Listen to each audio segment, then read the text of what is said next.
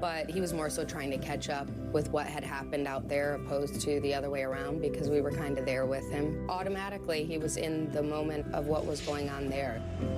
On this day, when fans throughout baseball celebrated his milestone, it was only natural that Derek had his family in his thoughts.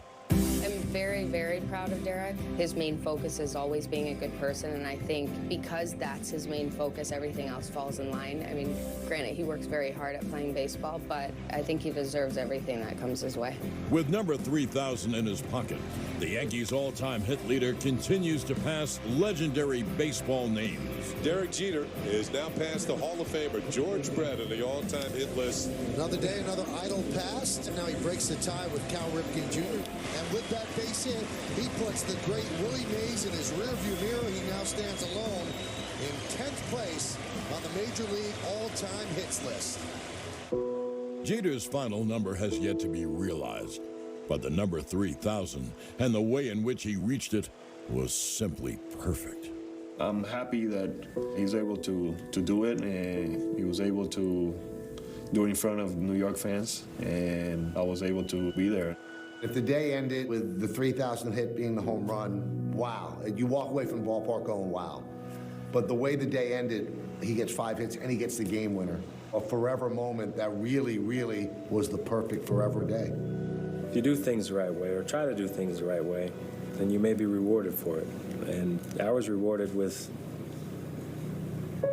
a great day, something that I always remember, something that I'm proud of. And I'm extremely proud that I had an opportunity to share that with Yankee fans, but in some sense, all of baseball. I'm happy about that.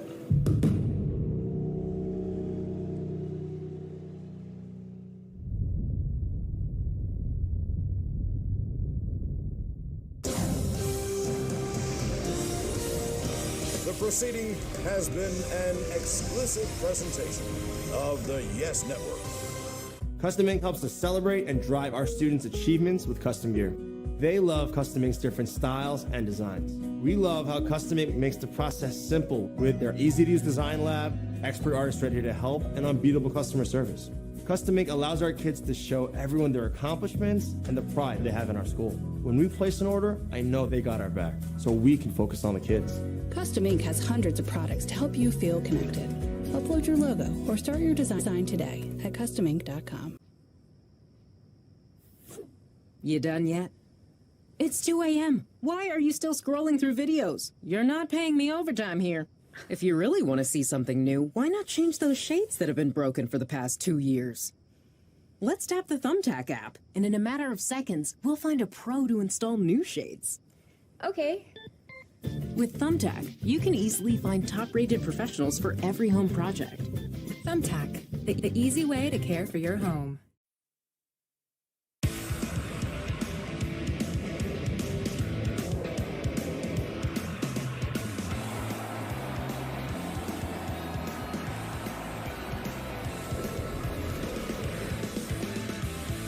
The Michael Kay Show on Yes is brought to you by Untuck It.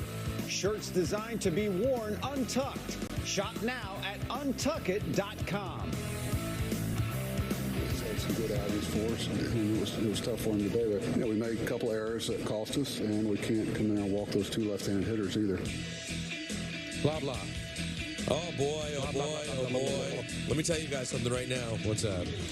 I'll just get right into game time, brought to you by Tullamore Dew Irish Whiskey, as we start this K show on a Monday and say, good afternoon, everyone. Hope everyone's doing well. Peter and Don here. Don, I cannot describe your mood post this Mets weekend as super upbeat. No, it's embarrassing. And I'm just going to warn everybody today and this week. All right, here we go. Let's get this out right now. Because, Yankee fans are going to complain about their team. And, that's what they do. Judge is somebody looks like he's not going to be coming back anytime soon.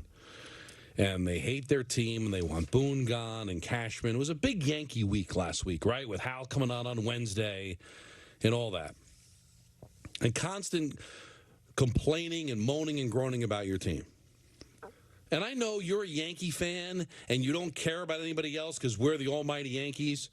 But you should drop to your knees and pray every single night. Because what I like to do is I like to say in Our Father, Oh, really? And then I like to, go through the laundry list of the family with us, anybody to depart. And we also have a thing where when somebody dies, you pray for them for a year. That's similar in Judaism. So sure. I kind of do that. All right, I'm not overly religious, but I've been doing it since I was a kid. So if you have whoever you pray to, whatever you do, whether it's a Hail Mary, Our Father, if you're a Yankee fan, you should thank the Lord above that you don't root for the Mets. Because they have a right to complain, not you. Your team took 2 out of 3 from a first-place Texas Rangers team. Your team showed heart yesterday and came back from 3-0 down when it looked like Cole didn't have it, relatively speaking. He did not. And won the game. But meanwhile, I'm rooting for a team that's got a 6-3 lead, and Peter, they blow the lead on a bases-loaded walk and 2 hit batsmen with the bases loaded. That was in the Bad News Bears script, the original one. We said it's unrealistic. And they're like, we can't. They can't. Nobody's going to want to buy a ticket for somebody this bad. Right. I mean, you're seeing pop-ups be dropped, a team that looks completely disinterested. So, yeah, I'm not saying you should be happy the Judge might be gone until September, but you can be proud of your team. They can't hit. They're not that great of a team, but they show up and they do what they can to win. They took 2 out of 3 from the Texas Rangers.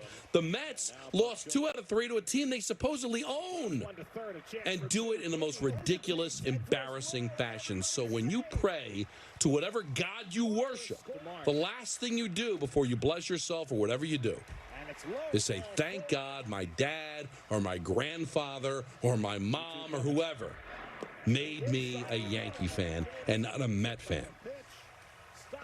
I'll tell you what, Don, I think it's tough to argue against what you're saying. In fact, what would you rather have?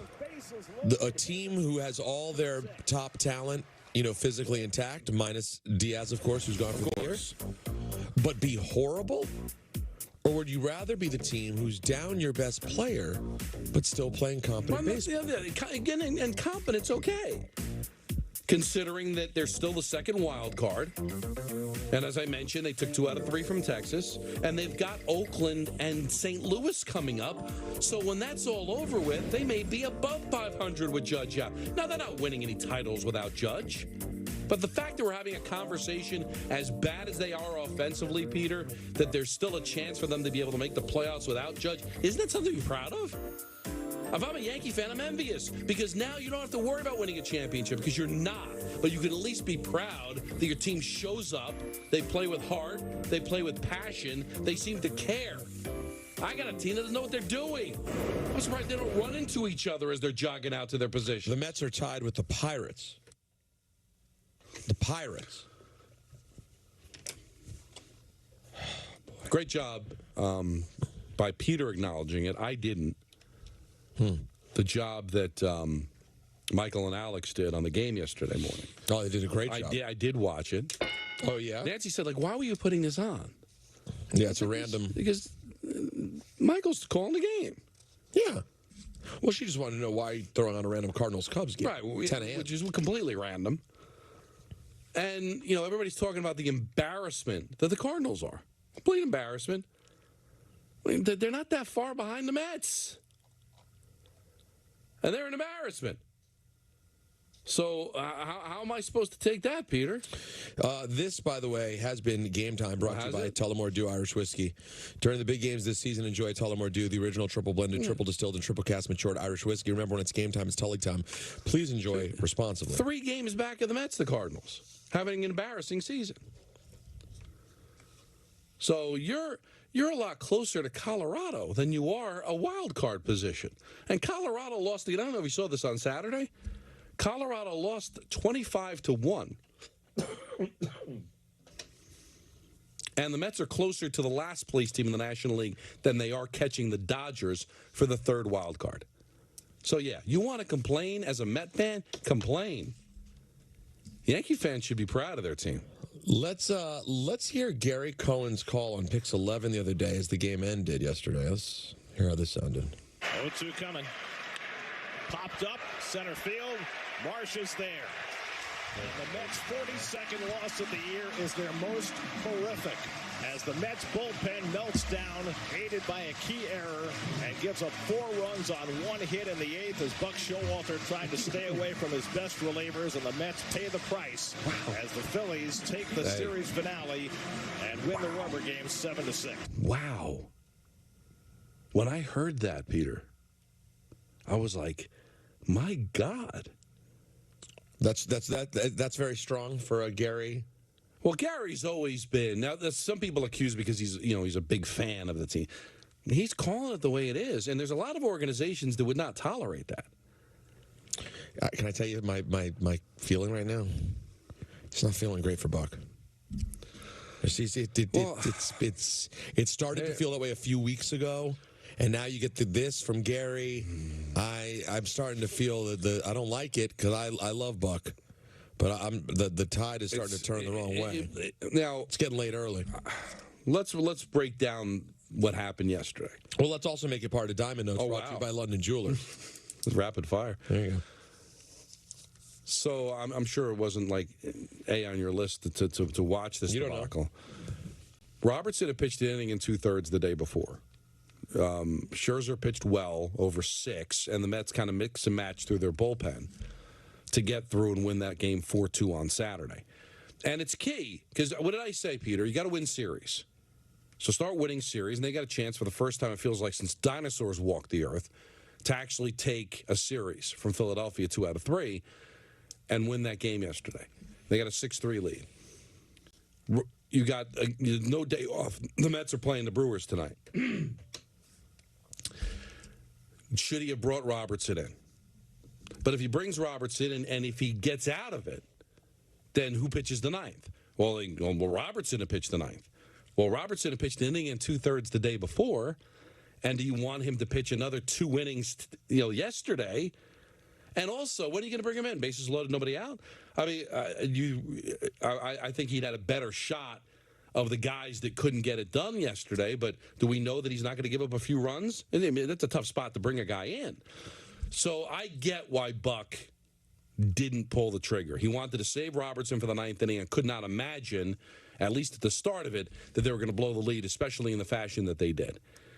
But at the same time, should there be desperation, Peter, to try to win a series and say, listen, I can't worry about tomorrow. A comet may hit the earth, and it's all not going to matter anyway. Let's bring Robertson in. He hasn't been pitching a lot over the last few games. Let's just win this game, and then we'll worry about Monday on Monday. So I kind of lean towards that just because you got to start winning games. But I'm not going to completely kill him. But you're right. I brought this up last week. Sometimes you do the one move you can do. Here's Buck. How frustrating was blowing that lead? It's frustrating for the players and everybody, yeah. But we shot every bullet we had just about, and we were hoping to get Robbie there. We pitched almost 2 innings yesterday. Otto pitched the equivalent of 2 yesterday. I mean, but we had we scored some runs, and we had the chance to open some things up. We didn't, but the hit by pitches and things. Brigg has had some good outings for us, and it was tough for him today. We made a couple errors that cost us, and we can't come in there and walk those 2 left-handed hitters either. If you had a chance to redo that 8th inning, would you do anything different, or was that like how? What else could we do? That was kind of where we were. I was hoping we were trying to, just like last night, we're trying to stretch every out we can with everybody we got, and they're capable of doing the job. They just didn't do it today. Well, he's wrong. They're not capable of doing the job. The bullpen stinks. Outside of Ottavino on a certain day, because he's not been great, Robertson's been great, and this is where Diaz being out really hurts them. But, Peter, I don't need you to explain to me like I said the other day. How do you feel about it, Buck? Frustrating for the players. Not frustrating for you? Why can't you get mad? What's wrong with getting mad? Made a couple of errors, bad pitching, got to do better. Why? If you're not going to lose it there, and he got thrown out of the game, too. That obviously didn't work, didn't inspire them on the check swing, which was an awful call, but he got thrown out. But like we talked about with Boone, that's circus stuff. You're being asked questions. Why can't you get frustrated? Why can't you get mad? Is he that afraid of losing his job? And what have I always told you, Peter? The people that are afraid of losing their jobs are always the first to lose their jobs. Just be yourself, man. Come on. Yeah, we know Buck's personality is to call something like he sees it. It almost sounded like Boone. But you expect it from Boone more than you would from Buck. But if you can't rip your team there when they're kicking the ball around and can't throw strikes, then whenever you're going to kill them? And it's frustrating to the player. It's not frustrating to you, Buck. You might lose your job. That's Diamond Notes brought to you by London Jewelers. The engagement experts visit London Jewelers today at any of their 7 locations, including the newest location at the mall at Short Hills. And we go to the phone lines, 1-800-919-3776.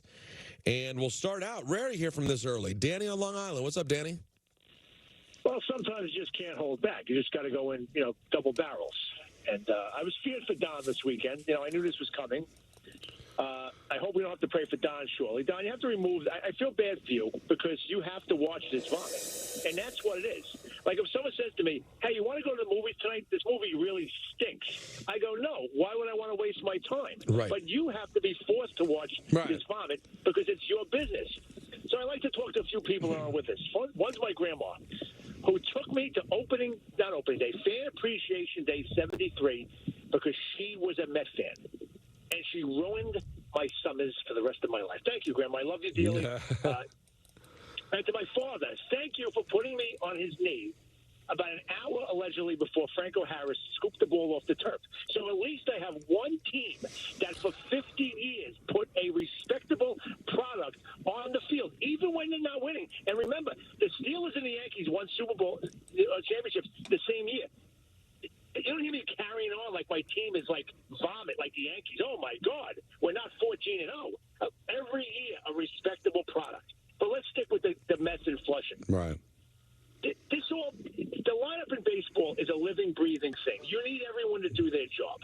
And when the two highest paid pitchers on their roster can only go 6 on a good day and give up 3 or 4 runs and walk off the mound like they're Caesar going into Rome, and you have to get 6 outs a game in the bullpen, everything collapses. So yesterday, Carrasco he's out after 4. Buck, you're making some very questionable decisions now. Where yes, when you put a professional pitcher on the mound, I don't expect him to hit 2 batters in a row with the bases effing loaded. I've watched Little League baseball for the past 30 years. I've never seen that. This is just puke. I can't take it anymore. When does football start? It does have that feel. And how about this? I didn't bring this up on the air yet. Back at Nancy's birthday in February, I got her and the family tickets to Giants-Mets, right behind the dugout. Perfect. Spent a fortune, but I wanted to go right behind the Giants dugout so Nancy could be happy, see her Giants, who were playing very well, take the kids to a game. Sunday, 1:35. I'm like, perfect. I get the alert last week. Games moved to Sunday Night Baseball. Not the end of the world because the kids don't have school, but still. 1:35 game, that's nice. Now they're going to be, I'm going to have to carry them back to the car. They're going to be exhausted. And then what am I going to see? Nancy's going to see, the Giants win, 10-4, and I'm going to have to sit there and watch this pap. And I'm going to steer it back to Buck. Remember when we talked about Buck continuing to play Vogelback? Maybe it was a message he was sending to Epler. Mm-hmm. Is he doing it with the bullpen, too? These guys are capable. You can't possibly think they're capable. And you're pulling a starting pitcher out knowing that you're on fumes, knowing that Ottavino's not available, Robertson's not available. I wonder, is he sending another message? You got garbage bullpen for me. You never replaced Diaz. This is what you get. Because he's too competent a manager to think this is good enough. I mean, we're getting to Don, are we not cruising towards historic levels? I'm curious statistically, are the Mets cruising towards historic levels of pathetic, fall apart, game-blowing Well, unfortunately, they've got a history of a lot of these types of seasons. But to be able to follow up a 101-win season with a 75-win season? But also, not even just that, where you know that you're going to lose when you're up 3 runs? It happens every day. And that's where I spin it back to the Yankee fan. You might lose games. But did you ever see anything like that? Did you ever see an 8th inning like that in your life? Bases loaded, nobody out of walk, and 2-hit batsmen. Did you ever? They're lucky they got out of the inning only 7-6. I thought they were going to score 100 runs in that inning. So 6-3 becomes 7-6. But because it's the Mets, they can't take advantage of it only being down 1 and not down 10-6 and still end up losing in the top of the ninth inning and lose yet another series. And now they'll bring in, now they got the Brewers, a team that beat them in Milwaukee earlier this season. Let's go to Michael in the Bronx. What's up, Michael? Hey, guys. Thanks for taking my call. Always. First of all, I was going to say, just earlier you made a point about bringing in Brigham with the bases loaded is a tough spot for a reliever to bring in Robertson, but wouldn't you rather have, I'd rather have Robertson come in that spot than Brigham. Like, if you trust Brigham to pitch bases loaded, no one out, you should trust him for a clean ninth inning. I agree. And a lot of people made the point that even though he pitched an inning and two-thirds the day before, he only threw 13, and he hasn't pitched a lot recently. But, but Buck obviously was committed to saving him for the ninth inning.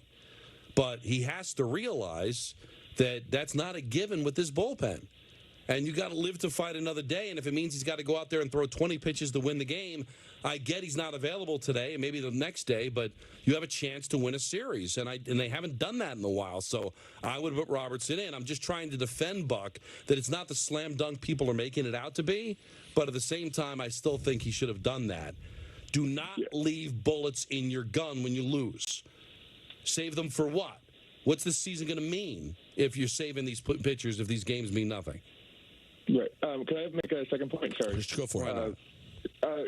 So, Showalter, the game on Friday, was on Apple TV, so, I know, 6 people watch it. But there was a play that Lindor and Sam missed the ball in left field where they didn't communicate. And after the game, they asked him, what are your thoughts? In Major League Baseball, it's always a tough play. So, right. you have that quote in Atlanta where he's proud of them, and then you keep saying they almost win. It could also be a situation where, he's a smart guy, but he's probably seen better days as well as a manager. You'd think at a certain point, maybe they're not all messages to Apple. Maybe he's just past where it takes to be a successful manager. He's betwixt and between, because I don't know if you remember him.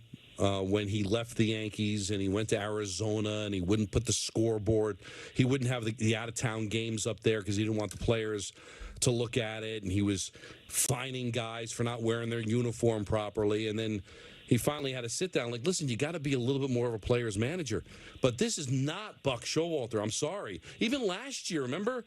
Well, what was it, Michael? Do you remember? Wasn't it Escobar or Marte? Marte got thrown out trying to stealing a base in a really bad situation, and he's no, he defended him, but at the end of it, he said he'll never do it again. He still had that little bite to him. Now he just looks like he's kind of given up, but we know Buck didn't give up. So what game is being played here? Right, is he actually trying to make a point? That is a really interesting thought, Don. Let's go to Artie in Fair Lawn. What's up, Artie? Hey, Don, thank you. Don, Peter, the crew, thanks so much for taking my call. Always. Your opening was amazing, as Peter actually complimented you as the phone was ringing. He's fantastic. That's why I was calling at first. Your opening was amazing about the Yankees. I know you went to all this Met stuff. Peter actually complimented you as the phone was ringing. So I really appreciate you guys taking my call. Now you're going to the Met stuff. And you know what? The Yankees are hurt. I'm a huge Yankee fan, as you probably know. But, we almost won Friday night against Texas, maybe the second best team in the league. And we beat them the next 2 games. And it's about pitching. I'm not a crazy about our lineup, but, I have hope. But pitching gives you a shot, Artie. Pitching gives you a chance. If you don't have pitching, you have no chance. I don't care how good your offense is. And right now the Yankees are struggling with their offense, Peter, but they got pitching. Severino looked good. Cole wasn't great, but then that's when the Yankees showed some heart and came back from 3-0 down. They didn't fold up like a tent because their ace didn't have it. They came back. Won the game. That is impressive because they're so used to getting the best stuff ever from Cole, and they did not get it yesterday, Don. He was giving up hits galore, and they still pulled it together because that's what they do. James in Connecticut. What's up, James? Hey, what's going on, Don and Peter? How's everyone doing? What's up, baby? What's going on? A few things, Don. As a Yankee fan, I totally get where you're coming from because as a Yankee fan, we shouldn't complain. I understand the offense is dreadful, but the fact that we beat one of the best teams, then in the American League that kind of shows something. And the Mets are, because I know a lot of friends who are Mets fans, and they kind of wish that they were Mets fans. So I kind of exactly get where you're coming from. That's awful. The Yankees, I'm not even making fun of them because I kind of like it. It's not fun to see your friends get defeated. But well, that's nice of you. I know a lot of people. Michael lives on the fact that he wants everybody around him to be miserable. So I like the fact that you're not Michael. You're an unusually nice man. We appreciate that. Let's go to Norris in Staten Island. Norris. Don, Peter, what's going on, guys? I just want to make a quick side point. You know, Don, you've been talking about in specific Boone and Showalter about how they kind of dance around the questions and they don't go fully at the player.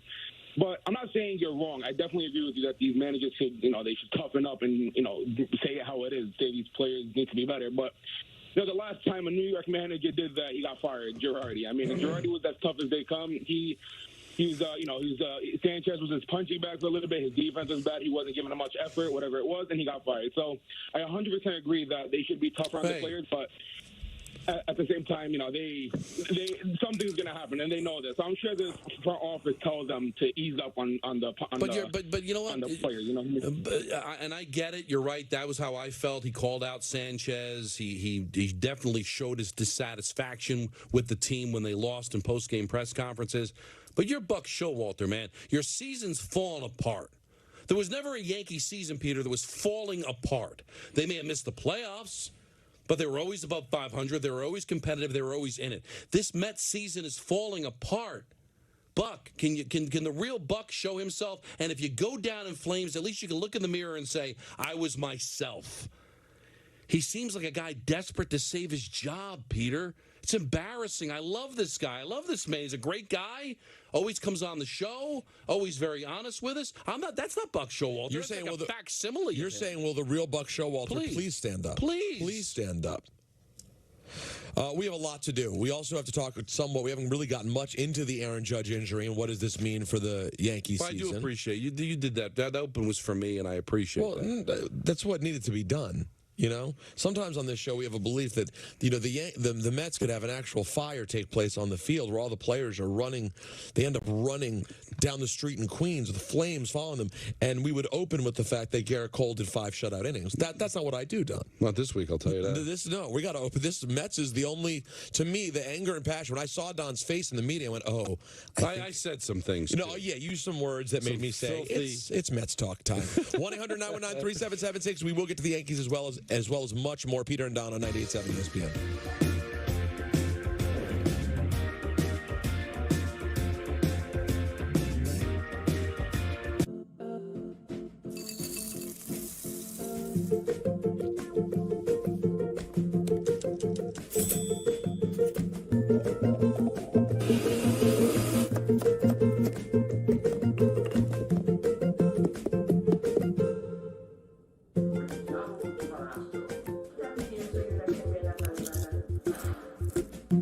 Everything you love from ShopRite is now in your phone on Instacart. Get free delivery on your first order.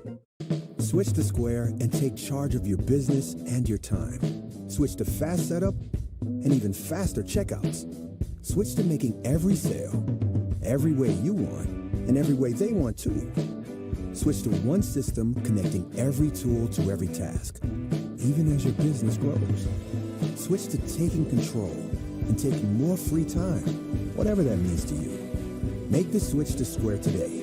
Visit square.com to get started. Good morning, you, and you. For the you who wakes up with a pile. Away luggage brings you color and style. For the you who must navigate what life reveals. Away suitcases have 360-degree wheels. Our luggage and bags fit together and are built to last through whatever. Keeping things easy for all of the yous, so you can take in all of the views. Ready for everywhere. Away. Justin Rose is a major champion, a man with the skills to win and the style to look great, whether he's on the course or off. Wherever your tour takes you. When you feel depressed, anxious, or just stuck, a licensed Talkspace therapist is ready to help. They're experts at providing therapy through video, audio, or text, and it's covered by most insurance. Try the strategies we've talked through and let me know how they work for you.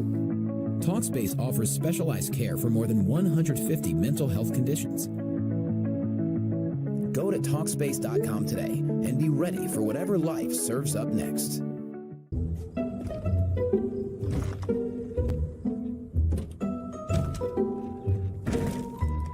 There's an easier way with Thumbtack. Download the app today and care for your home from top to bottom. Welcome to the Aura Sleep Lab. You need a bit more deep sleep.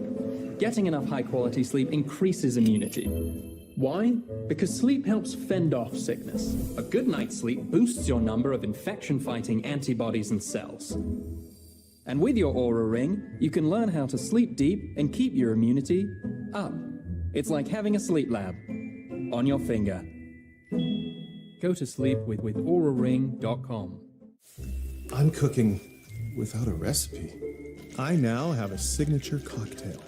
It's not a drink. It's an adventure. I'm giving a charming impromptu toast. I'm discussing astrophysics in a casual conversation. What? Surprise. Blame it on Masterclass. Learn from the best to become your best with thousands of online lessons. Now just $10 a month.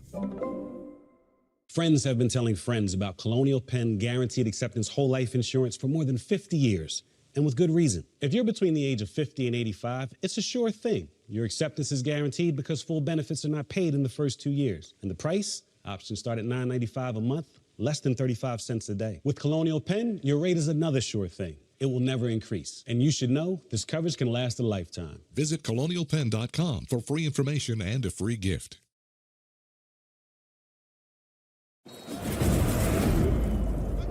Trick plays, and if ever local hero, national champ, now he's home and expected to save the back and continue to go forward with hope as the plan. What's up, guys? I wish this was in person so I could buy each and one of you a beer or something. Let's play the game. Hey guys, am I dreaming or can we actually win this thing?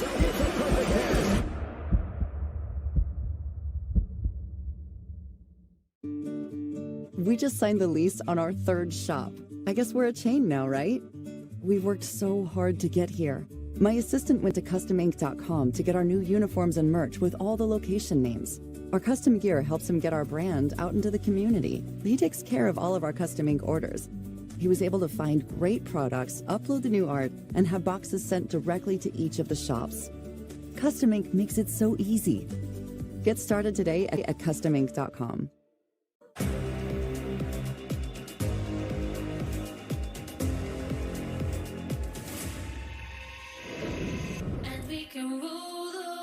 Sabrina Ionescu at the buzzer!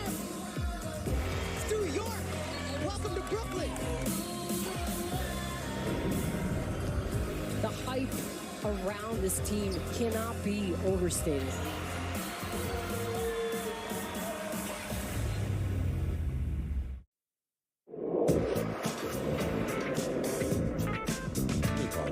Call 1-800-GAMBLER. Any other problem, it's a different number. Boy, yeah, they may not be able to help you depending on what the problem is. Let's hit another pinstripe report brought to you by our friends over at Corona. You know what I'm saying? I like a good Corona. This is an interesting question here from Chris in Manhattan. What's up, Chris? Hi, Chris. Hey, guys, what's up? First of all, both of you guys do an unbelievable job. You guys do a great job. You're taking a lot of calls. This is nice. But I want to know what the difference is. And I agree with you guys. I love Buck Showalter. I'm a Yankee fan, but I like Buck. He's done some bonehead things. But when callers call up and talk about Aaron Boone doing some bonehead things at times, Michael always says, well, he's not catching the ball, he's not hitting the ball, he's not pitching the ball. So what's the difference? Well, when obviously, Michael's got a closer relationship with Buck than Peter and I do. He defends Buck as well. I think the difference is it's not that he doesn't catch the ball, he doesn't hit the ball. It's just that they're so analytically driven that whenever a mistake is made, it's easy to say, well, The analytics had Boone do that, not necessarily Boone. Buck is supposed to be part of the expression bucking that trend. He's supposed to be an old school guy. Yeah, the Mets are analytically driven, but he's going to manage more from his gut.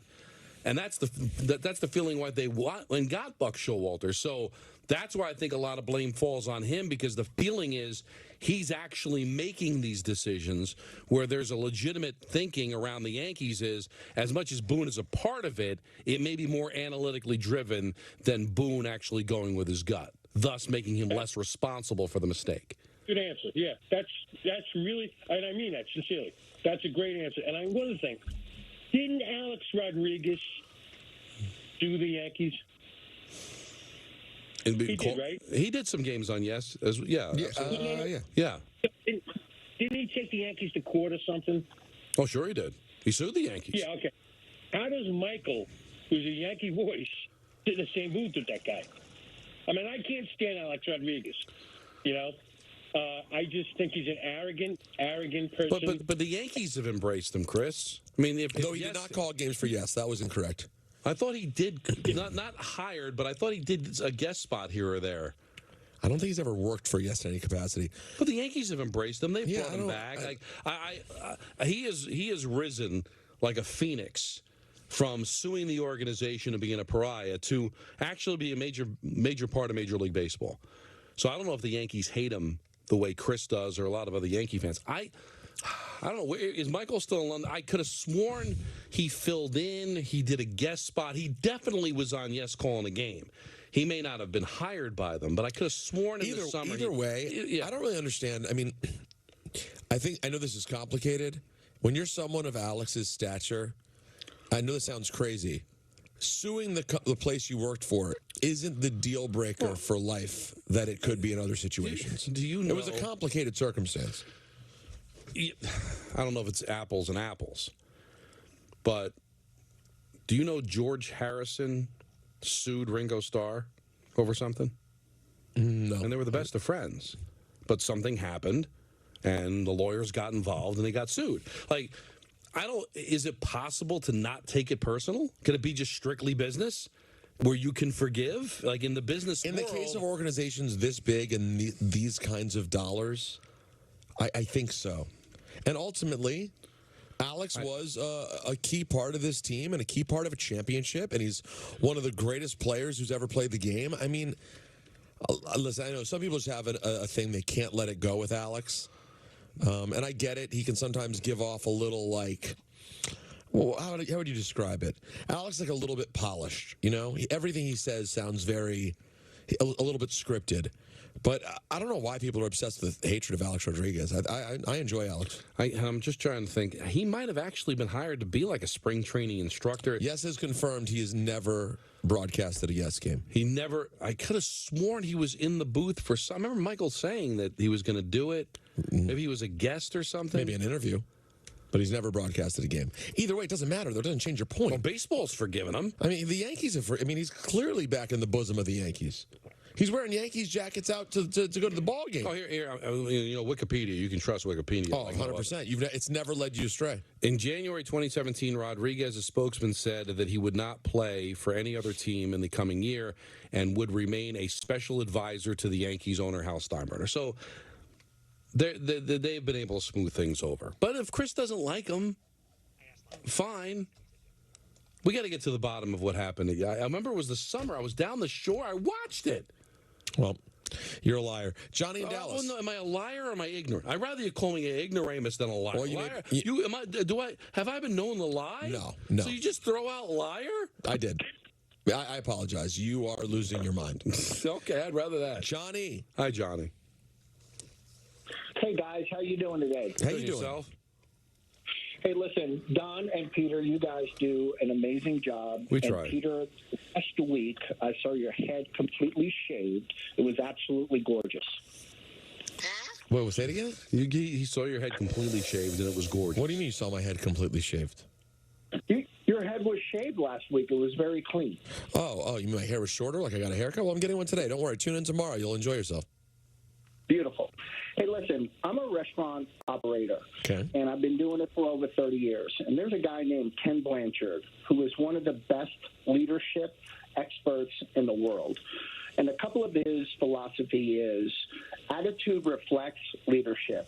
People who feel good about themselves produce good results, okay? And we have the best lineup in the major leagues. How aren't we winning? And does the team believe in Aaron Boone or the front office? You know, are they inspired by them? Do they want to win for them? And, and Don, I know you feel this way about analytics. I called you last week about this. Phil Jackson is a winner.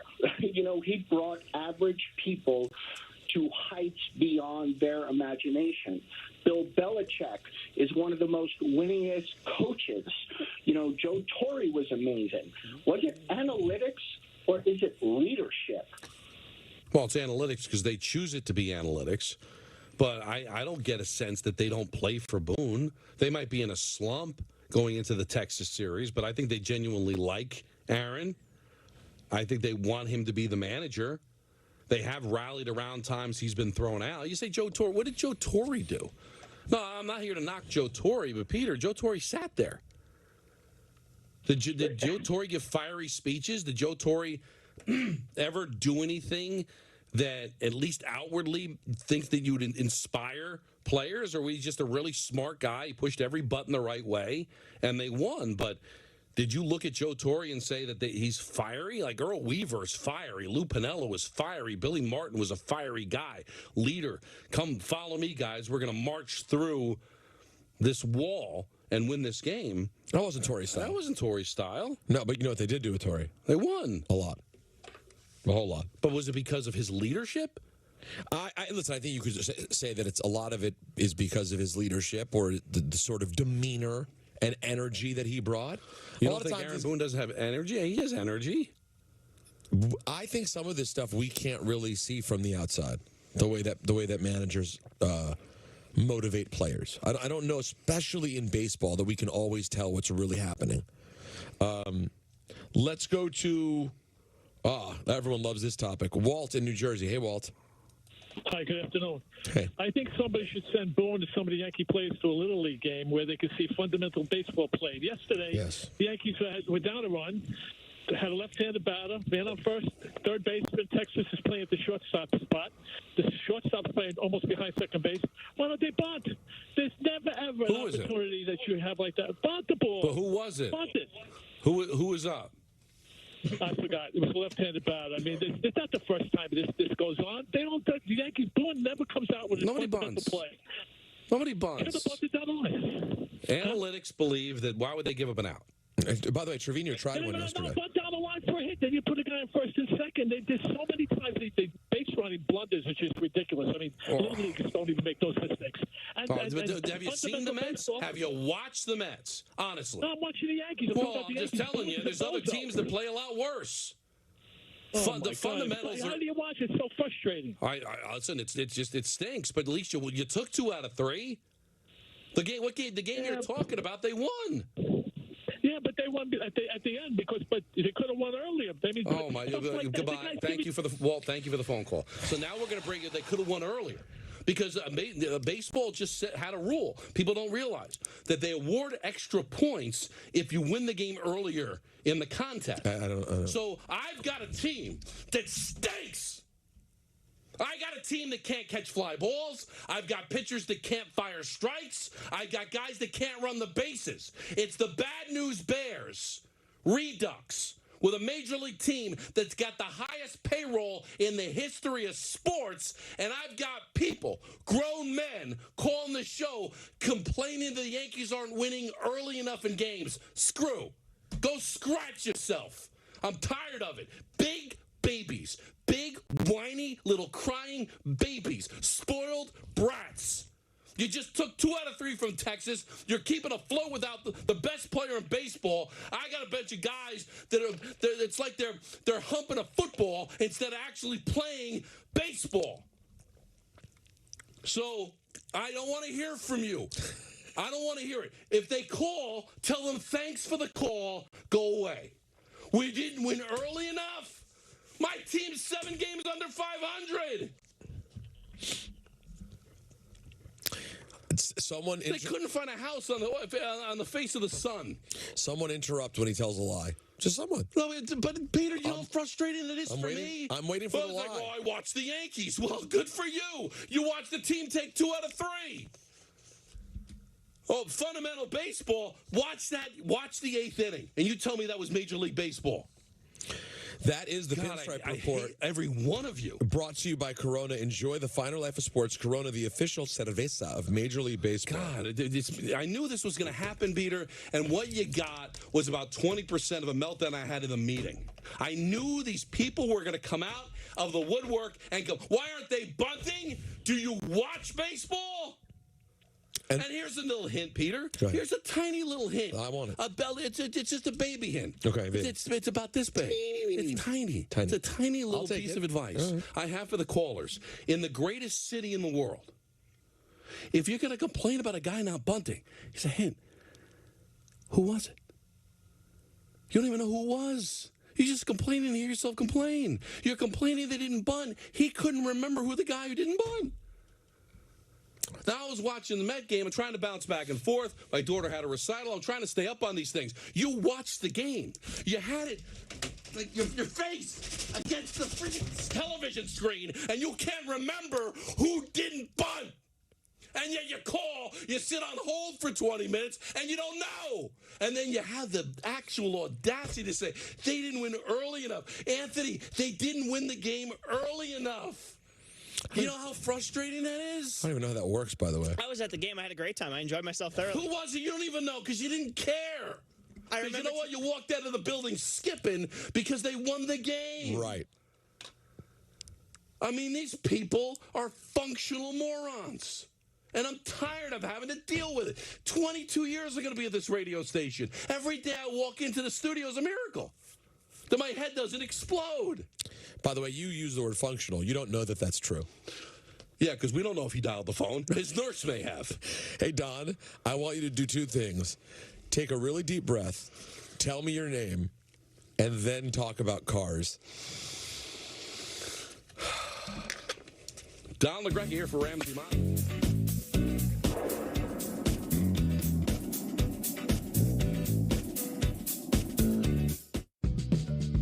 See everything your restaurant can do with tools from Square.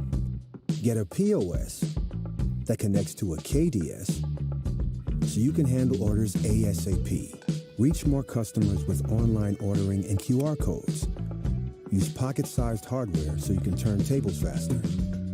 And get one account for everything so you can take care of it all and take it easy too. Get your all-in-one restaurant system and sign up at square.com today. Welcome to the Aura Sleep Lab. You need a bit more deep sleep. Getting enough high-quality sleep increases immunity. Why? Because sleep helps fend off sickness. A good night's sleep boosts your number of infection-fighting antibodies and cells. And with your Aura Ring, you can learn how to sleep deep and keep your immunity up. It's like having a sleep lab on your finger. Go to sleep with auraring.com.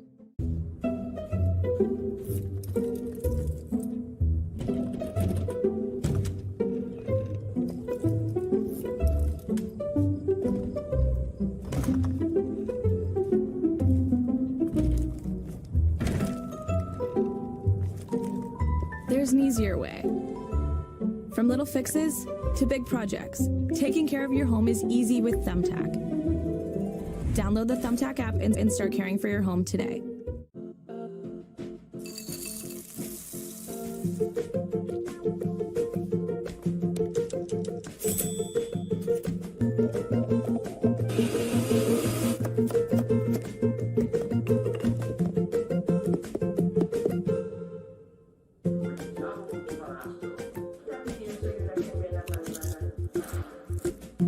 Everything you love from ShopRite is now in your phone on Instacart. Get free delivery on your first order.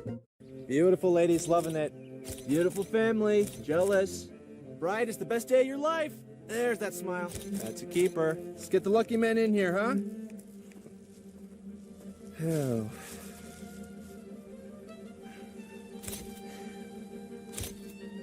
All right, we got it. Groom's bed. Okay. Some days are just too important for a trashy suit. Rent from theblacktux.com. The path to business success is often unpredictable.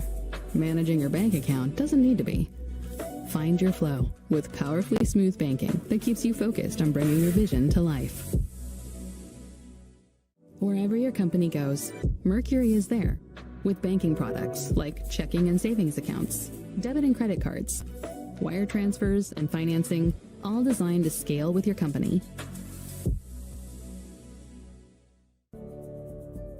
I chose Upstart because I was on financial aid for school. It did run out. Once I found Upstart, I was kind of relieved. They're interested in my background. They were looking at more than just my credit score. I was able to get my money fast. I was able to consolidate all of those credit cards into one payment and raise my credit score so that I was able to make that move right after college.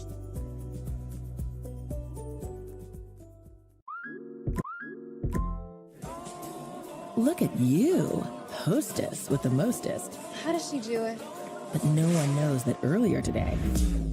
It's not finished? Oh my. Oh, come on. But you kept your cool. I just planted those? Sort of. And ordered everything you needed from Lowe's on Instacart. Yeah, look at you. Visit Instacart.com or download the app to get free delivery on your first 3 orders. Chris Sheeran back here for the Michael Kay Show. The New York Liberty dug a big hole early at home against the Mystics yesterday. Maisha Hines-Allen, 3 here, put Washington up by 16. Then the Liberty chased that lead down the rest of the game. Before the half, Betnijah Laney, she gets it down to a 6-point deficit with this 3-pointer. New York had it down to 4 after 3. The Mystics did go back up by 7 in the 4th, but once again, the Libs fought back. Sabrina Ionescu gets it down to a 2-point deficit here with her 3. Natasha Cloud had a chance to give her squad a 3-point lead at the line, but made 1 of 2. And then Courtney Vandersloot makes the Mystics pay. She sends the game into overtime with this layup here. In the extra session, no team led by more than 3. And with the Liberty down a pair, Brianna Stewart gets the layup and the foul. She cashes in at the line to give her squad a huge 1-point win at home over the Mystics. Now, that avenges the Liberty's opening night loss to Washington on the road. 77 of the Liberty's 89 points were scored by 4 players. Ionescu led all scorers with 31, draining 7 of 12 from downtown, just 1 off her career best and franchise mark that she set earlier in the season down in Atlanta when she hit 8. Stewart and Betnijah Laney combined for 35. Stewie had 18, Laney was 17, and Courtney Vandersloot, she had 11 points to go along with 7 boards and 6 assists. Next up for the Liberty, a trip to Mohegan Sun to face the Connecticut Sun tomorrow night on Yes at 7 o'clock. Television screen, and you can't remember who didn't bunt. I gotta bet you guys, it's like they're humping a football instead of actually playing baseball. Screw. Go scratch yourself. Go scratch yourself. Oh, wow, you know what? Go scratch yourself may have some legs.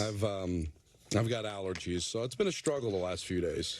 So I let that creep in a bit, and I want to apologize for anybody that didn't like it. But for the people that liked it, I hope you enjoyed. I got to tell you something tremendous, not remotely related to this. So last night was the BET Awards. And the BET Awards, which I'm guessing you've not consumed very much. Although I did notice it was on TV Land as well last night. They put on everything now. It's gotten that it's the status. same company? It's Viacom. They throw it on everything. That's the new thing everybody does now. Well, MTV, it used to be the VMAs, and then they started doing it with the BET Awards as well because it does really well. Don, I'll tell you what right now. I feel bad for people who aren't really into black music because it is the best award show. Like, if you're a fan of the music, you cannot. I never intend to watch an entire award show. But it's one of those award shows where they keep teasing you what's coming up, and you're like, well, I got to see this. They keep telling me people I really want to see. Right. And it's like, it's very interesting. Okay, if you go to watch the Grammys, not to say that like the Grammys are the white entertainment awards, but for all intents and purposes, if you go to the Grammys, they never go so inside music that if you're like a hardcore fan, you're like, oh my God, I have to see. I guess the CMAs would be the maybe they would. Maybe the CMAs, if you're a country fan, they actually bring out some people. They're like, whoa, they brought back so and so. Yeah. So like the BET Awards last night, there were people like Mad Lion and Keith Murray and these artists who are not mainstream staples, who you haven't seen in 20 years, and they were all bringing them out as part of the Hip Hop 50 celebration. And so I just kept watching because they did a fantastic job. Shout out to Kid Capri, who was incredible DJing all night. But Don, Patti LaBelle did a tribute to Tina Turner, and she had a moment. Anthony, we should probably find the audio when you can, of Patti just completely she didn't know what the words were. She's trying to read it off the prompter. So she's singing. I don't know the words. Singing it, though. I don't know the words. Please help with the prompter. It was, and then what I didn't know was, this was like at least the third time this has happened at a public award show where she cannot, I guess when she gets the offer to do a tribute to someone, she doesn't think I'm going to memorize the song. Patty's just like, you know what, listen, I'll get out there, I'll find the tune, just put the words on the prompter, and I got it. Well, she doesn't. But she doesn't have it. And it turned out to be just amazing content. But Busta Rhymes was honored. It was shout out to the BET Awards. I thoroughly enjoyed myself yesterday. You got emotional. I did because you may remember earlier this year, or was it already last year? Late last year, Takeoff from the Migos was killed. And the Migos as a group have not been together ever since. And last night, kind of out of nowhere, they just kind of like came back from commercial, and on stage, the two other members of the Migos, Quavo and Offset, were performing, and they had this thing on the screen, this rocket ship representing Takeoff. It was like so beautifully done. Oh, they did a tremendous job. It was really, honestly, I'm telling you right now, whatever other award shows you do out there, NFL honors, Grammys, Emmys, watch the BET Awards. They hyper serve their audience, and you end up being very, very satisfied. Also, you don't watch the Sex and the City reboot. Don, they came back with Sex and Sex and the City with such a vengeance. And I'll just say this, some of it was very unnecessary. Really? Oh, Unnecessary sex? Oh, I could have absolutely done without some of it. Really? Oh, Don? Yeah. Anyone out there listening who either chose to watch it or is forced by their wife to watch it knows exactly what I'm talking about. Let's go back to the phones. This is a call I think you're going to like. Larry in West Caldwell has a great solution for the Yankees hitting woes. Go ahead, Larry. Yeah. What does everybody think? I mean, you two guys, of the Yankees hiring a therapeutic hypnotist, which can deal with, among other things, stress and anxiety of the baseball players. They could hire a hypnotist, put the person in uniform for that matter, along with the hitting coach, and sit down with the individual players one at a time and get the stress out of these people and the anxiety out of these hitters, and perhaps even getting to the point where DJ LeMahieu is looking back on his hitting years where he's really hit terrific. Get Volpe, instead of trying to hit home runs and striking out all the time, get him to look to hit some line drives down the lines or into the outfield instead of striking out so much. What do you think of that? But here, and they don't have to wait, and they don't have to tell the players this is a therapeutic hypnotist. Obviously, they just let the player think he's just another batting coach, or her, for that matter, and deal with the players' anxiety, stress, and things of that nature. Well, teams have sports psychologists on staff. They could talk through, but there's two leaps that you're taking with this, Larry. The first leap you're taking is you're assuming their struggles have to do with stress and not being able to handle New York. I think that was Gallo's problem. I think that's Hicks' problem. But sometimes guys just go through struggles. You see it all the time. I remember in The Natural, they had a psychiatrist talk to the team about trying to lose. But the other thing is, now you're taking the leap about telling Volpe to hit line drives and not try to hit home runs when they want him up there trying to hit home runs and they don't care about strikeouts. I brought this up. I brought this up to the guys. I text and thank you for the phone call. I text the guys. I went to the Somerset Patriot game on Saturday. Took the family. You love the Somerset Patriot. It was a great time. My friend James turned 50, so he invited a bunch of us to the game. Nice. And this is the Yankees Double-A affiliate. So you've got Jason Dominguez. Yeah. All right. You've got Trey Sweeney, who's one of the top 5 prospects for the New York Yankees. Sure. You got Austin Wells. And by the way, this is the Pinstripe Report brought to you by Corona. These aren't nobodies, Peter. No. These are significant Yankee prospects. Do you realize that 4 of the starting 9 batters were all hitting under 200, including Jason Dominguez, who's batting 199? Trey Sweeney had the highest batting average of any starter on Saturday with a 246 batting average. They had a right fielder batting 107. And the Somerset Patriots clinched the first half championship. So they're a good team. So can we stop with the whole batting average garbage? They don't care. They don't care if you strike out. They don't care if you hit 100. As long as you field your position well, hit home runs, drive in runs, get on base a lot, they don't care what your batting average is. And by the way, and I understand for fans why that's frustrating. Like fans who grew up on baseball the way we did, I totally understand why you find that annoying. I find it ridiculous too. It's hard for me to laud a player who hits 220. I totally get it. 1-800-919-3776. Ooh, one line's open right now. You have an opportunity to get in. We got to talk about the Aaron Judge injury next. Peter and Don on 98.7 ESPN.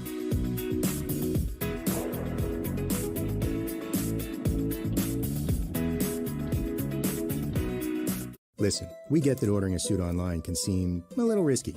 That's why we have a home try-on program. Go to theblacktux.com/try. With so many good options, it might be hard to choose. We'll ship your selection to you to try out for 48 hours on us. When it arrives, put it on and make sure every detail's perfect. Once your 2 days are up, pack it back in the box, attach the free shipping label, and send it back to us. And when you're ready to rent for real, just head back to the Black Tux and make your order official.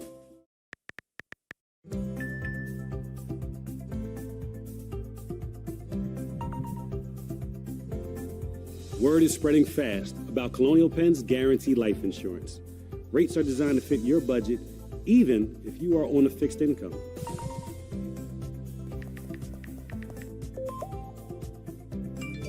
To learn more about the life insurance plan everyone's talking about, log on to colonialpenn.com. That's colonialpenn.com.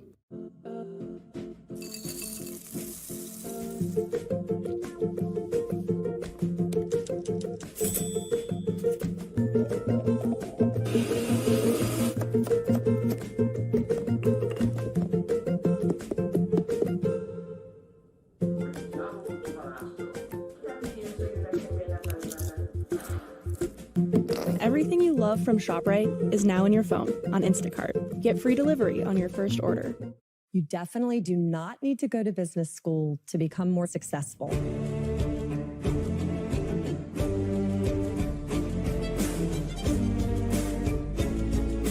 Great negotiation is about great collaboration.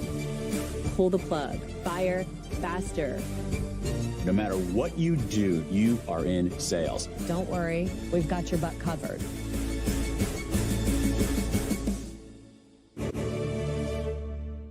Having those high interest credit cards, it felt unmanageable. My name is Belinda, and with Upstart, I was able to save money with a personal loan. From the moment that I checked my rate to getting that approval was just a few minutes. I felt relieved having the funds in my account so quickly. I was able to turn all of those, big payments into one small payment, and I was able to breathe. Easy online borrowing. Personal loans up to $50,000. Go to Upstart.com. See everything your restaurant can do with tools from Square. Get a POS that connects to a KDS so you can handle orders ASAP. Reach more customers with online ordering and QR codes. Use pocket-sized hardware so you can turn tables faster. And get one account for everything so you can take care of it all and take it easy too. Get your all-in-one restaurant system and sign up at square.com today. Welcome to the Aura Sleep Lab. You need a bit more deep sleep. Getting enough high-quality sleep increases immunity. Why? Because sleep helps fend off sickness. A good night's sleep boosts your number of infection-fighting antibodies and cells.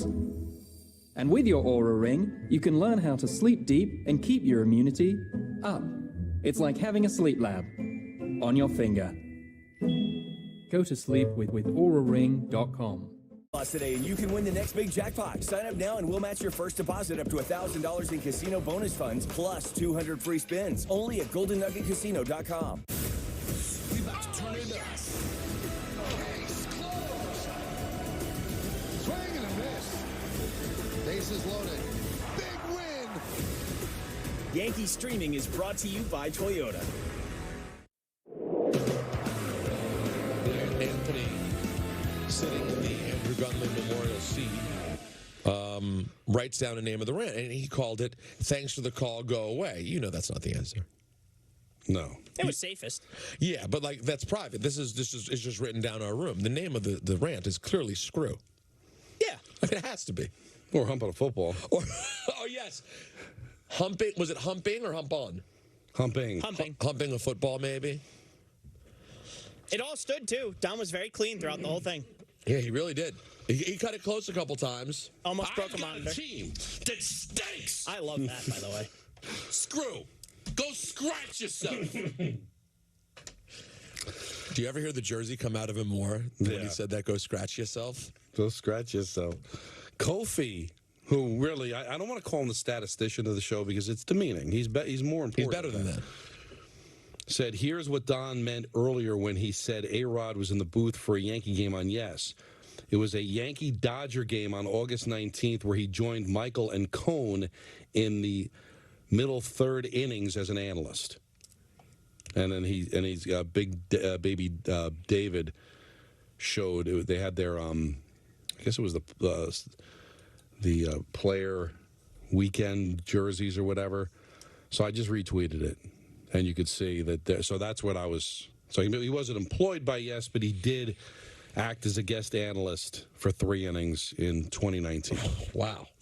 Don, that's like, it's almost insane that you remember that. And August is when I vacation down the Jersey Shore, so it's all making sense. It's all crystallizing. Let's go back to the, no, let's not go back to the phones. Let's stop for a second. Somebody took a picture of you sipping coffee.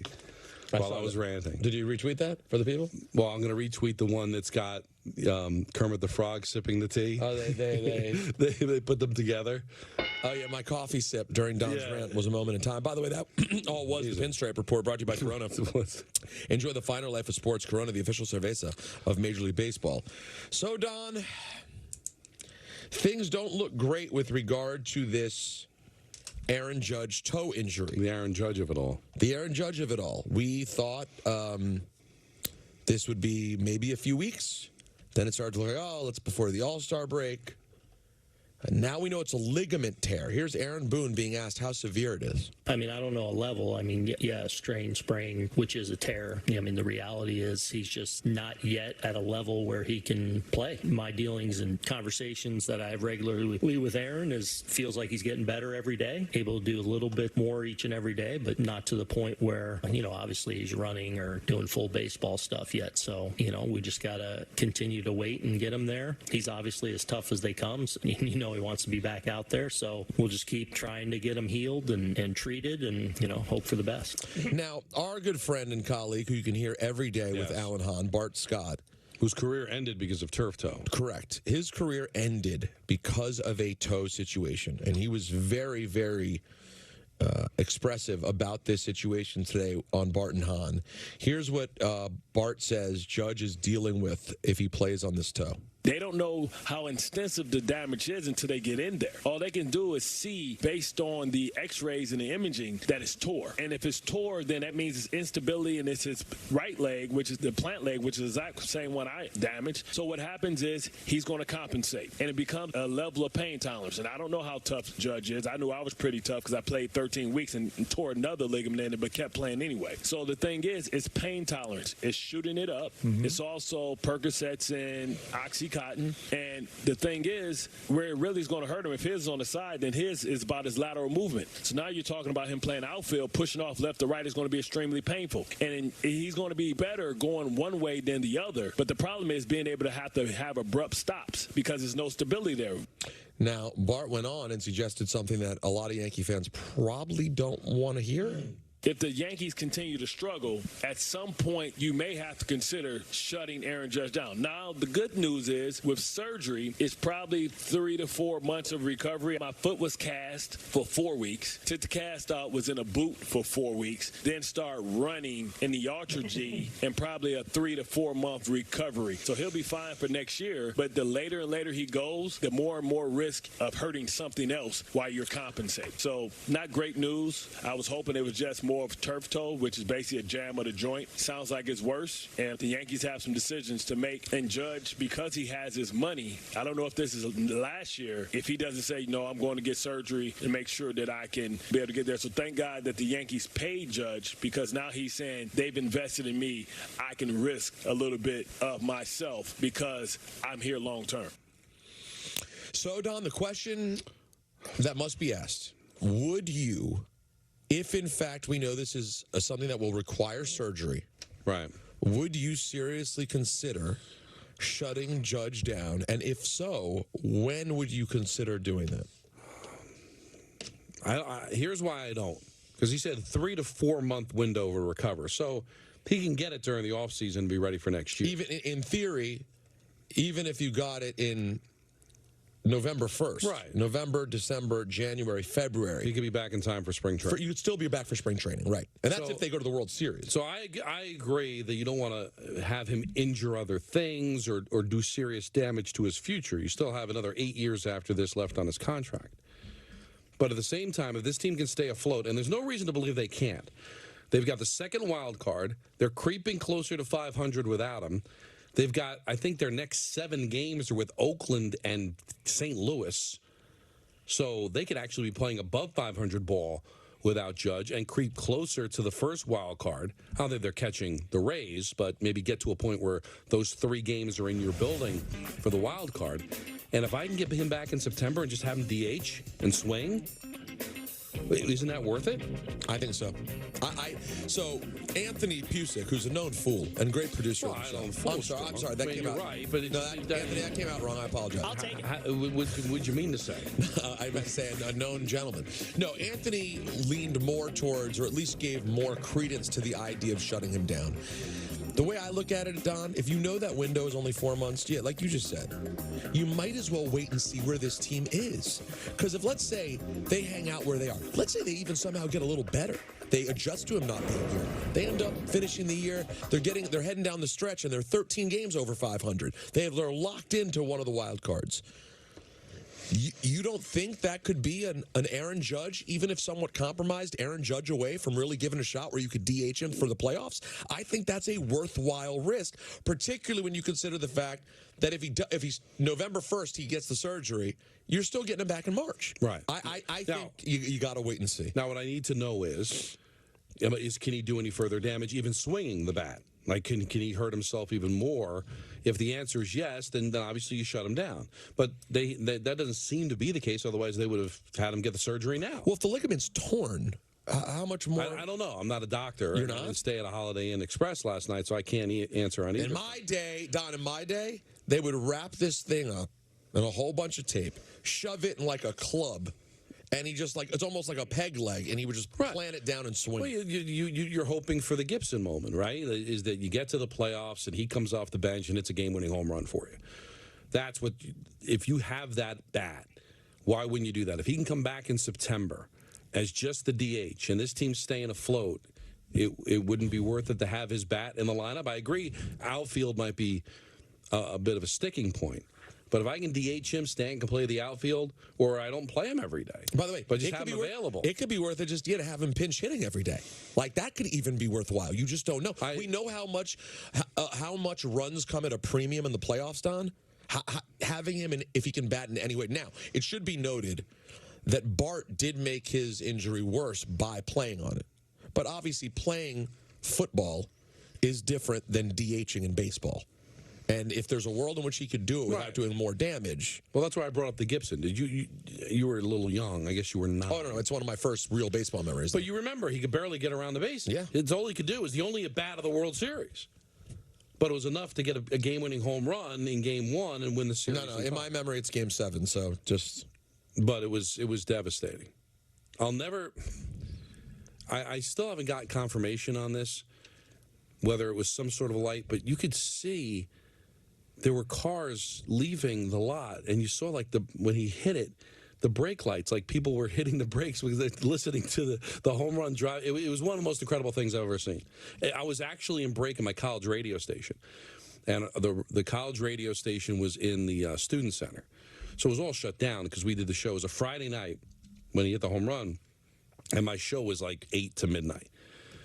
And I remember having a long song on and watching the end of the game. It was on the TV in the student center, and I just couldn't believe it. I was at my grandparents' house, their apartment in White Oak, Maryland. There's also an urban legend about that home run call. Jack Buck, Joe's dad, called it. And the urban legend is, on the original call, he said Tigers instead of Dodgers. And they had to go into a studio after the game to correct it, and that's what you hear. The Tigers have won the game 5-4. I don't believe what I just saw because he used to be a Tiger. I don't know if that's true or not because everything you hear, but Dodgers. But you would never know. But that's why I say it's an urban legend. You don't know. But wouldn't you think there'd be a YouTube version of the live? I wonder if YouTube has like the first version. I don't know, does anybody else hear that, or was it just a fever dream I had when I was 23? Well, our crack research team will look into it. Kofi will get back to us on that. By the way, I mentioned the Patti LaBelle flub at the BET Awards. Yeah, you're interested? Is it uncomfortable? I don't know. Is it Adele Dazeem level? Care. No, she doesn't care. But it's not Adele Dazeem level with John Travolta, remember? No. Instead of it, it was at the Grammys, and he's supposed to introduce, not because I said Adele Dazeem, where the complete botch of the intro was it the wrong person? I don't know who the person was. Yeah, but it was supposed to be why am I now I'm vegging on her name? The Disney. She was in Wicked. Oh, the lead. Idina Menzel. Idina Menzel. And he, instead of saying that, he said Adele Dazeem. And then there was actually some sort of a computer thing where you can punch your name in, and they would have John Travolta say how to screw up. No, it's not. No, this is just enjoyable, in my opinion. Here Adele Dazeem.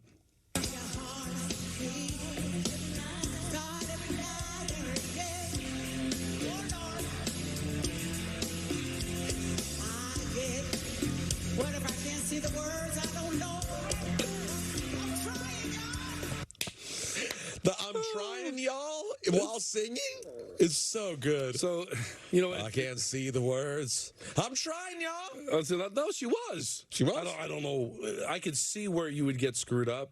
Because it keeps going. Well, but that's why if you're doing a tribute to someone else's song, you have to memorize it. Well, you audition. You have to rehearse a few times. Yeah, I know you're Patti LaBelle. I know, yeah, but still, you got to know the words. Every school should say this is the reason you rehearse. Because if Patti LaBelle needs it, you certainly need it. Right, and you can't make up, and you're not going to cover for it in that charming of fashion. All right, let's go back to the phone lines. Arturo, what's up, man? Hey guys, good afternoon. I have to say, you guys make my day every afternoon driving home from school. I'm enjoying my summer vacation, and you guys do an awesome job. I just have to give you guys that up. Thank you. So my question, this is a point of view that I have. I don't know for some reason why do Yankee fans seem to never be happy about how their team is doing.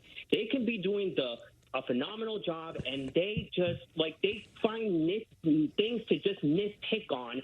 And I was at the game yesterday afternoon with a buddy of mine. Now, first of all, I'm not a Yankee fan. I'm a diehard Dodgers fan.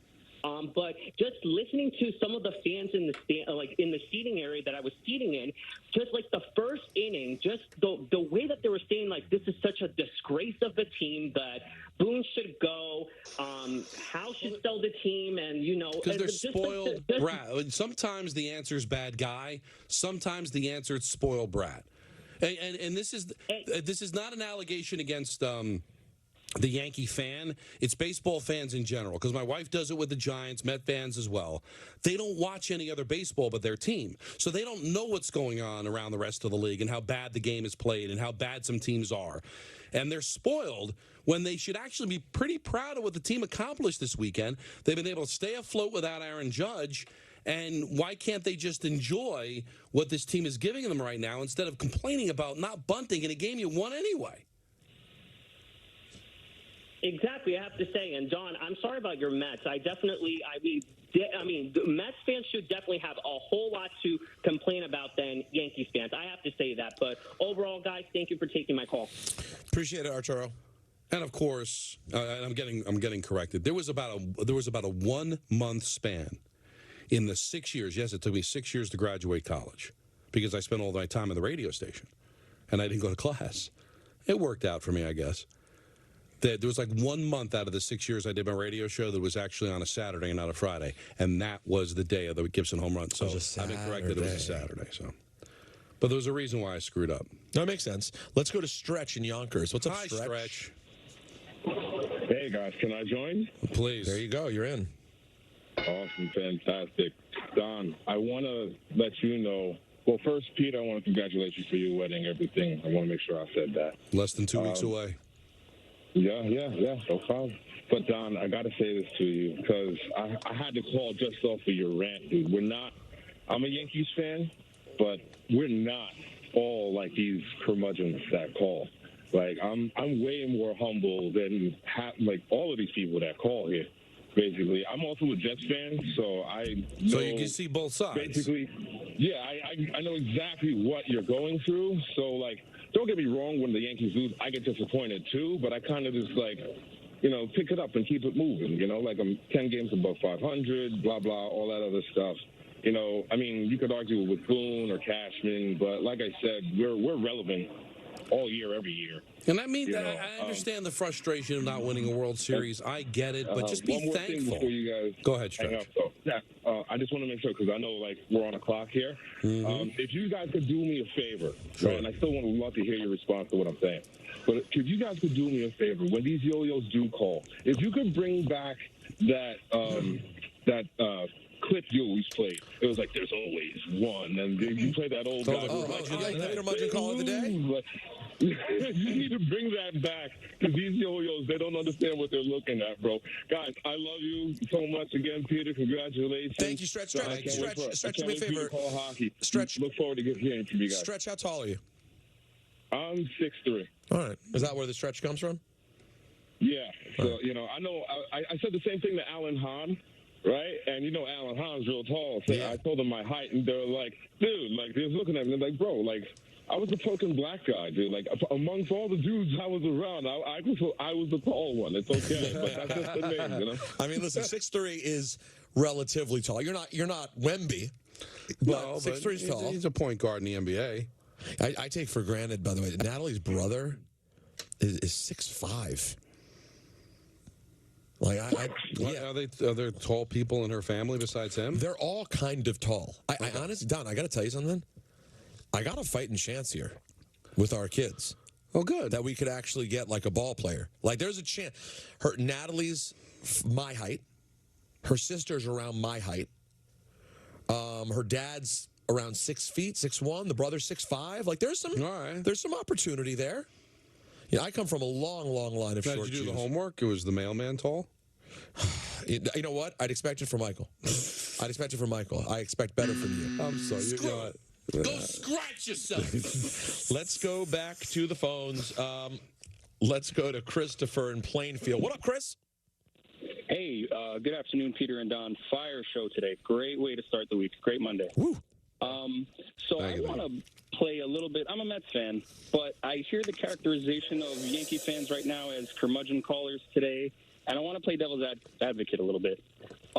Is part of what maybe leads to a call about why aren't we bunting in a situation maybe the fact that when it comes time to play baseball, forget the analytics for a little bit, teams like the Dodgers, the Astros, the Braves, they're finding a way to do it when the Yankees are very good, but not doing it the way those teams are. And here's just a quick example of why I'm asking that. on Saturday, Jose Altuve, right, Astros star infielder, comes up, Astros are down, no out, 2 on. And he bunts. At worst, he's going to get 2 in scoring position and be out. But he actually beats the pitcher to first who's covering, and the bases are now loaded with no outs for the Astros. So are Yankee fans seeing the other teams do this and then saying to themselves, how are we not also as good as these teams with the players they have? No, I get it, but the Yankees don't seem to believe in it. And he said a lefty batter. So help me out, Anthony. That would be Rizzo, Bowers. Who else am I missing that's lefty? That was in the lineup that night. McKinney? I'm trying to think of who it was that didn't bunt, but you have to ask yourself the question, can the person bunt? Now, Altuve is good at it. I mean, I would think DJ LeMahieu's probably pretty good at it. There are some guys that can bunt, but the idea that everybody should be able to bunt, yeah, there was a time in baseball where everybody should be able to do it. But those guys are few and far between now, and to ask a guy that doesn't feel comfortable doing it to do it is just silly because it's going to get automatic out. So Billy McKinney's lefty. Did he say what inning it was in? Because in the second, when they got the runs, when LeMahieu hit the 2 RBI double, McKinney came up, then Volpe struck out, then Trevino grounded out after McKinney grounded out. But he did move LeMahieu to third. So a bunt would essentially do the same thing. Who knows? It was Walt, right? He might have dreamed the whole thing. But the point is that you can't ask somebody to do it that doesn't do it. And it's people. We had this in our show meeting, Peter. People have to get over. The game is not played the way we used to play it, the way our dads used to play it, the way our grandfathers used to play it. Now, there are some teams that do bunt. There are some players that do play small ball. It does seem to be a logical thing to do when you're struggling offensively. But the idea that everybody should know how to bunt doesn't exist anymore. It's about hitting home runs. And if it was Bowers, they're hoping to get a home run. If it's Rizzo, they're hoping to get a home run, not looking to move the runner over. That's just the way that it is. You have to adjust. Not them, you. And I don't see it in this case as Don mansplaining. This is just sort of being, because I do get frustrated sometimes when, well, we're just trying to explain to you what they're doing. And it is annoying. There's no doubt that it is annoying. But there's also no doubt that it's not going to change. And by the way, I don't always agree with it. No, I don't either. I particularly disagree with it when it gets to the playoffs. I think we've watched this Yankee team, Don, in games where they've been in playoff games where they should have recognized the runs were not coming. So you're going to have to really tighten this thing up and go old school. Right. I'm frustrated with the lack of flexibility to do it in a random moment when you need to do it. But in most cases, you're not going to have them do it because they don't know how to do it. Yeah, because they didn't do it all year. When we come back, Don, I have to tell you one really negative thing about the New York Yankees situation. Okay. I think there's one thing that must be said about what they're facing right now that, if we're being honest, is kind of awful and worst case scenario. Okay. I'm looking forward to that. But first, tell me about weight. I don't know if you know this or not, but you can...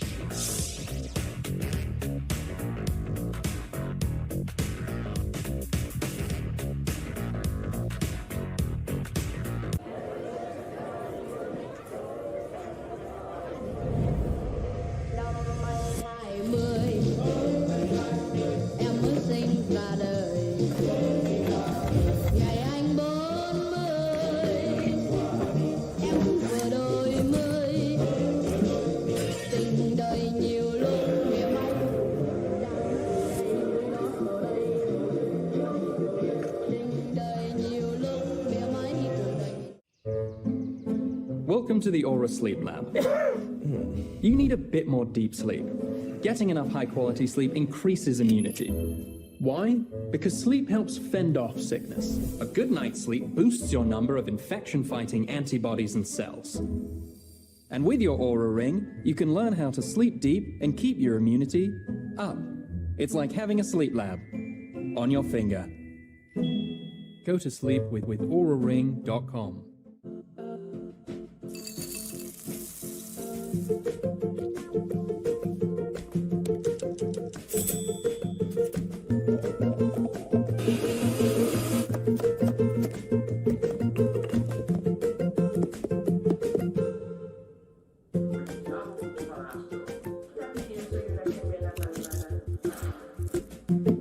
Everything you love from ShopRite is now in your phone on Instacart. Get free delivery on your first order.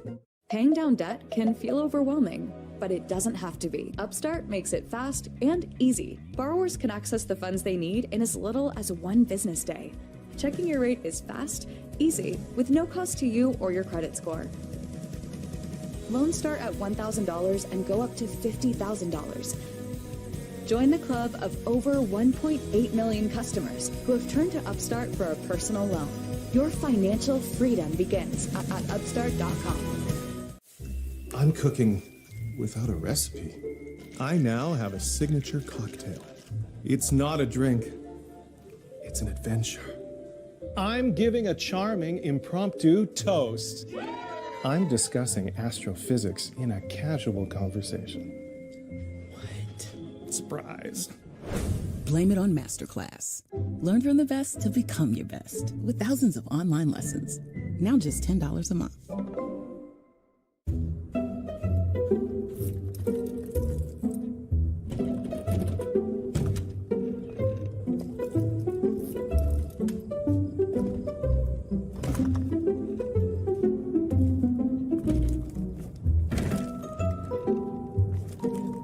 There's an easier way. From little fixes to big projects, taking care of your home is easy with Thumbtack. Download the Thumbtack app and start caring for your home today. Listen, we get that ordering a suit online can seem a little risky. That's why we have a home try-on program. Go to theblacktux.com/try. With so many good options, it might be hard to choose. We'll ship your selection to you to try out for 48 hours on us. When it arrives, put it on and make sure every detail's perfect. Once your 2 days are up, pack it back in the box, attach the free shipping label, and send it back to us. And when you're ready to rent for real, just head back to the Black Tux and make your order official. Bonobos presents A Course in Style with Justin Rose. Justin Rose, champion golfer with a champion swing. How does he do it? Well, let's take a closer look. Is it his flawless form, elite balance, consistent accuracy? Yes, and also those pants. Give me a little more of those pants, will you? Style, comfort, a great fit. These babies can do it all. Wherever your tour takes you. Description. From coast to coast, you've seen us around. We live and work in the communities we serve. Our commitment runs deep. We're invested here, creating good jobs and supporting small businesses, many of which we're proud to call customers. You count on us to keep you connected to what matters most. And we're committed to delivering you the best internet, TV, and mobile service. We're Spectrum, connecting the places we all call home. Break out the red, the white, and the blue oval.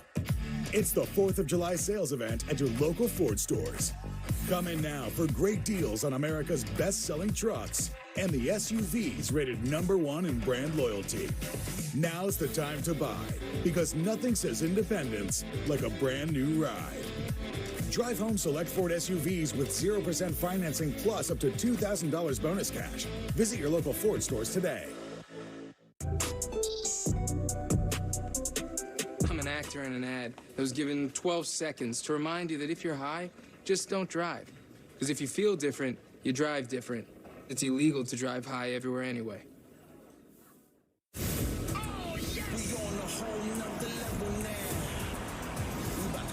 Bottom of the ninth, Giancarlo Stanton. See ya! A walk-off grand slam! We gonna turn it up.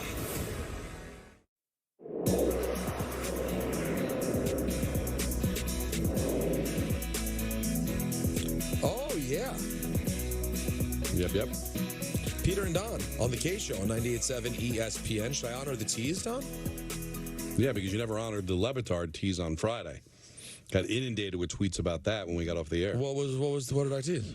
You teased that the man was brilliant, he had a great point, and then you never said what the point was. Right, Anthony? Yeah, I remember that. Wow. It would have just taken one Google search. Everyone would have known exactly. Yeah, but I think people you knew what I was talking about. I didn't.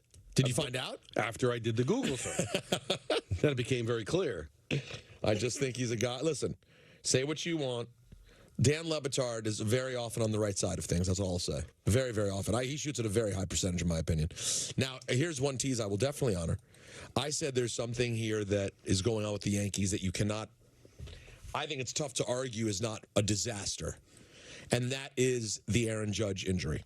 Right. The fact of the matter is this. We all sat here knowing the Yankees had to make a deal to keep Aaron Judge because he may be the best player in baseball. He is the absolute backbone of this baseball team and has been. You had to lock him in, and it had to be for a long time. One conversation that existed around that, of course, was injuries. And everyone basically, myself included, took the tact of, hey, the narrative of Aaron Judge, the oft-injured player, is gone. He's not that guy anymore. He used to be, but it's almost like an old narrative. So, contract gets signed. Awesome. Everyone's happy. He looks great. And now, Don, there is a world in which he does not play again this season. Right. And his first year after signing a 9-year contract is completely upended by an injury. And we always get in this argument. You and I used to always argue with Andrew Gunling about Carson Wentz. He's not injury prone. These injuries are all different. And in the case of Judge, it's exactly that. The injuries are all different. But, Don, if he ends up missing another year, when you go to Baseball Reference and you go look at his stats year by year, all of a sudden it looks like a little bit more of a pattern. Right. It looked like the pattern was ending. We may be back into it again. That's a scary thought. This is his 7th full season in Major League Baseball. 2016, he played just 27 games, 95 at-bats. So became a full-time major leaguer in 2017. Counting this year, that's 7. 7. He's played in a full season 3 times. Otherwise, 2018, 112 games, so missed 50. 2019, played 102 games, missed 60 games. In the 60-game COVID season, he only played in 28. Oh, he did? It was that. So he the played year less after. than half. So it's the next year. Then the next 2 years, he killed it. 148, 157. Boom. Narrative's over. He's not that guy anymore. I think in 2001, I don't know if he was on the IL or missed some games because of like something that he in 21, where he 147. But again, he played 148 games. That's still those could be rest. He had a little bit of an injury, but it was no big deal. But this year, he's played 49 games. If he doesn't play the rest of the year, even if he comes back in September, you're going to be looking at a guy that played, in 70 games, missing close to 100 games. He's missed more time. He's had more seasons of injuries than he's had of being healthy. But lucky for him, he put together back-to-back seasons when his contract was up. Now, it was coincidence, because I'm not saying that he was jaking it or anything like that. It's just that lucky for him, the 2 years he stayed healthy back-to-back was at the end of his contract, so he was able to parlay it. But otherwise, how do you say a guy's not injury-prone? And I'm not trying to be a Debbie Downer. I'm just wondering, if you're a Yankee fan out there, did it cross your mind when this thing started getting worse? Because remember, I said just a few weeks ago, if this thing goes beyond being a 10-day kind of situation, and it becomes, before you know it, a 20-day, okay, now we're talking about the All-Star break, I already was worried. Now we're talking about surgery, 4-month recovery, maybe misses the whole year. How do you not think, oh, God, is this what we're going to be dealing with again? It's a scary thought. And it became the semantics, because you were talking about our arguments with Andrew all the time about Carson Wentz. Because, by the way, I hate Carson Wentz. Did you see his post over the weekend? No. After you finish this, I'll tell you why I hate this man. Andrew always argued, well, it's something different all the time. Yeah, that's the difference between chronic and prone. If you have a knee injury and it's always the knee, well, then that's a chronic problem. And I agree that's worse. But if it's getting hit by a pitch, running into a wall, separating your shoulder because you're diving after something, it's something always different, but it just says that you're injury prone. It doesn't. There's some mysticism around it, but that's just the way that it is. Because it's something different to me defines prone. Otherwise, it'd be chronic. He's got a chronic back problem. Mario Lemieux had chronic back problems. Kept him out a lot. Not injury prone, just had a bad back. But if it's your shoulder, it's your knee, it's your wrist, it's your toe, that to me is injury prone. But I guess it's semantics, because Andrew didn't look at it that way. I just look at it as availability. Are you a guy who's often out? If you're a guy that's often out, to me, that's injury prone, regardless of how the injuries happen. Look at this. Look at this post from Carson Wentz. Talk about not being able to read the room generally in the world. Maybe I'm wrong. This You is want me to read this political. aloud? No. Just look at the picture. Oh.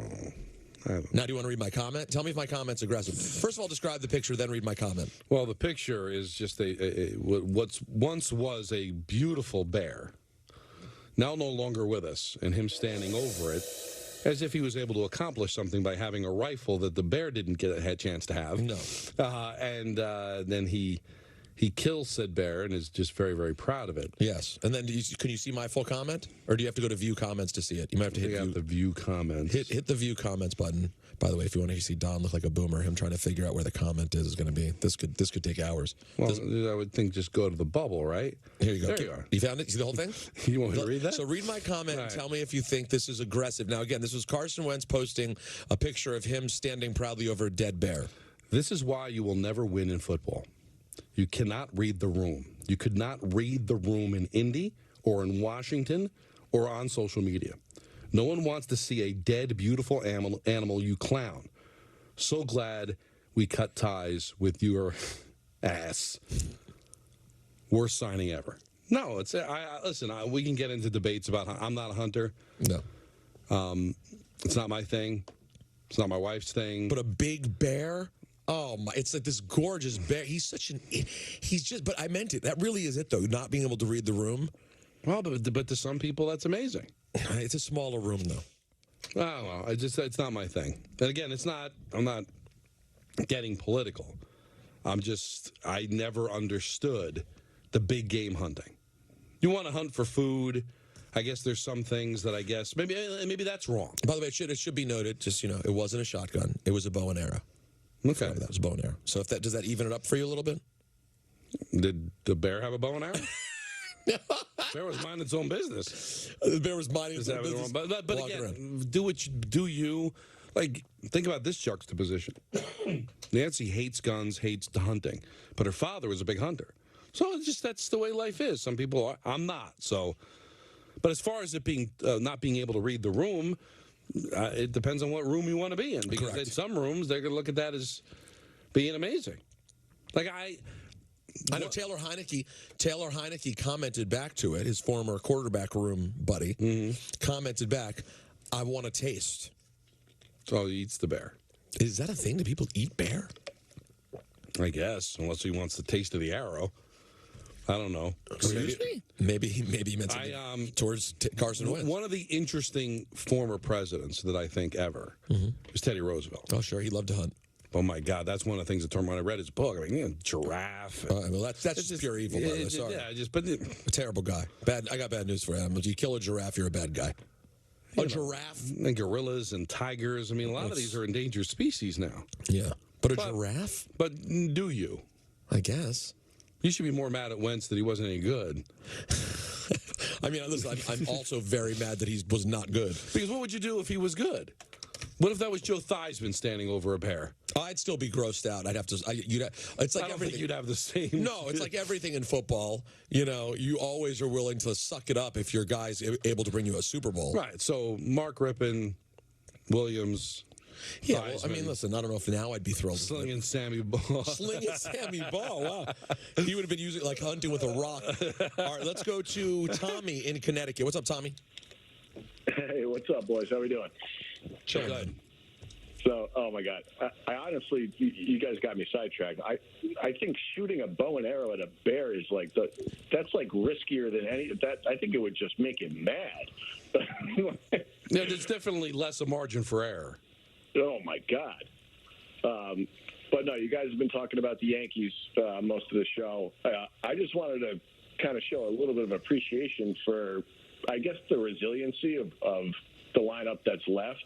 I mean, you're missing Judge. Your pitching's been, so-so. Cole was hittable the other night. Kerman throws batting practice. You got Donaldson making Little League goofball plays. Kiner Falefa's running off the base when he's safe. So I'm actually just kind of impressed with how they're hanging in there. Yeah, and I think that's why I got crazy over Walt, because that's a good Texas is a good team. They're in first place in the West, and you took 2 out of 3, and you came from behind. I mean, that was a big Both the Mets and the Yankees had a chance to win their series.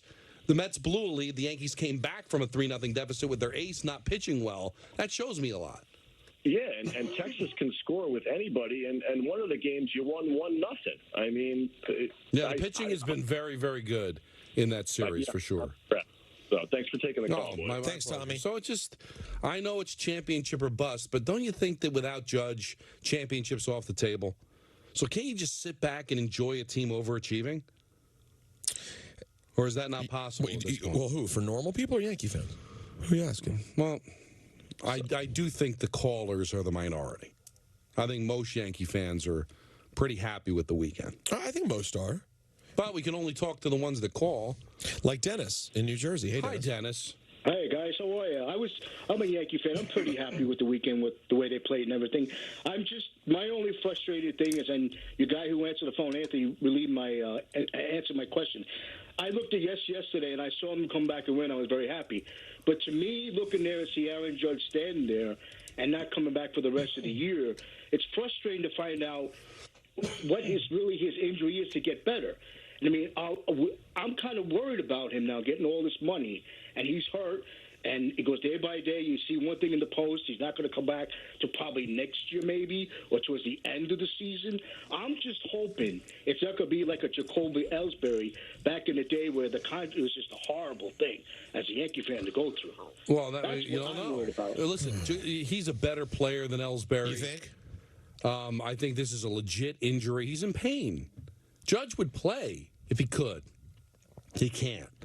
That's a really tough injury for him to have. So we can talk about being injury prone. I don't think he's a guy that can't play through pain and doesn't want to be there for his team. It sucks because the toe sounds weak, but it's really hard to play through. You know, it sounds like a soft injury, but it's not. How do you plan? How do you do anything? Well, that's the thing. There's no soft injuries in baseball, Peter, because it can mess up your mechanics. Like, Bart Scott was able to play through his turf toe because he's a football player. You know, so there wasn't mechanics involved. Just run, fight through the pain, they'll shoot it up or whatever. But if your mechanics are messed up, you could injure other parts of your body and also be ineffective. Right, and just not be able to hit the baseball. 1-800-919-3776. More of your calls next. Now, let me tell you, Don, about splashing in the bath.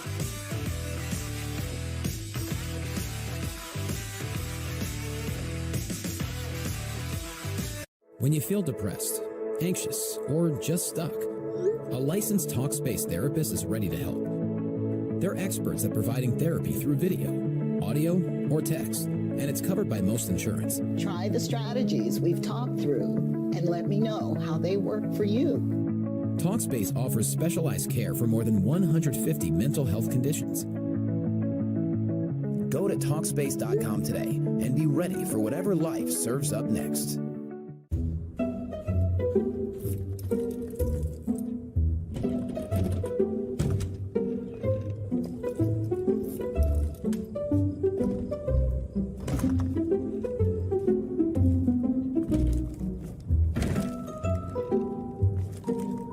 There's an easier way. From little fixes to big projects, taking care of your home is easy with Thumbtack. Download the Thumbtack app and start caring for your home today.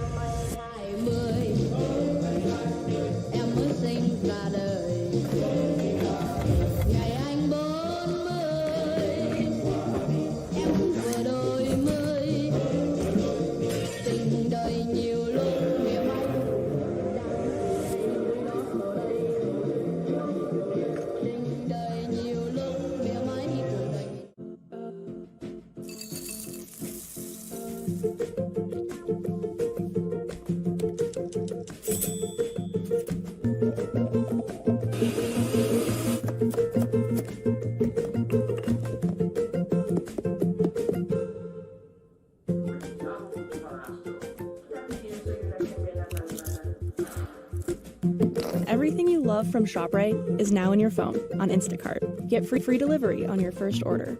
Colonial Penn, guaranteed acceptance, whole life insurance. The name says it all. If you're between the ages of 50 and 85, your acceptance is guaranteed in most states, even if you're not in the best health. That's one reason this plan is so popular.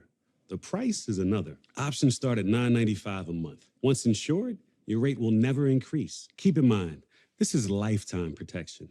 As long as you pay your premiums, it's yours to keep. Visit colonialpenn.com for free information and a free gift. Look at you, hostess with the mostest. How does she do it? But no one knows that earlier today. It's not finished? Oh my. Oh, come on. But you kept your cool. I just planted those? Sort of. And ordered everything you needed from Lowe's on Instacart. Yeah, look at you. Visit instacart.com or download the app to get free delivery on your first 3 orders. Paying down debt can feel overwhelming, but it doesn't have to be. Upstart makes it fast and easy. Borrowers can access the funds they need in as little as 1 business day. Checking your rate is fast, easy, with no cost to you or your credit score. Loans start at $1,000 and go up to $50,000. Join the club of over 1.8 million customers who have turned to Upstart for a personal loan. Your financial freedom begins at upstart.com. Bonobos presents A Course in Style with Justin Rose. Justin Rose, champion golfer with a champion swing. How does he do it? Well, let's take a closer look. Is it his flawless form, elite balance, consistent accuracy? Yes, and also those pants. Give me a little more of those pants, will you? Style, comfort, a great fit. These babies can do it all. Wherever your tour takes you. Number 1 in brand loyalty. Now's the time to buy, because nothing says independence like a brand new ride. Drive home a Ford F-150 with 0% financing plus $2,500 bonus cash. Visit your local Ford stores today. There's no better feeling than a win, except a BetMGM win.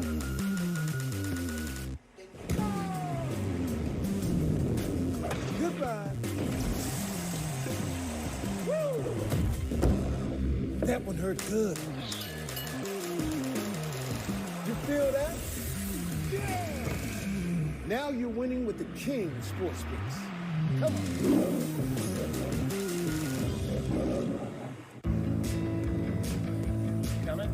The Volkswagen Taos, German engineering everyone can get into.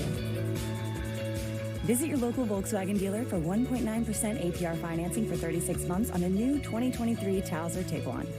What is your healing power? Helping veterans with PTSD, traumatic brain injuries, depression, anxiety, or loneliness? Is your healing power a simple, heartfelt letter or being a volunteer? At healvets.org, you can find out more about the healing power of pen pals, volunteers, and therapy kits. Help Heal Veterans, together with you, has been helping veterans heal. What is your healing power? Find out at healvets.org.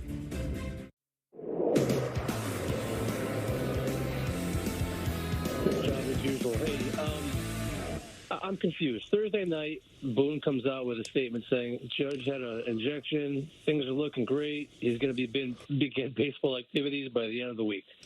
Right. Saturday, torn ligament, may not come back. What's with all the mixed messaging? I mean, one of the issues with the Yankees, as you know, is obviously keeping everything close to the vest, but this is a pretty big injury. Is there a disconnect between the manager and the staff? I mean, is he just straight lying to everybody? I think there's a mystery when it comes to a toe. You heard Bart Scott earlier today. In case you missed it, he said, you're never really going to know what's going on with that toe unless he has surgery. And they don't want him to have surgery. So he responds well to the shot, and they're thinking, okay, maybe he's okay, and then he comes back, and now there's still pain. So I don't think they really 100% know, Mike, exactly what's going on, because it's one of those strange injuries that are very difficult to diagnose without surgery. And if he has surgery, he's going to be out 3 to 4 months and possibly miss the rest of the year. So he's always been careful, Mike, in defense of Aaron Boone, to not give a timetable. Once they don't give you a timetable, you have to be open to the fact that there's a lot of misinformation, there's a lot of not knowing. Otherwise, they'd say, all right, he'll be back 2 to 4 weeks. But there's so much unknown. The fact they couldn't give you a timetable should have been an indication that this was going to be something that was going to be a feeling out process and take a long time to diagnose. So not to defend them, but that's probably it. suspicious. Thursday night, things are getting great. Saturday, well, here we go. He's done for the year. It's just so weird. Well, nobody's saying he's done for the year. It's just that it's disconcerting. The pain continues. And thank you for the phone call. The pain's continuing. He can't play in pain. And according to Bart, and Bart's had toe injuries before, you can't know exactly what's going on unless you open him up. But if you open him up, then he's out for the next 3 to 4 months. Can you believe? Let's just take a second. Can you believe there are people who are capable of taking instruments and opening up something as small as your toe and then going in there and reconnecting things? Don, do you realize? Now, that's just toes. There are people who open up hearts. I know. And go in and reconnect valves. Oh, Don, we just open our mouths. What are we doing? Nothing. We can barely pull off this. Hello, I'm Peter. We barely. Right. Well, sometimes we forget to turn our mic on. Exactly. They're opening up the heart while the person's living, and they're connecting things and fixing, and then they'll have an open heart surgery, and the person will then go out and live for another 30 years. Yeah, they're going to fix his toe. Like someone's going to go in there and do it, and it just blows my mind it's even possible. 1-800-919-3776. Let's go back to the Mets for a second. Frank in Jersey. Hi guys, how you doing today? What's up, man? A few quick points. Hopefully, you let me get them in here. I'm a big Yankee fan. I have no problem at all shutting down Aaron Judge for the rest of the year. They can make a move, a small move to get somebody in here, and they're going to get healthy. The man is 6'7", 285 pounds. You got to give him a chance to rest. Next point with the Mets, Don. Showalter's a great manager, but do you think the game possibly has passed him by? And do you think if things continue, even though he's Buck Showalter, do you think it could cost him the season? I think it will. I think it's going to cost him his job. Frank, it's as unfair as it is. We're going to get to a point here where the only logical thing would be to fire the manager. Because you're not going to bring – if they end up finishing with 75 wins, Frank, they're not going to bring him back next year. So the idea would be if I'm going to fire him anyway, I may as well do it. Maybe we'll create a spark and try to make something happen. And Carlos Beltran, to me, is the logical replacement because he should have been the manager anyway if the Astro thing didn't happen. Now, Peter, I'm not condoning it, but this is what happens. The fact that you won Manager of the Year last year is irrelevant because it's starting to look like last year was irrelevant, that maybe it was just a fluke. Jobs get lost, Peter, when teams grossly underachieve. That's what happens. When you grossly overachieve, like it appeared the Mets did last year, you win Manager of the Year. And when teams grossly underachieve, guess what? You lose your job. So I'm not condoning it. I'm not backing it. But this looks like if they're going to make a move, the logical one for Steve Cohen would be to part ways with Buck Showalter. Yeah, I don't like the sound of that one bit. Let's go to Adam in Kenilworth. What's up, Adam? Hey, guys. How are we doing today? Thanks for taking the call. Hey, Peter, I got married 3 weeks ago, so good luck to you. Oh, how did it go, Adam? Thank you. It was great.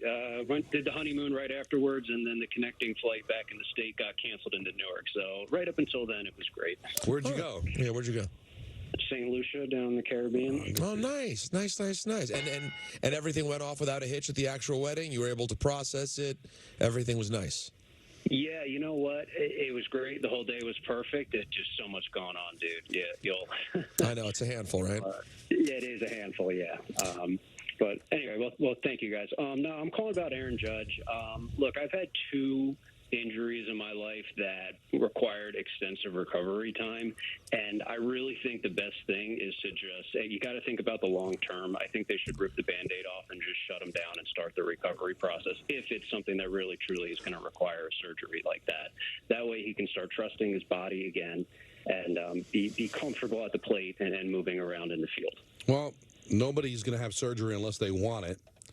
And if he feels like he can contribute to this team and have the surgery at the end of the season, and him playing DH doesn't do any further damage, you can't force him to have surgery that he doesn't want to have. I mean, that's what you would do. Maybe that's what the Yankees want to do, but what if Judge doesn't want to do it? What if Judge says, hey, I might be able to help this team? That's what I'm saying. And don't you want to wait and see where they land so you know if, in fact, his impact could really affect them? And the idea, we'll have the surgery now. Maybe you can get him back in time for the playoffs. Well, all right, June's pretty much over. So July, August, September. If it ends up being 4 months, that takes you into October. So he might be done. If he's not going to do any further damage, Peter, I agree. Let him play. Even if you get a 60% Aaron Judge, if this team is actually good, you never know what happens when you get to the playoffs. All right, Don, huge 5 o'clock hour. Big time. Plus ENN. It's 6. Come right up at 6 o'clock. Now, Don, I want you to stop. Yes. Say your name. Okay. And talk cars. It's Don LaGreca here.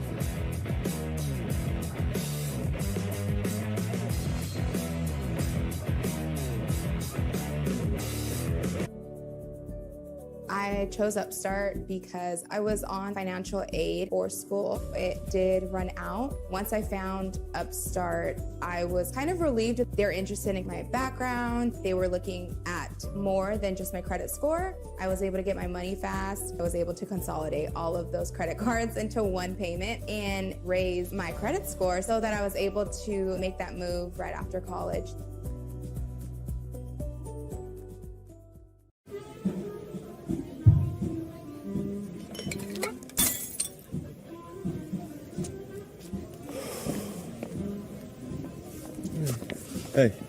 Hey. Rental? Yeah. You? Yeah. You know your shoe's untied. Oh. Don't let a boxy suit ruin your night. Read from theblacktux.com. Get tools that bring every angle of your beauty business together. Clients can book online 24/7 for multiple services and multiple staff, so scheduling is simple. And with client notes and stored payments, you can offer seamless checkouts, so clients keep coming back. Run your beauty business with tools that bring everything together. Get started at square.com today. This is not something you just watch. This is how you power your career, grow an epic garden, or make a quick dinner unforgettable. Oh, this is about to be fire. This is not sitting back or zoning out. This is your voice. This is your canvas. This is another way of playing. This is where you stop scrolling and start doing with thousands of lessons from the best to ever do it. This is not streaming. This is Masterclass.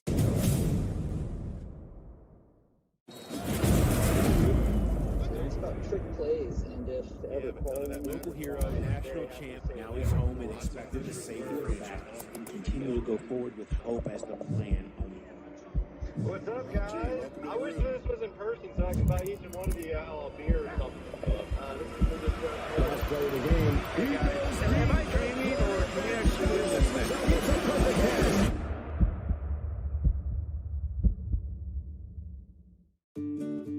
We just signed the lease on our third shop.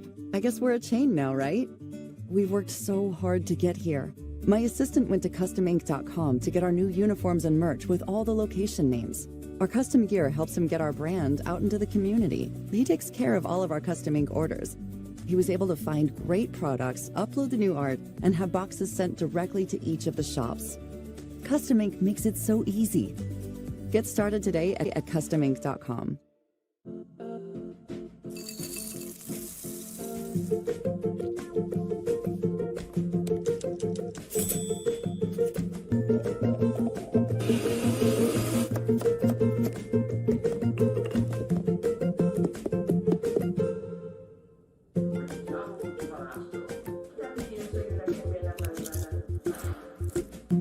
Everything you love from ShopRite is now in your phone on Instacart. Get free delivery on your first order. Look at you, hostess with the mostest. How does she do it? But no one knows that earlier today. It's not finished? Oh my. Oh, come on. But you kept your cool. I just planted those? Sort of. And ordered everything you needed from Lowe's on Instacart. Yeah, look at you. Visit instacart.com or download the app to get free delivery on your first 3 orders.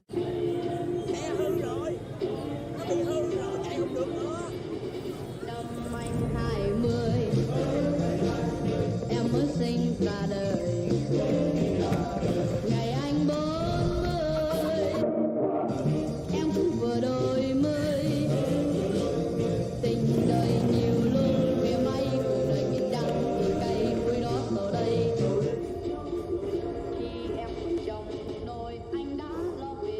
hard times. Anybody can play this game when it's easy.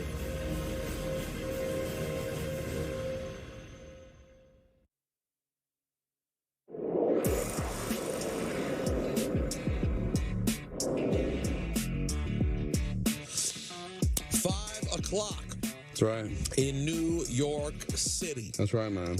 That's right, man. Peter, Don, less than 2 weeks away from the big wedding, which, by the way, Don, that makes this week essentially the last week. Yeah, what you talked about, yeah. Yeah, next week doesn't really count as a week. But first of all, even if it was a normal week next week, Don, it's still the last week is too crazy. But next week's not even close to a normal week. That's right. We have July 4th on Tuesday. It's a very strange situation. So it's all happening, ladies and gentlemen. And it was all happening for the New York Mets this weekend. And by all, I mean really bad, embarrassing play. Now, Don, I know as a Mets fan, you've suffered through a lot of terrible moments. Oh, yeah. Where does that eighth inning, it's in recent memory, where does it rank for you? Listen, it's not going to be that high because I feel like the season's lost anyway. Wow. But as far as level of embarrassment, I've never seen anything like that before. A walk and two-hit batsman with the bases loaded? I mean, come on, that's embarrassing. Now, listen, I grew up, I wasn't alive in '62, but I remember in the '70s some really bad baseball. I grew up on it. How do you hit that many batters? How do you hit two? Back to back? Yes. Well, it wasn't hit, walk, hit. I'm trying to remember. If it was hit, walk, hit, or walk, hit, hit? Because I had written it down because I just couldn't believe what I was seeing. It was my daughter's dance recital. Oh. So we were out to dinner, so I was watching at the place where we had dinner. And so it was... I mean, the last hit by pitch, Don, looked like it was intentional. And it obviously wasn't. But Marsh walked, Schwarber hit, Turner hit. Yeah, so Turner walk, hit. The Turner one, Don, looked like it was actually intentional. It did. I thought the same thing. It looks like that's intentional. how bad it was. Now, Yes. it clearly wasn't. Obviously not. But, and the reaction showed that. But so, is it the social home run in '88? No, because the World Series was on the line. I mean, that series to go to the World Series was on the line. But when you're sitting there 6-7 games under 500 just trying to stay alive late in June, it kind of tells you that this season is over. That's why I actually get mad when Michael says, oh, they're still alive. It's based on nothing. I mean, no offense to Michael. He knows a lot more baseball than I do. But I just think that's just something you say because it's so early, and what the Braves did a couple of years ago, what the Phillies did last year, what the Nationals did back in, what was that, 2018, 2019, whatever it was, a different story. But when you watch this team play, they're just not good. That's why I'm loath to say that Buck's going to lose his job. But, Peter, this is how jobs are lost. And Buck's not being himself. I agree. See, that's what really bothers me. The thing that you loved about Buck is that he was genuine. Now, he supported his players, but he had no problem calling out his players. And I gave the example earlier in the show. When Marte got thrown out with 2 outs, trying to steal, or was he trying to steal third? I forget what the exact scenario was. He made a base-running blunder, Marte, early last year. And Buck, incredibly, like a genius, defended his player, and yet at the end said he'll never do it again. Meaning, I've got your back, but I'm also really disappointed you made that mistake. And they were fundamentally sound last year. They were the best in baseball in errors. Do you realize going into the Philly series, they had committed the least amount of errors? That was going into June. Now they've got among the most in 1 month. They're fundamentally ridiculously bad, and it's a complete role reversal from last year. And that's how managers and coaches lose their job, Peter. Because now you're trying to ascertain, all right, was it last year that was the fluke or this year? Same thing happened with the Rangers, right? Like, they went to the conference final 2 years ago. Last year, they lost in the first round. What's the real team? Rangers doubled down, changed the coach. So Chris Drury was saying, I believe that 2 years ago was for real. But what's for real here? That's what Steve Cohen has to decide. Was last year 101 wins just a fluke? And this is what they really are? Or is this the fluke and last year is what's real? And that's what he's got to determine. You know what's real, Don? Everything. No, I'll tell you what's real. This Friday. Do you know where you and I are going to be? Oh, we are going to be at Bar A. Bar A is for anticipation. And I know you're anticipating this. That's right. We're all going to be there for the big ESPN New York Beach Bash at Bar A down the shore. That's right. This Friday, 2 live broadcasts, plus an appearance from DiPietro and Rothenberg, who are essentially hanging out for our whole show. We're basically hanging with them all day. And Bart and Hahn, they're doing their show as well. Correct. They're going to skedaddle at 3 o'clock? I think they're going to leave it, and I doubt they'll skedaddle right at 3, but they're going to move on because they're doing their show. But since Rick and Dave aren't doing the show there, right, they have somehow been tricked by management into doing their show and then coming down there all day. Duped even. Yeah. But I'm looking forward to hanging with those guys. We don't get to hang with them. Now, here's what I will say, Don. What's that? I really hope that our people, the K-Show people, come out. I really do. And I hope they come out. The Carmi, if you will. Because we need the support and the love. Because, Don, I'll tell you what. With the way things have gone recently with the people who really support Rick and Dave, even though we all support Rick and Dave, they're people, Don. It may be a road game for us. We may be playing on the road on Friday. Well, I'm good in the road, Grace. You're comfortable like that, right? Oh, bring it. So, like, let's say we're just trying to do our show, and it's just, feverish booze all day long. It won't be that. It's not going to be that. But if so, I'm dragged out by their beards and their hair right out of the place. It's going to be a great day. Don't boo at us at our event. Listen, the people. Listen, I'm just saying it could feel like a road game if they turn on us. No, I know you will. We know what you're capable of. Hear that? I'll spend the night in jail. It all kicks off with Bart and Hahn at noon, followed by us from 3 to 7. Like I said, Rick and Dave will be hanging out. We're going to do a lot of fun stuff with them. Plus music from the Moroccan sheep herders, who Don loves. It's all brought to you by Patron Tequila, Stoli Vodka, BetMGM, All American Auto Group, Calandra's Bakery, Smart Water, and Flight by Yingling.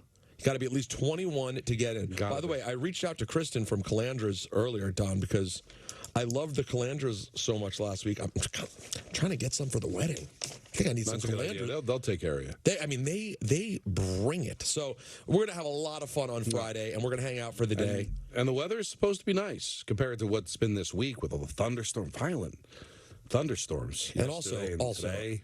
I am poised right here for a wedding day that is just going to be, you're just praying. Because every day, Don, every day you look, if you go on the app, and I know you love weather because you watch the weather every day. That's what I live for now. Every day you just see the thunder thing is there. Every day the lightning clouds are there. So you just got to hope for the best. But looks like high is 78, so it'll be nice. I remember a couple years ago, Don, when it was just was it last year? It was pretty bad too. Yeah, last year was. It was beating down last year. And Don and I did have a talk earlier. It is going to be sad because it is the last time we saw Harry. Yeah, it was the last time we saw Harry. It was last year's beach ride. And we interviewed him last year. Yeah, we had him up. And had... How can we pay tribute to Harry this year? Let's think of something. We should definitely do something during the show to pay tribute. Have you decided on your song yet? Oh, yeah. Oh. So I can't convince you to do a song that's paying tribute to Harry. This one doesn't fit? No, it doesn't fit at all. Is this like hardcore, some intense? It's hardcore, but not what you think. Interesting. Oh, it's very interesting. You're going to love it. And also, it'll be funny without Andrew there. I know. Usually, every beach bash I've ever done. Every beach bash we do, you look out there and you see Lego Man, a.k.a. Andrew. It's not fair. Because Anthony has no interest in ever joining us. It's starting to veer into, like, does he have weird social problems? No, I just think he's being that guy. What do you mean? Which guy? The guy that just doesn't like to do things. It does feel that way, right? Anthony, are you that guy? I don't think so. Are you sure? Yeah, why not? Yeah, he doesn't like to do that. Does that sound like a socially normal person? No. He's desperate. I'm awkward. Now, speaking of the show and people who've worked with us before, we have to say, it was said earlier this morning with Rick and Dave, but we are on the K Show, have to welcome Antonio Santillo to the world. I'm surprised it took this long. RJ and Angela have their first young Antonio Santillo. Yay! Born to a beautiful mother and father. The baby's healthy. Mom is good. Welcome to the world. That means RJ is officially out of the wedding, by the way. He's out. Well, I thought this would have him be in. And I think it happened a little too late. I think the hope was it would happen a little bit earlier. Almost 2 weeks. That's still. I can't ask someone to that's be just away not for a one. night. That's not true. You've had someone who wants out. Yeah, he doesn't want it. But Antonio Hayes. Antonio, named after Willie Mays Hayes. Is that true? No. I don't know where the Hayes comes from. Do you? It's like Willie runs like Mays? It's Ange's dad's last name, apparently. Ange's dad's last name. Okay, because it's Hays. It's like a last name. Hayes. So that's great. And baby, the same height as RJ. That is pretty amazing. You know what? I don't like it. That's not nice. Let's go to Steve in Pearl River. What's up, Steve? Steve, go for it. What's up, baby? Hey, hi. You know, John, before, when that guy said the Yankees waited too long to win, yes. Maybe you underreacted. I just, and it reminded me because the hallmark of the 77 and 78 teams was winning games in the bottom of the 8th or top of the 9th inning. And I played baseball. The most demoralizing thing you can do to the other team is take the lead in the bottom of the 8th or the top of the 9th. And there was one other thing that a guy called, and he invoked Phil Jackson's name about being some kind of genius. All right, I'm not going to get into the whole thing, but I will say this. Phil Jackson's tenure in New York is crystallized by this. He took Frank Ntilikina in the draft. That was his draft pick.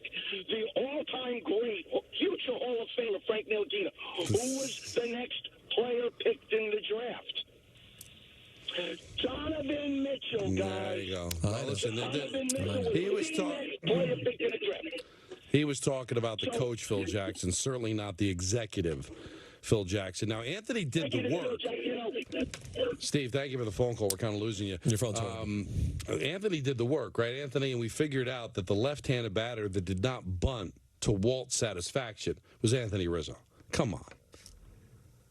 They want Anthony Rizzo to jack one out, not that's what he's there for. A guy over to third. And he grounded out Moving to the get guy the to run to third. And if Rizzo were to bunt, he would not be a guy to beat out it doesn't matter where the shortstop or third baseman are playing. I don't think he's beating out any bunts down the third The baseline. nicest thing we could say about Walt that he was limited.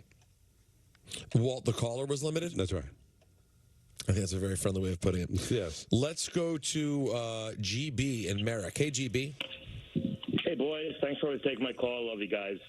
I appreciate everything you do, but I need a little bit more. I think you guys know by now, I'm a very cool customer when it comes to the Yankees. I love Cashman. I love the Steinbrenners. I think we're a great organization and a great team.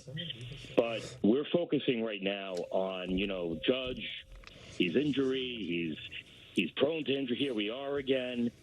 There is no talk about holding LA accountable. And I love the uniqueness of stadiums. I never want to see in this changing baseball world of every stadium has to be the same way. No way. But nobody is talking about holding LA accountable for this concrete slab that now destroyed our captain. And as a New York station, I want to hear you guys being loud about it a little bit. Well, I just really don't know. But we did bring it up, and it's a good point. The thing is, I don't know if you have a leg to stand on because everybody saw that it was there. It wasn't like it was hidden. They do ground rules. Teams walk the park, check out the idiosyncrasies of a building. Now, the Yankees aren't there all the time, but I don't think it wasn't like the Dodgers were hiding it, Peter. It was there. And there were opportunities for multiple teams to say, why isn't that padded? So I don't know if a judge would look at it and say, do you have a leg to stand on, literally, if everybody knew that it was there. Yeah, I don't know what held accountable looks like either. Well, it's suing the Dodgers and holding them accountable, meaning maybe you're paying Judge's salary while he's out, or there's some monetary gain. But really, that gets iffy, Don. That's an iffy game to play. All right, let's say this would never happen. But let's say they sue the Dodgers, and the Dodgers had to pay the Yankees $1 million, which I think would be pretty excessive, because usually when you sue somebody, that kind of money's not on the table. But let's say it's $1 million. What did that do? Doesn't bring Judge back any quicker. No. You think the Yankees are going to be satisfied because they got $1 million? The only thing that could happen is the league forces them to fix it, but that's going to happen anyway. Right, that's going to happen anyway. But so I mean, I know you want your pound of flesh, but I'm kind of with Don here. I don't know what you do. But I'm not a lawyer. But I would just, if I were defending the Dodgers, my argument would be, well, everybody saw it. Judge was out there in the outfield. He saw the concrete slab. They weren't hiding it. But there could be it's such a slippery slope if you set that precedent. All of a sudden, you're at Cromerica, and their steps in the dugout are deeper, and you could fall and break your ankle there, and it's not the same as it is here. I mean, I get it, but like the players on the home team were just as at risk as judges. Everyone's dealing with the same thing. But who was the Yankee player, Anthony, that ran into that air-conditioned duct or whatever it was in Chicago and injured himself? And I think on his first day. I think there was a lawsuit there, and the Yankees won, but it doesn't bring the player back. Right. So we did bring it up, so we didn't sleep on that. It's just that I don't know how it solves the problem. John in Rochester, what's up? Hey, Peter. I just got a couple of comments about you. I think you're a little off base when you're saying that Aaron Judge is injury prone. If you look at his injuries, he was hit by a pitch and hurt his wrist. Mm-hmm. He hurt his ribs diving for a ball. Mm-hmm. The head first slide was, I think, a bad choice. I don't think anybody that size or anybody should be diving head first into a base. And he ran through a fence. I guess his injuries are due to him playing so hard. Not that he's injury prone. But what do you define injury prone? Yeah, I guess that's the thing. John, here's the thing. Everyone's out there playing really hard. And I'm not saying it to attack Judge in any way. But the fact of the matter is, if it happens because he plays hard, let me put it this way. Injury prone to me, Don, is I look at your page on Baseball Reference and I see missed games in a bunch of years. That's it. That's injury prone. That's it. I'm not getting into why it happened, what the situation was. One was hit by pitch, one was diving, one was sliding, one was a wall. I look at the numbers and go, oh, he played 62, 100, that he missed 45 games, that 50, injury prone. That's all I mean. I think people hear injury prone and think it's negative and that we're ripping the guy. We're just saying that he seems to get it. Everybody runs into the wall. Everybody dives for balls. Everybody gets hit by pitches. It seems like when he does those things, he gets hurt. It's not his fault. It's just one of those things. It's a fluke. But I guess it's all how we define injury prone. But I don't think we mean it as negative. No, and I see why it's taken as negative. It's not ideal, but what else would you call it? Let's go to Raymond in Rochester. Hey, Raymond. Hey there. Thanks for taking my call. No, actually, the last two callers were making my point. And my point was just, that was a freak thing for Aaron. I mean, that shouldn't have happened in any ballpark. But here's my question, Raymond. Let me ask something. If that freak thing that shouldn't happen happens to the same person in different ways multiple times, at what point do you just have to accept this is someone who gets injured? No, I can't argue that point. You know, you're right about that. I get it, but that was just so heartbreaking. I mean, to me, that just obviously it never should have happened. But like the last two callers, you guys already addressed this, and Dodger Stadium is addressing it. I mean, they put that strap on immediately after but it just breaks my heart. No, you're right. And, it's a bummer, Raymond, to see a player who's that important and that good pay a price for basically just incredible effort. You know, making a great play, and you think it's going to be like a toe jam, nothing that serious, a few days, and it turns out to be this. It stinks. I mean, I don't think there's... Let's face it. There's other guys that wouldn't get hurt because they wouldn't come close to catching the ball to run into the wall anyway. He's so great, he put himself in a position to get hurt. Let's go to Mike in Yonkers, who wants to defend Buck Showalter. What's up, Mike? Hey, what's up, guys? Thank you for taking the call. I believe there's enough blame on the Mets to go around for everybody. The owner, the manager, the general manager, and especially the players. But also there's things that happen that beyond this, you lose Diaz for the year, who had one of the most incredible years of closer ever had last year. Verlander gets hurt. He don't come back to a month into the season. He still hasn't hit his form. The other guy, Quintana, hasn't even pitched this year for the Mets. And then how many Mets this year are having a better year than they had last year? I say none. I say no Mets this year are having a better year than they had last year. You're right. So I can't throw all the blame on Buck. And, when they got Buck, we loved him. He's great. He did great. He won Manager of the Year. We won 100 games.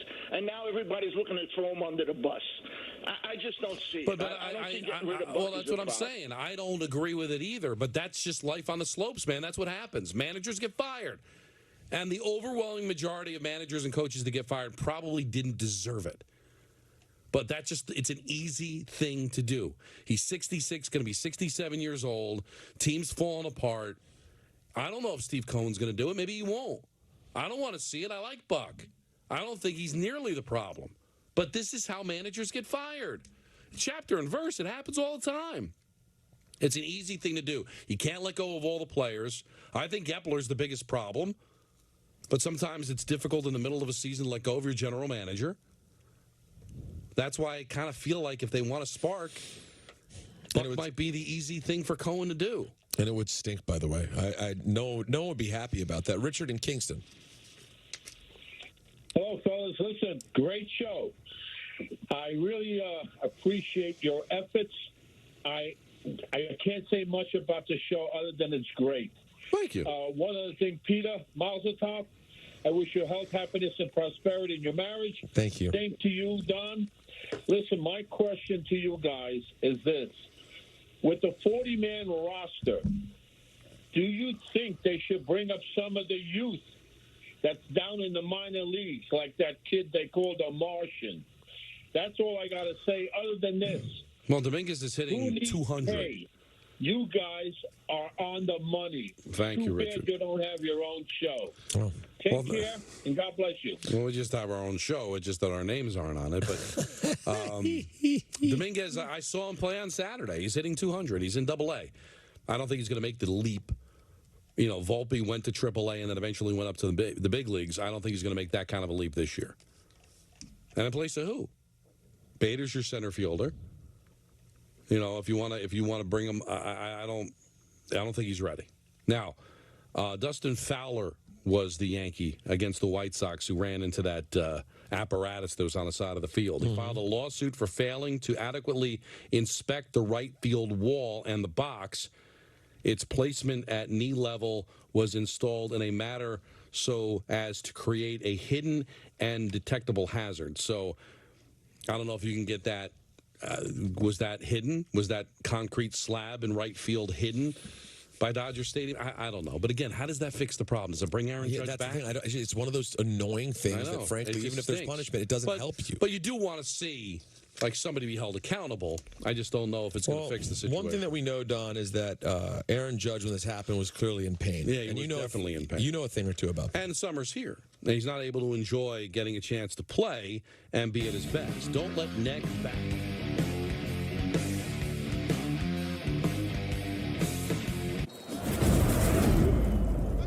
Trick plays, and if ever local hero, national champ, now he's home and expected to safely come back and continue to go forward with hope as the plan on the What's up, guys? I wish this was in person so I could buy each and one of you a beer or something.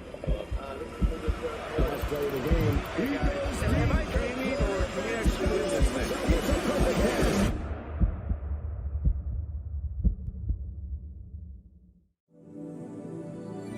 The path to business success is often unpredictable. Managing your bank account doesn't need to be.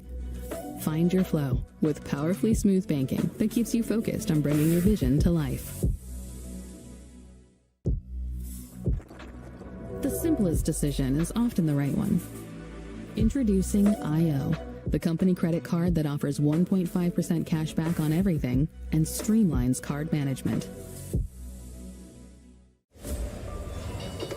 To succeed in the markets is more difficult than the Olympics. People play games like GameStop. The goal is not your personal excitement. Wall Street makes things very complicated, but it doesn't have to be that way. People come to me all the time asking, what does the future hold?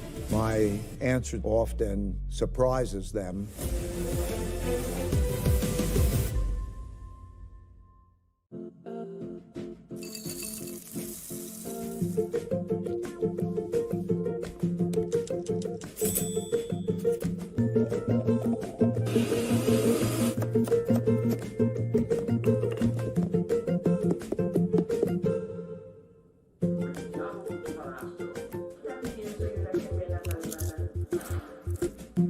Everything you love from ShopRite is now in your phone on Instacart. Get free delivery on your first order.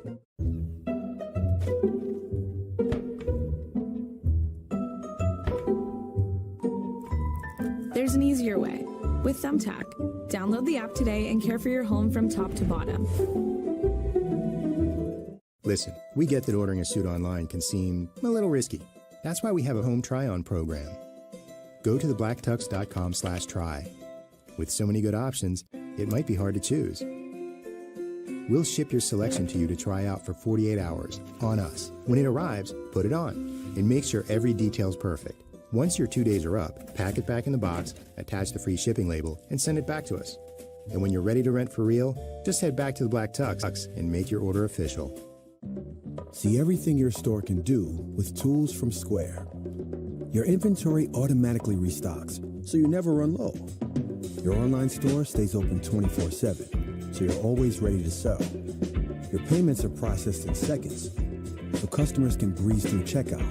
And with one account to manage it all, you've got more time for taking time out. Get your all-in-one retail system by signing up at square.com today. Custom Ink helps us celebrate and drive our students' achievements with custom gear. They love Custom Ink's different styles and designs. We love how Custom Ink makes the process simple with their easy-to-use design lab, expert artists ready to help, and unbeatable customer service. Custom Ink allows our kids to show everyone their accomplishments and the pride they have in our school. When we place an order, I know they got our back, so we can focus on the kids. Custom Ink has hundreds of products to help you feel connected. Upload your logo or start your design today at customink.com. With a dependable SUV or a powerful sedan. Lease a new 2023 EV6 Win for $499 a month. Defend your family's health and remove the risk. Go to fda.gov/health-playbook. Chris Sheeran back here for the Michael Kay Show. A series win over the first-place Rangers is brought to you by Montefiore Einstein, the official hospital of the New York Yankees. Garrett Cole allowed 3 runs over his first 2 innings of work, and the Yanks would have to battle back. DJ LeMahieu started the comeback with that 2-run double in the second. It stayed frozen on that score until the 8th inning after Anthony Volpe doubled and Jose Trevino hit an infield single. Harrison Bader doubles into left. Oswaldo Cabrera pinch ran for Trevino. He comes around to score on the 2-run double. The Yankees seesaw in front 4-3. Then Giancarlo Stanton snaps an 8-game stretch without an RBI, ripping a single into left, and that plates Bader. Heading into yesterday, Stanton was just 2 for his last 30 with 13 strikeouts. The Yankees win 5-3 and battle back for Garrett Cole, who allowed those 3 early runs on 9 hits and didn't make it through 5 innings. It's his first such outing without going at least 5 this season, and his first since June 9th last season against the Twins. The Yankees have a travel day today out to the West Coast, where they will begin a 6-game road trip through Oakland and then St. Louis. Those 2 teams combined have 2 less wins than the Tampa Bay Rays.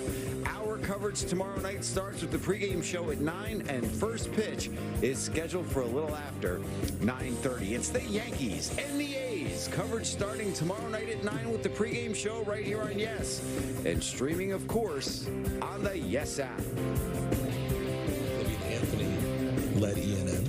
Do you get to come in here, or is he going to do it? He's going to come in here with us and sit like the boys. He's better than us. No, he's not going to act like he's better than us. He's going to come sit here like a gentleman. Good. Do us some ENN. Michael, you're driving. I mean, what's your name, Don? Sure. Don, you're driving to the to Barre, huh? Oh yeah, I enjoy it. I don't live that far away. Yeah, how far is that for you? Get down there in like 45 minutes. Oh, that's actually pretty good. Is that better than your regular commute? Oh, yeah. By 10 minutes. Although it's traffic sometimes. No, you got to watch out for that. Let's go to Michael, who's in the car, who's frustrated with you, Don. Oh, what's the matter, Mike? Michael, what's up? I am frustrated with you, Don, and I love you, and I just want to say that, but I am frustrated because you are usually very much against the quick take type culture that we've found ourselves in these days, and try to jump and try to get the clicks and try to get the people talking about what you're saying, and you're really not like that. You're really not. Well, how am I doing now? When did I do that?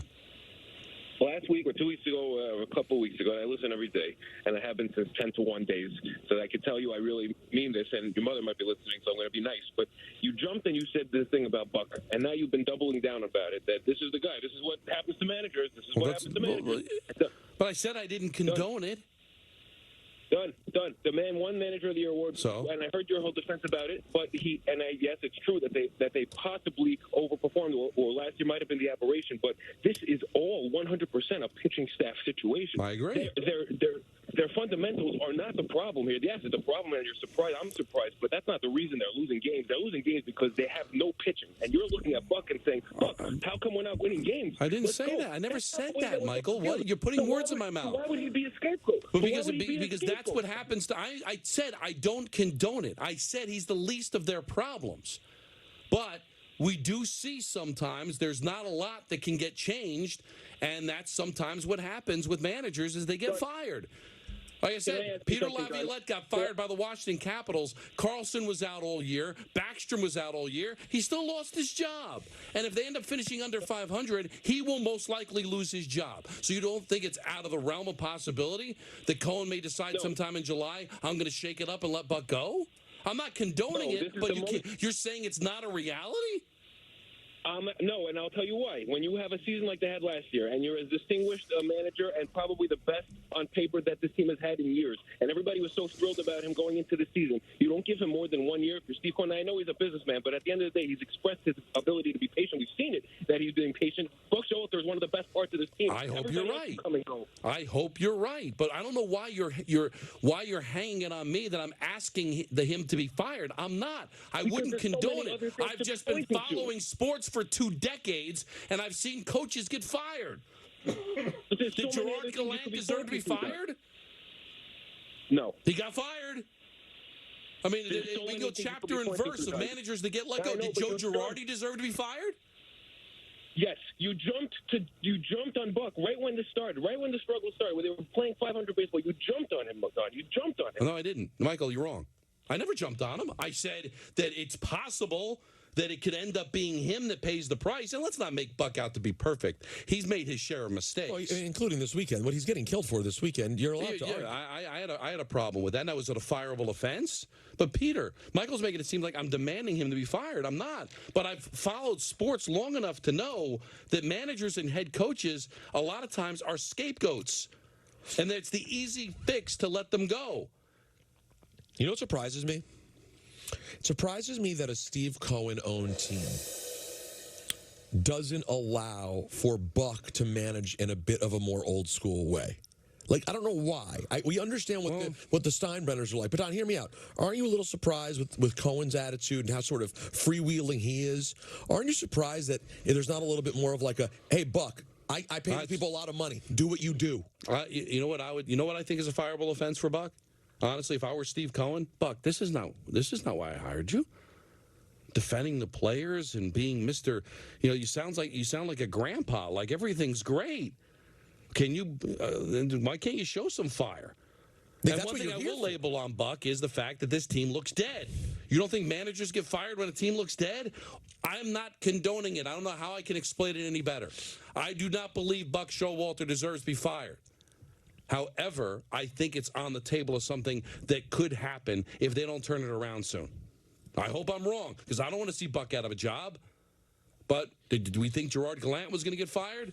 He got fired. Do we think Joe Girardi was going to get fired? Guess what? He got fired. Who was the Raptors coach that got fired? Dwayne Casey. Didn't he win Coach of the Year the year before he got fired? Before they brought in Nurse, right? So this is what sports are. This is how it works. I mean, what just happened in Milwaukee? Exactly. The guy's brother died like 2 days before. And he won them a championship a few years ago. He's So Mike's got to wake up and realize what sports is about. It's an unfair business. Oh, Joey Clam's time in Brooklyn. Hey, Joey. Where you been? That's this guy why this place is such a friggin' dump. Who?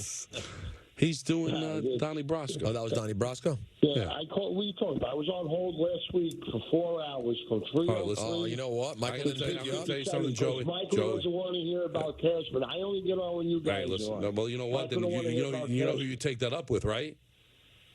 I take it up with Mike. There you go. That's right. But now you see, I got no beef with you. I control the phone lines today, and you see 17 minutes, boom, you're on. Bang, you're on. Yeah, I see him looking through the thing like, oh, let's go to Eric in White Plains. I don't think he has any respect for you. I've been the first guy on hold. Well, let me get to Mike. I got a couple. Louis from Calandra's Bakery, the owner, is a good friend of mine. So if you need something, tell me you're a good friend of mine. Okay, thank you very much, Joey. I appreciate that. Well, that's nice of you. My thing with Cashman was when he made that statement 5-6 years ago, when he said he should have got thrown out for saying this, that lefties were going to be dinosaurs in baseball. They're going to be extinct or whatever the word is. That he was one with an all-righty team in the shortest right field in baseball.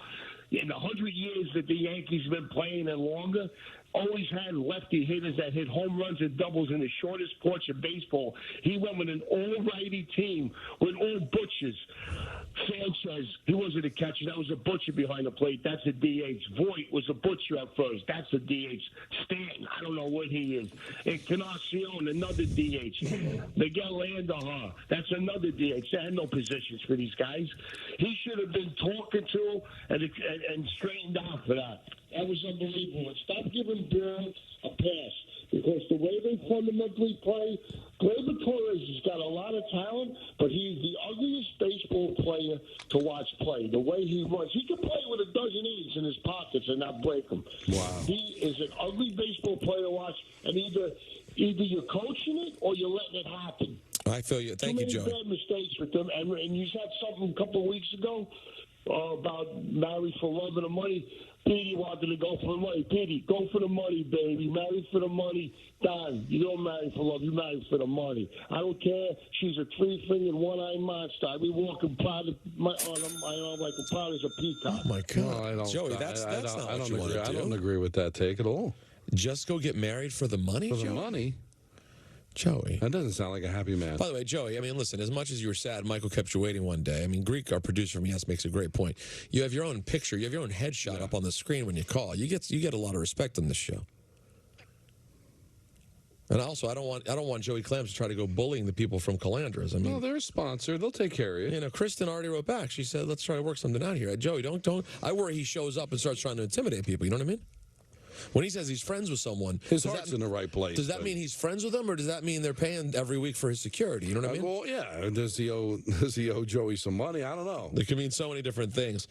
Let's go to Anthony in the car. What's up, Anthony? There you go. What's up, Anthony? Yeah, Joey Clams. Thanks for the phone call. Goodbye. How you guys doing? How you doing? Good. Pete, looking forward to seeing you guys on Friday. Peter, check your DMs. My friend wants to host us at his private club. Okay. The reason why I'm calling is, Don, I'm really concerned about your rants. And I think that the kickboxing is taking the anger out of the rants. And I think for the sake of the show, you got to stop. I drove my head into the computer screen. Yeah, you didn't think today was a full... Today was the most angry I've been, and I can't remember how long. This is a bad take. I just watch your... No. I watch your rants on YouTube. It's like a compilation of your rants. This was yelling, but just not. Listen to this. Hold on. Listen to this. Or the Pythagorean theorem level. That one was tremendous. But listen, Anthony, trust me. I was sitting here right next to him. All right, I can gauge better than anybody. Listen to this. Your face against the freaking television screen, and you can't remember who didn't bun. No, that's a bad read by Anthony. He read it wrong. Yeah, you read that wrong, buddy. He thought the green was breaking left and it was breaking right. I actually watched the control leave, Don. Listen, I saw it. You know what's an indicator? Because what happens is I want to tear the computer screen like a phone book. Right. You can't do it, though. Can't do it, and then I think better of it and just try to use it as a prop. That's a bad read by Anthony. Yeah, I'm not impressed with that read whatsoever. Also, I'm seeing that the Yes folks, we posted up on Twitter, but for those of you who aren't on Twitter anymore and enjoy... It happens. Yeah, want actually a place of... What's the new one? Social media that doesn't make you miserable. It's up on the TikTok, the Yes Network on TikTok, at Yes Network. Right. While you're there, follow me on TikTok as well, Rosenberg Radio. But yeah, there you go, Don. I'm seeing your face right here on the Yes TikTok, screaming up a storm. And what does that face tell you? What's the word that jumps to mind when you see my face? What am I? Help. Well, that's the wide-angle lens of it all. But no, anger. I was an angry puppy. Yeah, you didn't... I don't see what he... No, he was trying to tie something into the kickboxing. I did the kickboxing today. Go scratch yourself. Oh, so how about this? You ready? I was going to save this for off the air, but since we're on the kickboxing got a team that stinks. Yeah. I don't know where he got it. I think he misrepresented it, but I love the fact that he listens. Okay. Kimball was my instructor today. Yeah. So one of the things that we do in the active rest, so we're down on our knees and we're punching the ground. Okay. And what he likes to do is like, that's it, punch him out or punch her out, depending, who he's talking to. And he's like, that's it, Don. Pretend it's Ira, Don. No. That's right. Oh, my God. Inside joke. Listen to 98.7 ESPN New York, the Michael K. Show. He's plugging your show mid-class? Yes. What no, I never am I doing? I never wanted to do that to Ira, but I do appreciate that Ira got thrown out. Now, if he wanted to go really inside, he'd say picture it's someone from the company. Like Lonnie. Say it's Lonnie from the company, Don. Then Aaron, we know because Aaron had me ballistic on Friday. Yeah, or I wanted to punch the wall. It could be Aaron from the company. Because the thing that the serious tone, is it the serious tone? Because that's what bothers me. Well, the serious I just want to talk to you guys about something. Because Aaron's one of the members of the company, and when I was trying to put out fires, I started blocking everybody because nobody would listen. We had a nice heart-to-heart. Okay. And everything was good. And I didn't block him because he seemed to understand what I was going through. Right. So he was free. And the next day, he instead of saying shout out to the company like they do, he waited till the end of the call to sneak it in. I know. So I've got no use for him.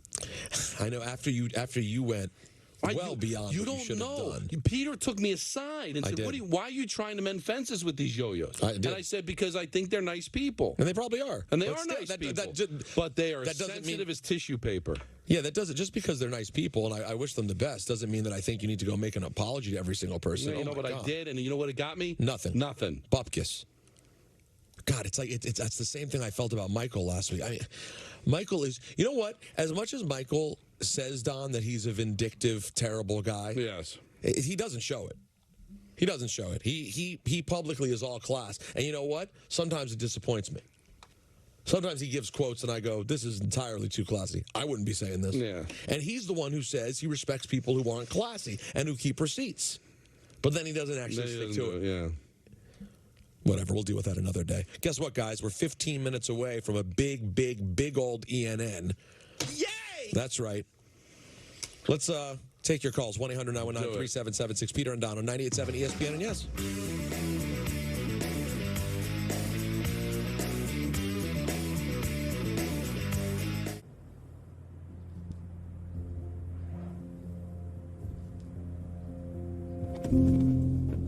Thanks to Talkspace, Philip sparked a new beginning.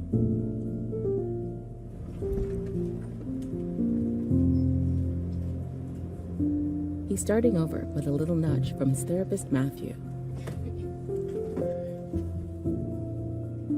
Talkspace. Get personally matched today with a therapist who can support you in starting a new chapter. Having those high interest credit cards, it felt unmanageable. My name is Belinda, and with Upstart, I was able to save money with a personal loan. From the moment that I checked my rate to getting that approval was just a few minutes. I felt relieved having the funds in my account so quickly. I was able to turn all of those, big payments into one small payment, and I was able to breathe. Easy online borrowing. Personal loans up to $50,000. Go to Upstart.com. Having a family is one of life's most precious gifts and biggest responsibility. At Colonial Penn, We understand how important it is to take care of the people you love at any age, on any budget. That's why we were among the first to guarantee life insurance for men and women over age 50. Acceptance is guaranteed for everyone between the ages of 50 and 85 without exception. Get the peace of mind that comes with knowing your loved ones will have help with the bills you leave behind. Visit colonialpenn.com to learn more.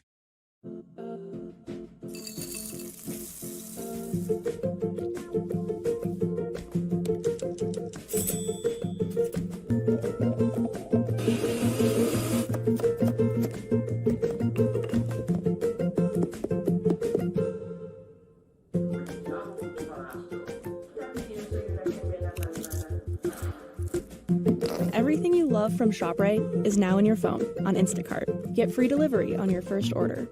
You definitely do not need to go to business school to become more successful.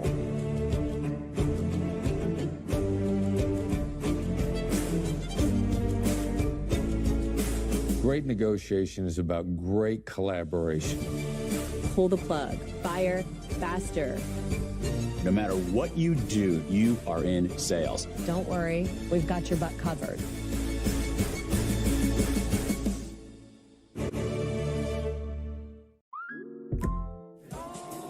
Look at you, hostess with the mostest. How does she do it? But no one knows that earlier today. It's not finished? Oh my. Oh, come on. But you kept your cool. I just planted those? Sort of. And ordered everything you needed from Lowe's on Instacart. Yeah, look at you. Visit instacart.com or download the app to get free delivery on your first 3 orders. Welcome to the Athletic Basketball Show. Folks, the league is in absolute chaos. Players going off pretty much every other playing picture that, when it clears, could leave a few future Hall of Famers. It might all come down to some rookie taking free throws. On pace to break the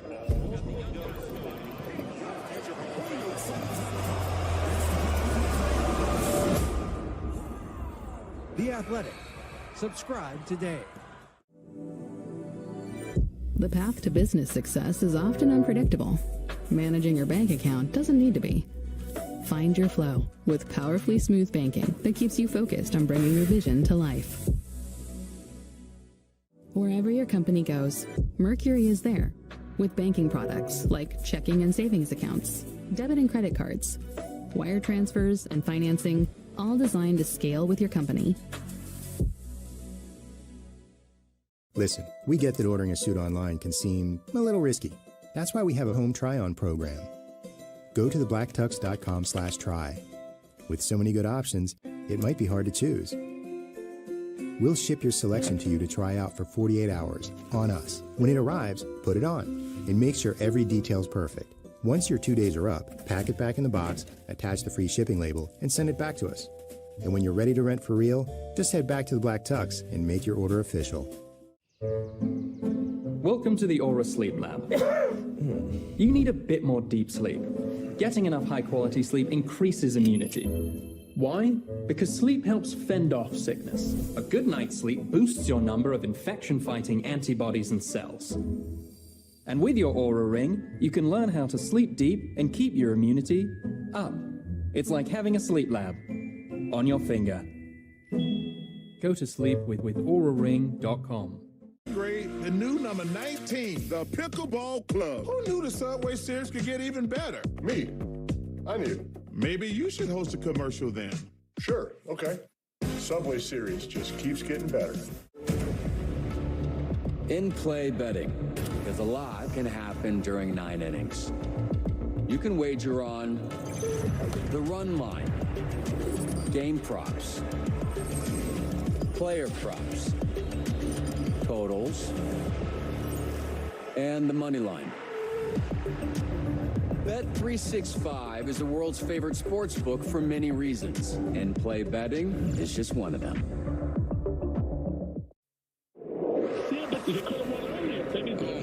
Goodbye. Thank you for the phone call. So now we're going to bring you. They could have won earlier. So I've got a team that stinks. I got a team that can't catch fly balls. I've got pitchers that can't fire strikes. I've got guys that can't run the bases. It's the Bad News Bears, Redux, with a major league team that's got the highest payroll in the history of sports, and I've got people, grown men, calling the show complaining that the Yankees aren't winning early enough in games. Screw. Go scratch yourself. I'm tired of it. Big babies. Big, whiny, little crying babies. Spoiled brats. You just took 2 out of 3 from Texas. You're keeping afloat without the best player in baseball. I got a bunch of guys, it's like they're humping a football instead of actually playing baseball. Oh, boy. How could that not win it? I enjoyed that. How could that not be the point God? Well done, Don. Thank you. I appreciate it. Some really important things were said there. I've got a team that stinks. 1-800-919-3776. Gordon in Rochelle Park. Hey, Gordon. Hey, good afternoon, guys. I haven't had a chance to speak to you guys. Tried a number of times. Couldn't get through. But, Don, you're almost like a neighbor of mine, being in Rochelle Park and you're being in Hawthorne. And I have to tell you, you're one of the best when it comes to hockey. There's nobody better than you. And your rant today was hilarious. Thank you. Falling over with laughter. I really think it was tremendous. I go way back with the Mets and the Jets, back to 62. So, and I played my share of football and baseball. And I have to say that Buck sounds like a guy, and he looks like a guy that's concerned about raising his blood pressure a little bit. Not to mention that for weeks and weeks now, he's had me pretty annoyed, pretty angry about the way he's run that bullpen, as bad as it is. But honest to God, either the Mets are in total shock, and they can't believe that their team is as bad as it is after winning 100 games last year. Something's gonna have to give. Well, the one thing I will defend Buck is that you can't manage a bad bullpen. Nothing can make a manager look better than having a great bullpen, because everybody brings in gets the job done. And Peter, nothing can make a manager look worse than when the bullpen stinks and everybody brings in can't get anybody out. So I don't think that's Buck's fault. But I would have found a way to get Robertson into that 8th inning. I really felt like they needed to win that game. Win a series, get some confidence, and you end up losing the series. And now we'll see what happens in this homestand where you're going to take on a pretty good Brewers team and a really good Giants team. Kevin seems to know a thing about toes. Kevin, what do you got? He's in the 5 towns over there. Hey, hi. Hey, Kev. Hi, guys. Hi, big fan of the show, but yeah, I just wanted to chime in about the toe. Peter, you said earlier that we kind of overlooked the toe injury, right? We always talk about knees, elbows, and that stuff. And in 2017, December 2017, I injured my toe.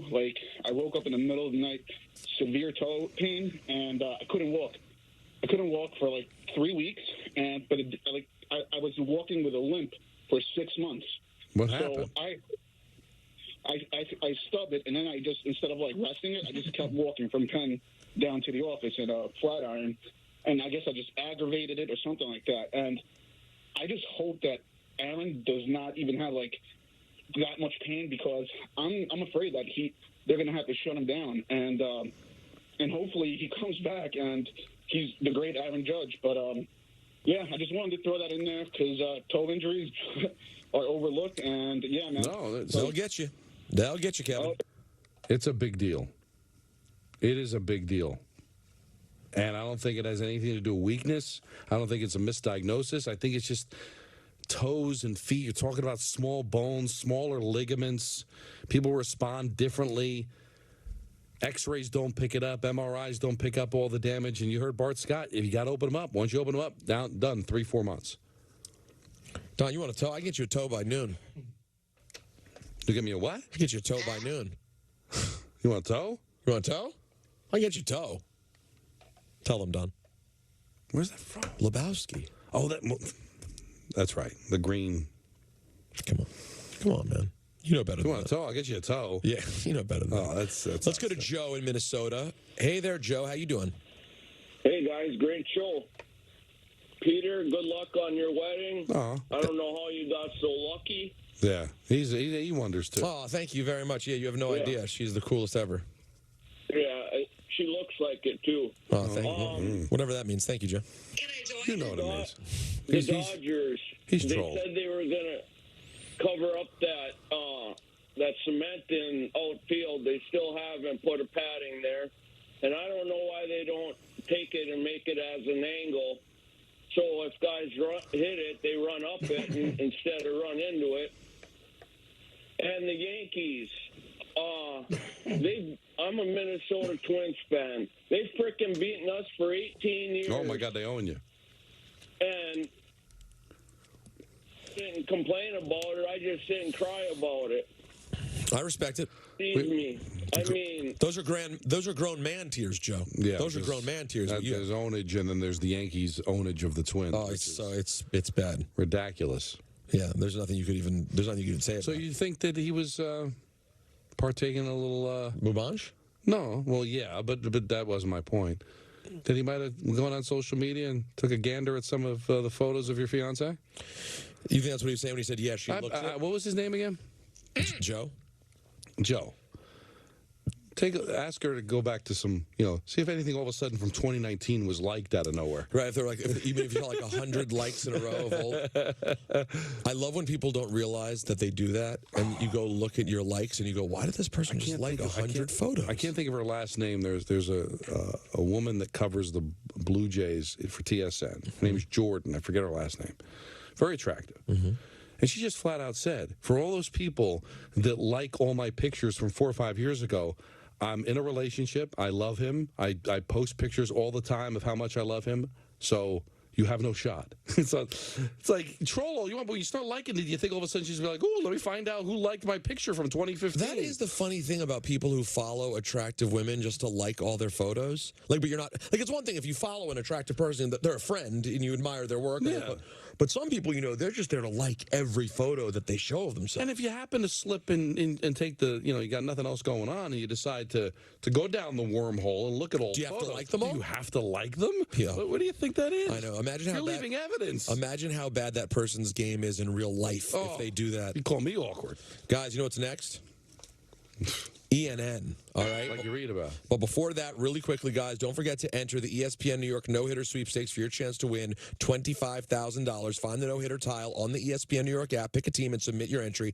Today's qualifier is Gregory Lineri from Long Beach, New York, who has chosen the National League team, I think I know who that is, to throw a no-hitter today. It's all presented by MoheganSunCasino.com. For full contest rules, go to ESPNNewYork.com. ENN next, right here on Yes 98.7 ESPN.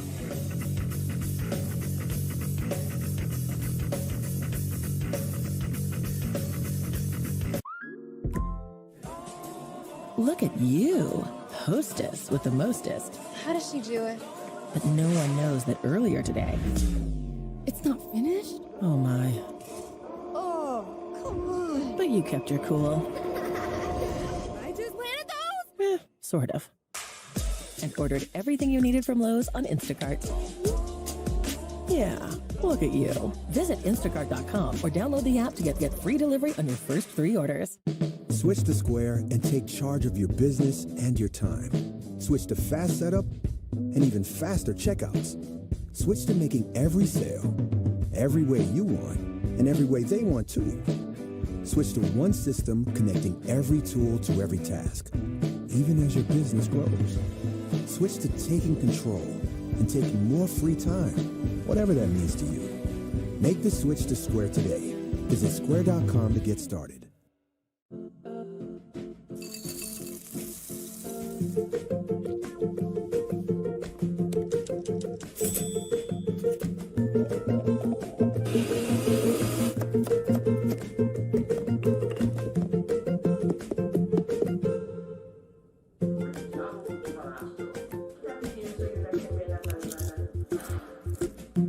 Everything you love from ShopRite is now in your phone on Instacart. Get free delivery on your first order.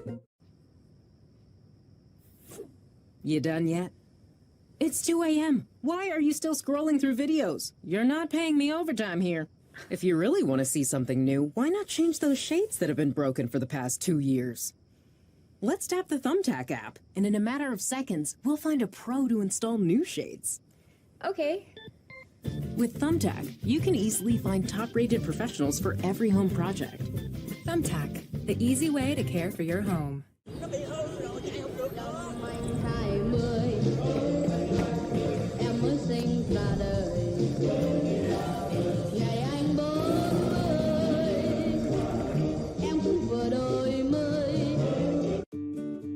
We just signed the lease on our third shop.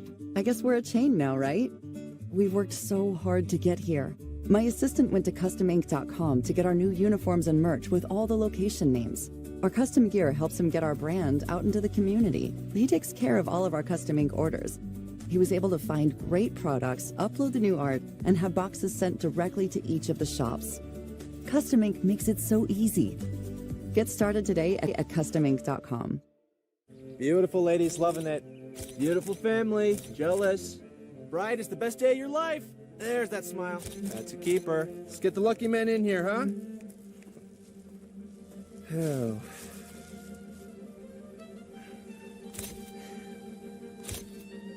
All right, we got it. Groomsmen. Okay. Some days are just too important for a trashy suit. Rent from thebblacktux.com.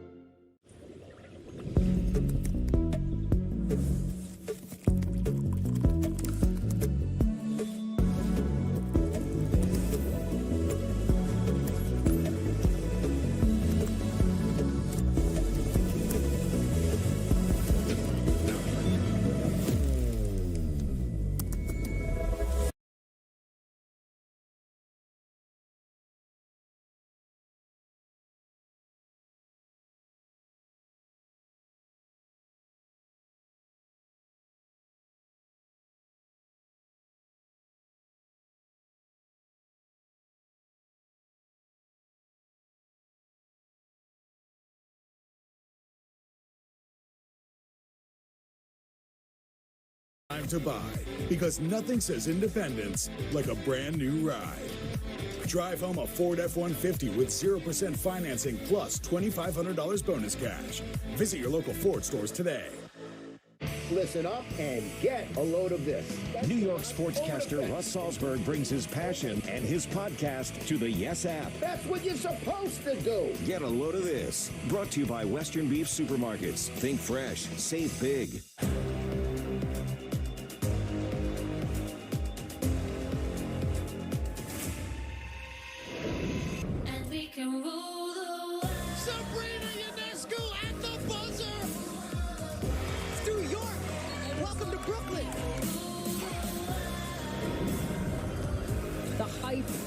Around this team cannot be overstated.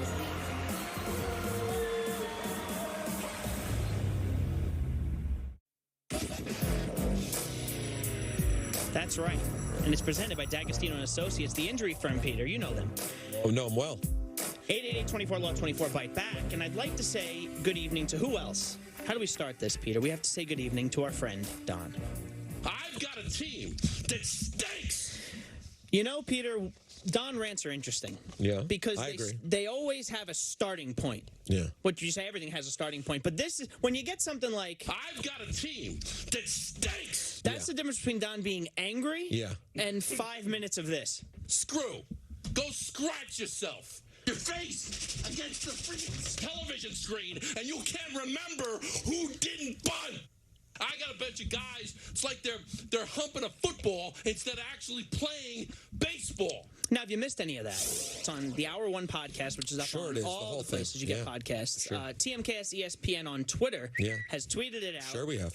Yes Network's TikTok has tweeted it out. Sure. And Don, in an hour, you have 44,000 views. Really? That's nice. Yeah. The people love when you lose your mind. And everybody is amazed that you didn't curse at any point throughout the whole thing. But we know better because Don's a professional.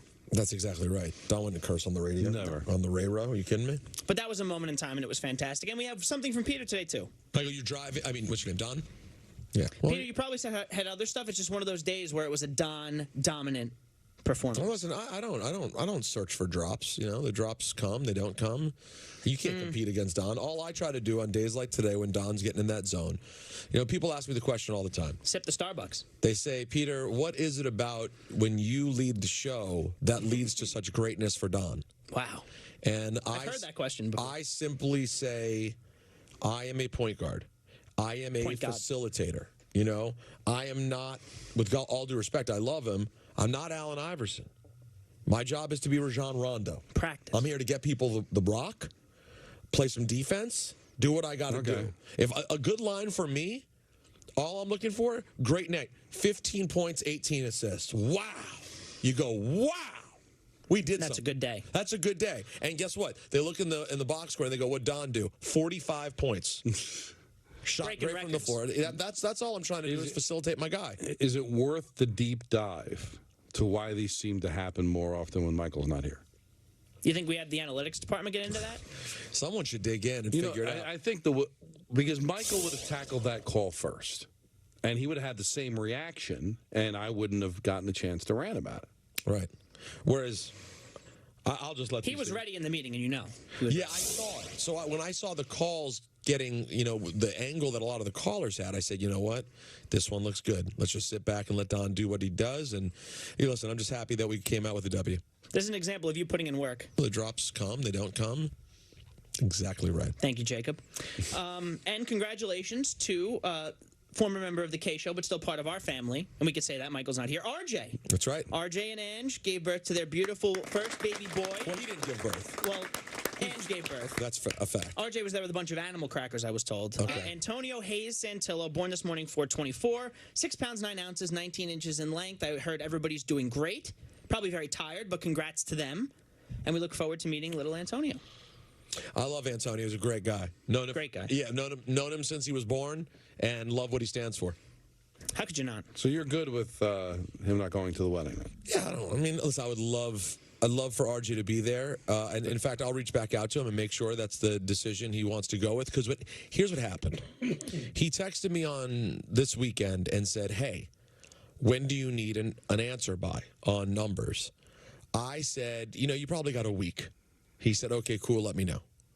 I talked to Natalie, and she was like, hey, we meet with the venue on Monday. We should actually know by, Monday.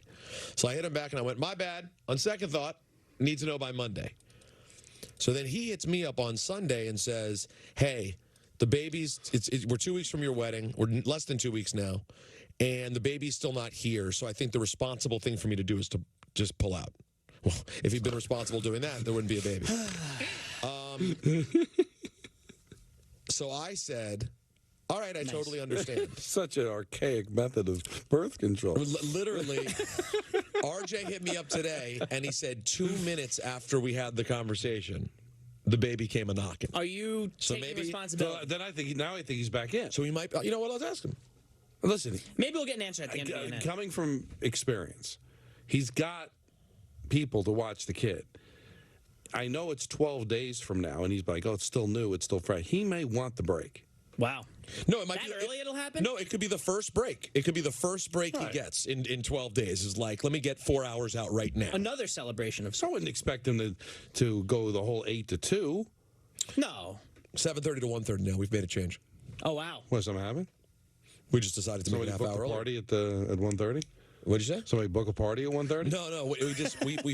We figured it made more sense and we could do it. So why not just pull it a little earlier? 7:30. That's a sunset situation, isn't it? Well, yeah, but that was always a sunset situation. It was just a matter of basically the wedding people were like, hey, if you guys say the start time for this wedding is 8, people won't all be there for your ceremony until 8:30. So why don't you make the start time 7:30? So the ceremony's clearly underway by 8 o'clock. You know what I mean? Yeah, it makes sense. While people are filing it. So I know what you're doing, and I think RJ will be there. Wow. Andrew, we'll see. I'm going to write him right now. Well, guys, a couple weeks ago, we heard Robert Saleh was asked about Hard Knocks, right? Let's hear what he had to say. I haven't gotten word or anything like that. I know there's several teams that would love for Hard Knocks to be in their building. We're just not one of them. So. Not a single one. No one wants it. It's really a problem, and what they're going to have to do is force a team to do it. I'm so glad that you said it that way, Don, because according to Pro Football Talk today, a league source says the Jets are bracing for the preseason Hard Knocks assignment. Bracing for implying you're going to have to do this. Yeah, they're going to have to force it. Despite making it known both publicly and privately, they have a lack of interest. Now, of course, we want the Jets to be happy. They're on our air, but how amazing would a Hard Knocks be with this Jets offseason? I'm good. You don't want to see Don it? doesn't watch it. Don't watch it. Well, he doesn't watch it. But so, Peter, for us, the people that will watch I think it would be terrific. I mean, we live it every day. We don't need it. Yeah, I mean, listen, it is cool. It gives but you a other little. people don't live it every day. Right, and no, you know what, Don? It gives us the opportunity to end up on an episode too. Well, listen, Oh, yeah. Because they'll be filming when we're out there. But all Aaron Rodgers just says, I don't want to be on it. Then there's no interest, really. You mean if you were to say, sorry, I won't be a part of it? I'm not going to be doing Maybe it. we'll get a darkness retreat like looking. But you know what I'm gauging from A-Raj based on how much he's doing this offseason? I don't think he'd say no. Is it really necessary? I think he'd want to be even there. if you love it. Football prints money. They don't need the attention. If nobody wants to do it, don't do it. Why are you going to force somebody to do something they don't want to do? Now, the teams that are exempt or teams with a new coach or teams that made the playoffs the year before. That's why the Giants aren't being considered this year, although they've never done it and have zero interest to do it. They'll be next, by the way. Next time they. But if they miss the playoffs, they'll have a chance. Commies have never done it. They're up for it, by the way. I really, if I'm Washington, you want to be inside the sale. I do think it'll be interesting, and I do think that like you're a team that's trying to rebrand and create a new image for yourself. I think it's like, hey, we really like this group we have, and Ron Rivera's a pretty likable guy for a show like that. Yeah. Let's do it. I mean, I would do it. I think it's a safe time to do it. No one has any expectations of this team. The Jets, who believe they're going to compete for a Super Bowl, I can see why they'd be a little bit more apprehensive. But can I be honest? I'm so sick of these football teams take themselves so entirely too seriously. God, no one can figure anything out from Hard Knocks. Stop yourself.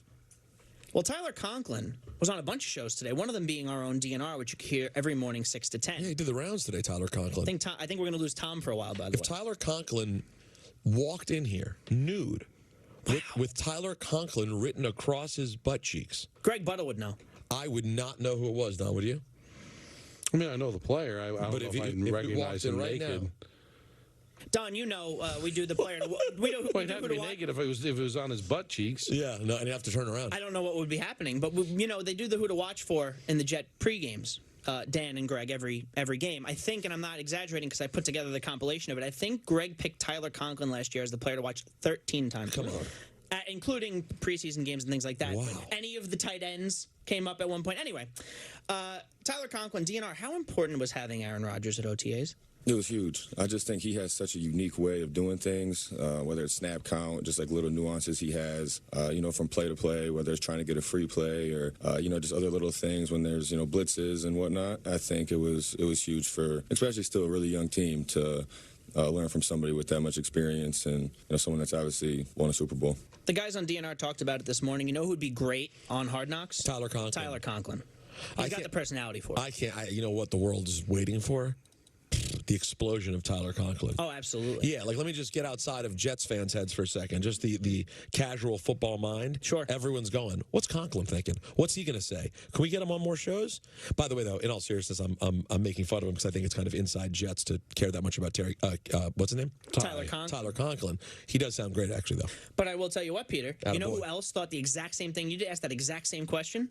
Good Morning Football this morning. Is there room, Tyler Conklin, in the Jet universe for Dalvin Cook? He did both. There's plenty of room. We got room for whoever wants to come help us win the Super Bowl. But yeah, me and Delvin were like basically locker mates. So my first couple of years, and he was an awesome guy. I reached out to him, so I was just curious, like, are the rumors true? Is this actually possible? And that would be a special backfield with Brees and Delvin and the rookie and whatnot. So Mike Carter. I don't know. There's a lot of running backs, but I think that would be special, especially in this outside zone scheme.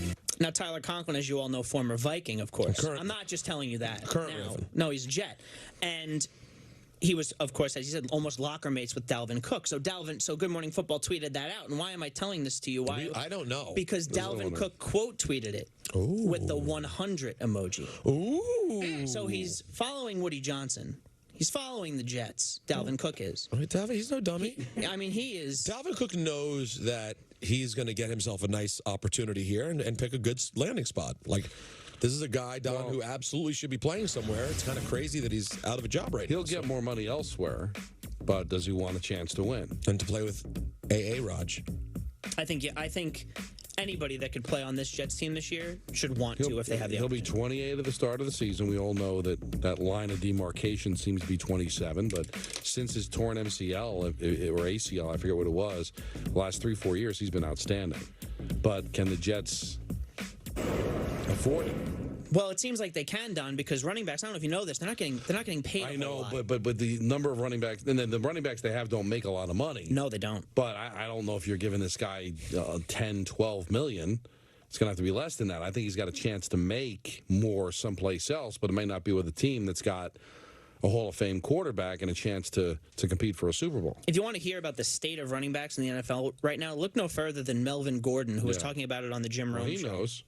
It's just so tough for running backs right now, man. You have a lot of running backs that's out there, and we just don't get no love. It's literally the worst position to play in the NFL right now. It literally sucks. Can you point to when that happened and what happened? Why is that? After Todd got paid, Sean McVay came out and said, I'll never pay a running back again, and I'll just, use them and then, rotate them out. I think after that statement was made, and then I think they won the Super Bowl, everybody just followed suit, I think. We're seeing it with Saquon Barkley. Everyone knows Ezekiel Elliott doesn't have a team yet, right? He's free agent. Yeah, still isn't that crazy? I mean, there's names out there that could help teams win games, playoff games. He mentioned Todd Gurley, of course, high draft pick, got the big money, and when you get one of the smartest coaches in the league who says it was dumb that we did that, that he's right. That's when it started. Like, why do we have to? I hate all this money. I hate the disrespect to the position. I love the position. We grew up. I mean, listen, I'm not saying they're wrong from a business standpoint. I just grew up with the running back position was everything. I grew up in the Barry Sanders, Emmitt Smith era, and now it just is not the same. But maybe it's just Todd Gurley. Todd Gurley went to the Pro Bowl 3 of his first 4 years, and he was out of the league at 26. And you're a bad ACL injury essentially away from the primes of your career going away, especially if your shelf, what is it? Don, you just said it. Oh, he's going to be like 28. His shelf is up to 30, if that, for any running back? I think once you're beyond 27 years old, they kind of lose an appetite. But he's been good. And Adrian Peterson bucked that trend. Marcus Allen bucked that trend. But the norm tells you that, Todd Gurley, where was he drafted? Was he top 10? He was 10th. The 10th overall pick. He had 1,000-yard seasons in 3 of his first 4 years. Led the league in touchdowns in 17 and 18. Had 12 touchdowns in 19. Then 678 in yards, 9 touchdowns, and then he was out of the league. I got news here for you. Breaking news? It's not sports breaking news, but it's big news for our listeners. It's important. If you're listening right now, it's big news. The Federal Highway Administration has approved the Manhattan Congestion Pricing Plan. Effective The Federal Highway Administration has approved New York's congestion pricing plan, clearing the way for the city to begin charging drivers to enter Manhattan's Central Business District. It is the final hurdle that will allow the MTA to begin its first-in-the-nation congestion pricing plan, charging motorists a fee anytime they go below 60th Street. It's not being received well by officials on the other side of the river. Phil Murphy hired 2 lawyers to explore legal options. Spokesperson for Murphy said the Federal Highway Administration's decision to greenlight the MTA's proposal tolling program marks yet another slight against hardworking New Jerseyans in favor of an agency concerned not with removing vehicles from our roads, but with lining its own coffers. What the F? You'll be seeing me take the train almost every day when that happens. The fee structure will be set by a mobility panel, which will include decisions about exemptions and whether the price will be determined by the time of day. So, selfishly, and I think, let's be honest, all of us feel selfish about this. Yeah. How will it affect us? Yeah. As someone who lives right here above 60th Street, I'm like, wait a second. Are you literally going to treat us the same if we're within 5 blocks of the line? I'd hope not. You would think, because you already pay the premium for living anywhere near 60th Street. Proof of residency will get you a little bit of a discount. Can that give you anything? And are they really going to start at $23? Here's the part that blows my mind. I can't imagine. We've been surviving without this forever. Right. I get it. Now you supposedly want less cars in the city. A good idea on paper, I think we could all agree with. Sure. The problem is none of us actually believe in the MTA because they raise the prices every single year on everything and nothing gets better. Let's be honest, our subway system is an absolute dump and embarrassment. If you've been to if you've been on the subway in Paris, if you've ever been on, oh my God, I won't even mention Japan, where you could eat food off the ground on the subway. Wow, that's something. They can't even put up plastic. You can do that here. They can't put up plastic in our subway system so crazy people don't shove people into the tracks. Now, they're going to collect potentially $20 a person who drives below 60th Street, and we're supposed to trust that that money's going to get spent the right way? How about we start with a $2 toll? A $3? You were making nothing yesterday. And here's where I'll call foul on it.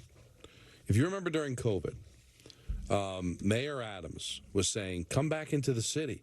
All these people working from home, you're killing the mom and pop stores, you're killing the coffee shops, you're killing the breakfast sandwich places, you're killing the trucks because you're not in the buying stuff, and they're going out of business.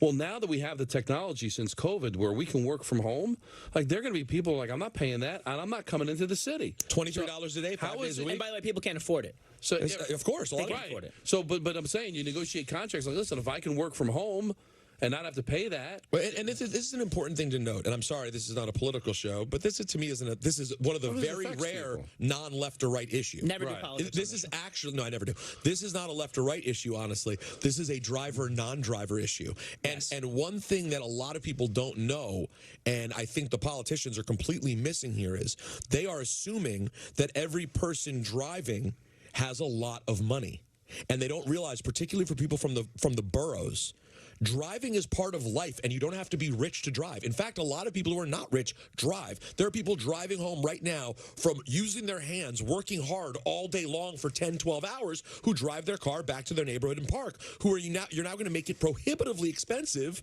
for them to get around and work in the city. I'm sorry. It's a really nice idea in theory to have less people in the city and have less congestion, but to me it's nonsense, and it's a get money scheme. I'm sorry. Maybe the MTA will actually pay their workers a living wage as well. If all this money's coming, well, I mean, you would think if they're getting billions and by the way, this all comes with the fact that they're going to start adding the full-on speed cams all over the LIE.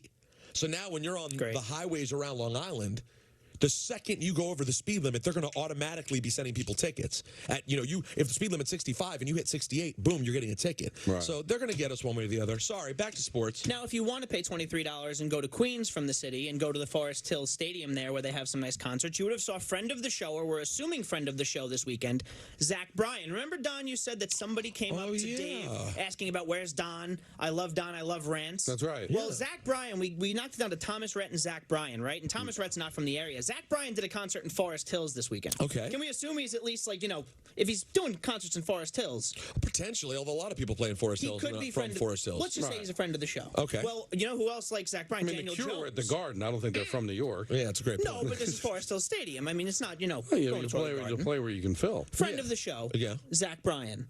Daniel Jones, also a fan of Zach Bryan, comes on the stage this weekend. Let's hear this. He went on stage? Oh, he went on stage. Big fan. Don, I don't know if you're going to be a fan of Zach Bryan anymore.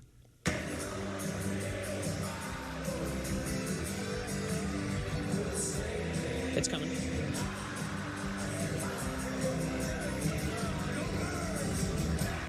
If you heard the subtle "Go Birds," Zach Bryan letting Daniel Jones know as he's singing along to one of his songs, he is an Eagles fan. That's disgusting, and it's sad, and it's embarrassing.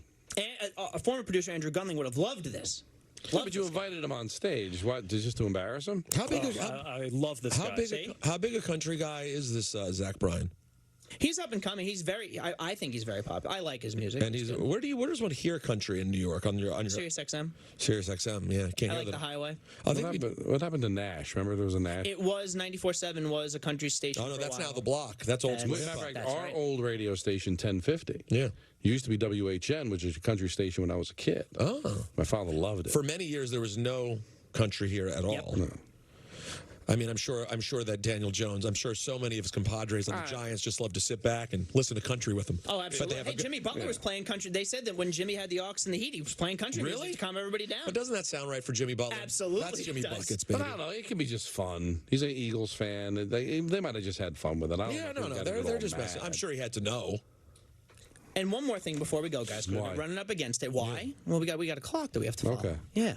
On Fox this weekend in London, Derek Jeter made his debut. Foggy London Town. Foggy London Town, yeah. David Ortiz and Derek Jeter were on the broadcast for the first time. That's big pop. And I believe it's Derek Jeter's birthday. So David Ortiz thought it would be a great idea to give Derek Jeter a gift. You know what?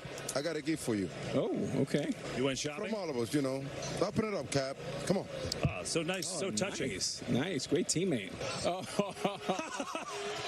Turn around, man. Turn around.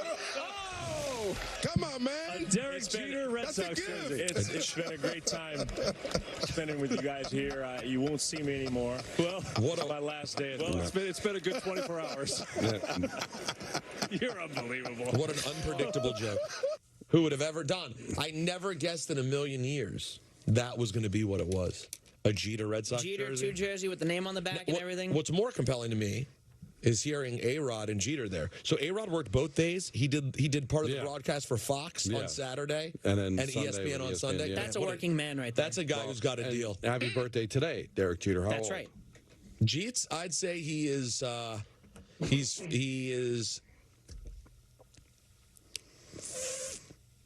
hold on, 49. Bang. Wow. And you know what? That'll do it for CNN, everybody. Presented by D'Agostino Associates, the injury firm. Almost 35 years of getting accident victims every dollar they deserve. Offices throughout New York and New Jersey. 888-24, Law 24, D'Agostino. Bite back. Great job, Anthony. And now we go to the phone lines. I have 4 open lines. Any topic for the day you want to get in on. The lines are finally open for the first time all day. 1-800-919-3776. Peter and Don the rest of the way on 98.7 ESPN. And yes.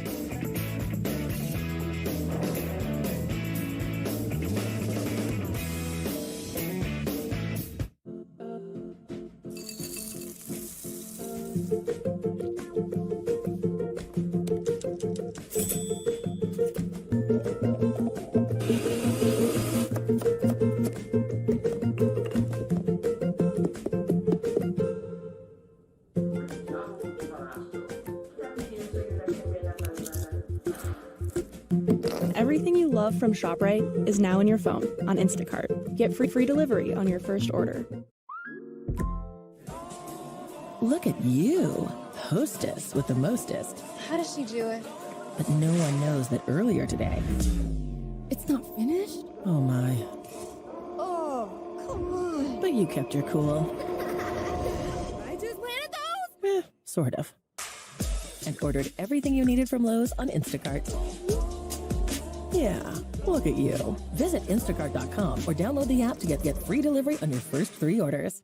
Switch to Square and take charge of your business and your time. Switch to fast setup and even faster checkouts. Switch to making every sale, every way you want, and every way they want too. Switch to one system connecting every tool to every task, even as your business grows. Switch to taking control and taking more free time, whatever that means to you. Make the switch to Square today. Visit square.com to get started. Dustin Rose is a major champion. Flawless form, elite balance, championship consistency. See his pants? That's fit for a pro.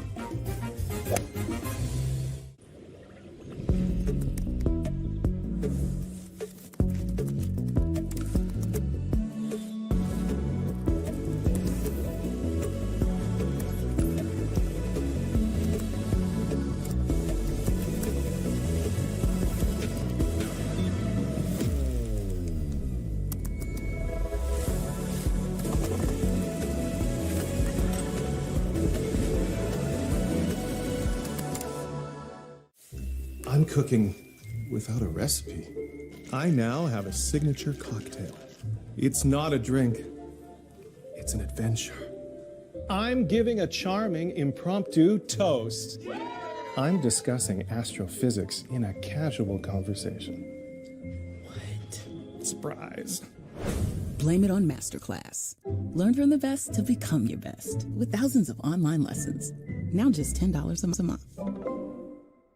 Having those high interest credit cards, it felt unmanageable. My name is Belinda, and with Upstart, I was able to save money with a personal loan. From the moment that I checked my rate to getting that approval was just a few minutes. I felt relieved having the funds in my account so quickly. I was able to turn all of those, big payments into one small payment, and I was able to breathe. Easy online borrowing. Personal loans up to $50,000. Go to upstart.com.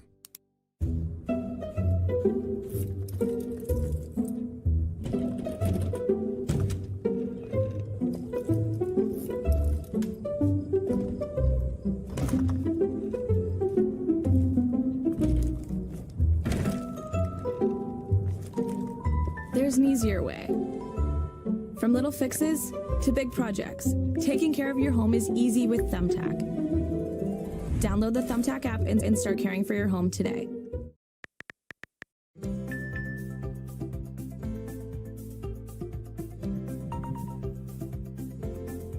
Word is spreading fast about Colonial Penn's guaranteed life insurance.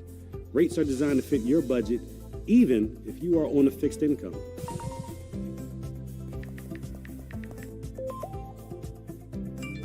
To learn more about the life insurance plan everyone's talking about, log on to colonialpenn.com. That's colonialpenn.com. On June 6th, Rachel walked toward new opportunities to start her next chapter with a little help from her Talkspace therapist, Alex. Talkspace. Get personally matched today with a therapist who can give you a little help too. The fully electric Audi Q4 e-tron. Get exceptional offers at your local Audi dealer.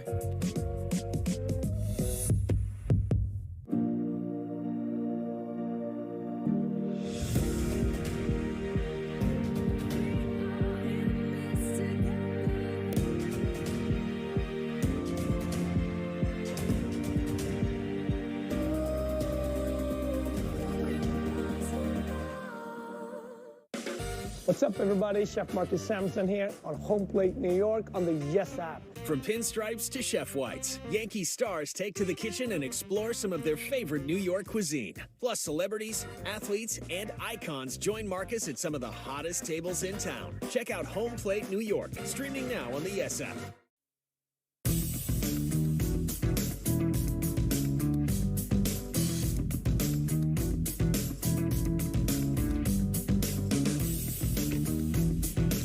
All right, 1-800-919-3776. Phone lines all full yet again.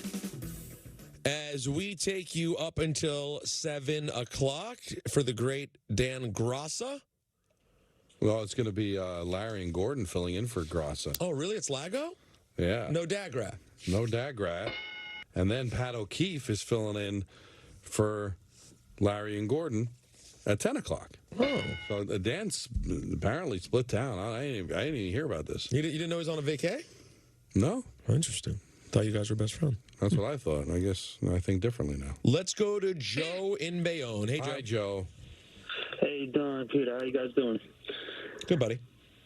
Hey, I was just calling about with Aaron Judge because I know you just talking about his injury history, but pretty much he's been injured for half his full league career. I was wondering when, do the Yankees actually wind up putting him in first base similar to when the Twins signed Joe Mauer to that massive contract and eventually had to move to first base? And would they, do it for next year and try to trade Rizzo or keep Rizzo to help convert as our first baseman, especially since we can't really put him as DH full time because of Stan's contract? He's 31 now, so I think you can get away with him playing the outfield for a couple of more years until Rizzo is done. He will eventually have to either become a full-time DH when Stanton's gone. That's still a few years down the road. But I don't hate the idea of trying to convert him into a first baseman. I know he's an A-plus defender, Peter, but you just can't afford to get him hurt. I'm sorry. As great a defender as he is, I can't afford him to dive or hit the wall, or I've got to be able to find some sort of a soft landing to make sure he can play as he starts to get older. Next year, if he's out all year, next year he's going to come off another injury, and he's going to be 32 years old. I think a couple of more years, and then by the time he's 34, 35, he's my DH or first baseman. I agree. I'm kind of sick of the conversation about how great he is. I mean, with all due respect, Don, I know it's not Little League, but it's right field. It is more important what he does for this team offensively. Don, how many times a game does he absolutely impact the game from the outfield versus what he does at the plate? No, he does, but it's not enough, though. Again, he could save. Let's just exaggerate and say he saves 12 games a year with his defense. But if he gets hurt and he's going to miss 50, 60 games, that doesn't equate. And by the way, I would argue strongly that he does not save 12 games a year playing defense. Now, Rizzo's got a team option for 2025. He's going to make $20 million in 2024. So if he leaves after the 2024 season, then if you wanted to have Judge at least play occasionally at first base, might not be bad next spring training to give him a look there just to see. Let's go to Fran in Massapequa. What's up, Fran? Hi, Fran. What's up, fellas? Love when you guys, I always tell you, when you guys are without Mike. And I enjoy all three, don't get me wrong, equally. But there's just, you guys have a little click. I'm sure people tell you that. Oh, thank you. Yes, but Don, and I like you too, Don, because you're tough. I like that you just, you're straight up. But you're wrong. I think on this one I got to go with Peter. I don't think the 12. But I know your point is well taken, that he does save games with his defense. But I think Peter's right. The offense outweighs it tremendously. But I want to get to my sickness. I hope you guys can help me because I'm a sick fan. My teams are terrible. I've got thousands of years of losing. Got some winning sprinkled in there, but that that helps a little bit. But I'm a Bears fan for the last 30-something years, and Rodgers is just, he's public enemy number one. Can't stand him personally. Real life, it's not. I don't know him. I don't say anything bad. Right. You're talking sports. Football. I can't stand the guy as a football player, and I can't believe the NFL gods, I think they have lined it up where he's out of Green Bay. He definitely lost a step, and he's going to go to the New York Jets now, Jersey Jets, and he's going to stink it up, and I'm going to get to watch it firsthand on TV. So why do you hate him so much if it's not personal? No, it's football personal. I don't know him as a as a person. God bless him. He owns the Bears. I'm talking about as a football player. I don't take it off the field. You know what I mean? Oh, got it. So it's just a Bears fan who hates Aaron Rodgers. Which that makes sense. I get it. No. I mean, I can't even stomach seeing him. Never mind. It's bad. And he's a winner. He's won. We've lost. So he's a winner. No, listen. He's your guy's daddy. We know that. It's a fact. I'm sorry. It's unfortunate. I know. Why, Peter? Come on. I'm sorry. You so much. Sorry. But that's what I had to put up with, stuff like that. So to sit firsthand and watch him in New York, the papers and everything explode and just dissolve at the end of his career when this Jet thing just blows up. Wow. It's wonderful. And I just wanted to mention something quick, too, that since I've been calling and listening to you guys and Dave and Rick in the morning for, say, the last year or two, whatever, let's say, I got banned from a certain radio station. They don't let me call. They hang up on me. And I want to just let you know that, I called another station for about 30 years, and I gave up a lot to come over here.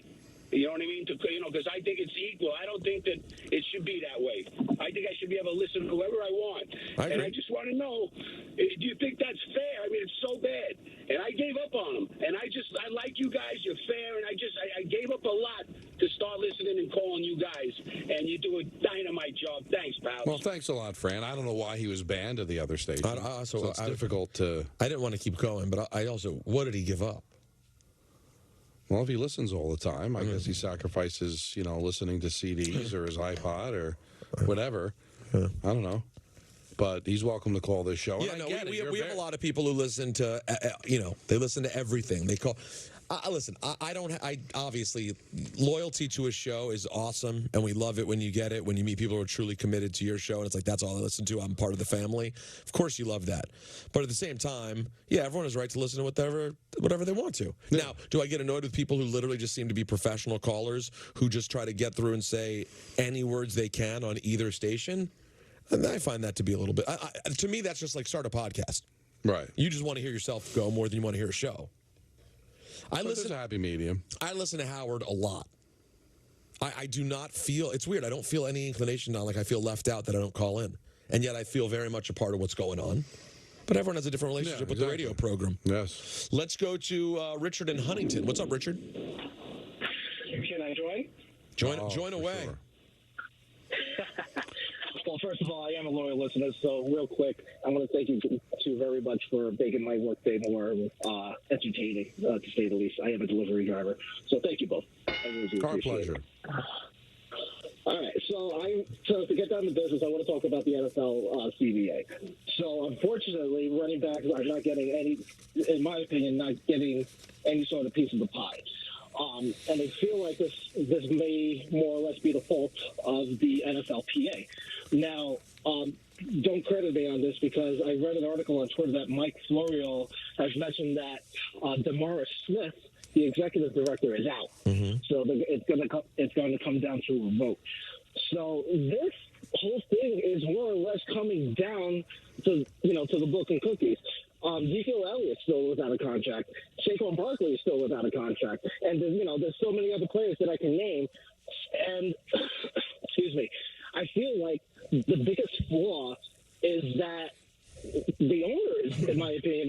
pretty much walking away to rushing all the way to the bank was how this was set up now for the next 8 years. Well, wait a minute. This was. Oh, wait a minute. Yeah. Hold on. The Players Association and the owners negotiated a franchise tag. So nobody's doing anything wrong. In Saquon's situation, he was offered a franchise tag. So he's going to make a guaranteed $10.2 million, I believe it is, for next year. He wants more. All right, so if you are upset with the franchise tag, next CBA, try to get it removed. So nobody's violating anything. Nobody is colluding.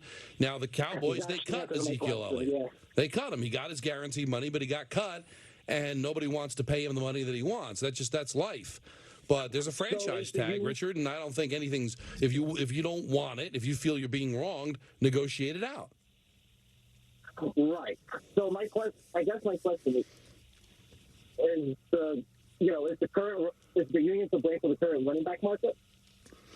Well, they negotiated a franchise tag, and it's being used against them. Now, is it anybody's fault that the running back has become less useful, where they feel like with a third-round pick, I can find a running back in a pass-centric league that I can get them cheaper? I mean, that's not anybody's fault, Peter. That's just what the market bears. And you look at Gurley. Gurley was the 10th pick overall. He lasted 5 years in the league and only 4 years with the Rams. Right. You know, Elliott's career got cut short. You know, we'll see what happens with Saquon. McCaffrey got $16 million. Carolina ended up trading him because he ended up getting hurt. You know, so the history tells us that Terrell Davis was out of the league, I think, by 27, 28 years old. Oh, yeah, he was sort of the standard for that. So I just think it is what it is. But if you want to negotiate out the franchise tag, you say that Saquon doesn't have a contract. Technically, you're right, but the Giants exercised their right to give him a franchise tag. And they've got the right to do it again next year. Is that the Giants' fault? Or is that just something that was negotiated? So whoever is going to replace DeMaurice Smith, make it your mission statement in the next CBA to negotiate that out. Let's go to Kat in Montclair. What's up, Kat? Hi, Kat. Hi, yes. Hi, yeah, this is Kat. Hi, Kat. Hi, sounds spunky. Yeah, no. I was just calling because earlier Don had said that he didn't see the point of the Dodgers, like of the Yankees suing the Dodgers for money. But I definitely think they should, because maybe they can get some hitters that can use that money to get hitters that bat over 220. Yeah, but how much money do you think you'd get from the Dodgers? Yankees don't need money. Yankees aren't short money. It's never really been done before. Well, so they should really just. I mean, the Yankees really, at this point, the pitching's doing really well, but their hitting is awful. It's so. Yeah, they do not have an intimidating lineup. Kat, I think the best thing for a lawsuit would be for Judge to sue the Dodgers. But he's not losing any money. I understand what you're saying, Kat. The Dodgers should be held responsible, but Judge is still being paid. I don't know how much monetary you would win off of it, and it's not like people didn't know it was there. They weren't hiding it; it was there. So it doesn't bring Judge back. If they got $1 million, is that going to help the Yankees get an extra player? Yankees aren't short on money, Peter. Yeah, I mean, yeah, and the amount it would be, I just can't see that being. I got to look up and see in the lawsuit what happened with Dustin Fowler. And by the way, I'm going to call it right now, Don, early. I think Kat's initial high is going to be a tremendous drop with some potential. Yes, I agree. We'll play that for you on the other side. Plus, Don, earlier you talked about that Jack Buck call. Yes. Of the Dodgers. Yes. Saying the Tigers. We'll review that when we get back as well. I'd like to see that. Hi. Ooh, yeah, that's got legs. 1-800-919-3776. Peter and Don on the K Show. And got to tell you guys, to hit a home.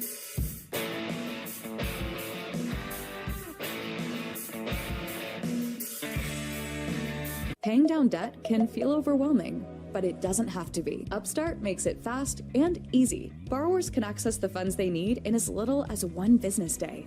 Checking your rate is fast, easy, with no cost to you or your credit score. Loans start at $1,000 and go up to $50,000. Join the club of over 1.8 million customers who have turned to Upstart for a personal loan. Your financial freedom begins at Upstart.com. When you feel depressed, anxious, or just stuck, a licensed Talkspace therapist is ready to help. They're experts at providing therapy through video, audio, or text, and it's covered by most insurance. Try the strategies we've talked through and let me know how they work for you. Talkspace offers specialized care for more than 150 mental health conditions. Go to Talkspace.com today and be ready for whatever life serves up next. Bonobos presents A Course in Style with Justin Rose. Justin Rose, champion golfer with a champion swing. How does he do it? Well, let's take a closer look. Is it his flawless form, elite balance, consistent accuracy? Yes, and also those pants. Give me a little more of those pants, will you? Style, comfort, a great fit. These babies can do it all. Wherever your tour takes you.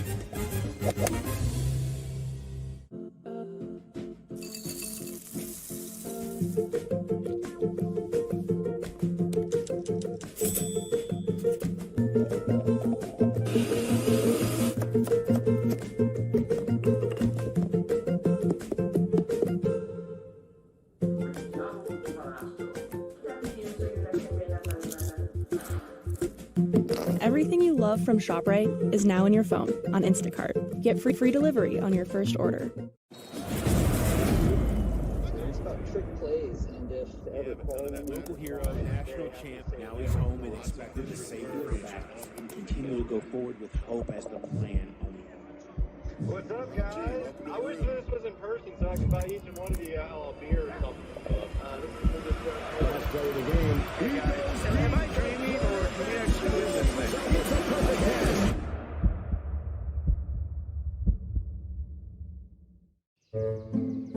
Welcome to the Aura Sleep Lab. You need a bit more deep sleep. Getting enough high-quality sleep increases immunity. Why? Because sleep helps fend off sickness. A good night's sleep boosts your number of infection-fighting antibodies and cells. And with your Aura Ring, you can learn how to sleep deep and keep your immunity up. It's like having a sleep lab on your finger. Go to sleep with auraring.com. Switch to Square and take charge of your business and your time. Switch to fast setup and even faster checkouts. Switch to making every sale, every way you want, and every way they want too. Switch to one system connecting every tool to every task, even as your business grows. Switch to taking control and taking more free time, whatever that means to you. Make the switch to Square today. Visit square.com to get started.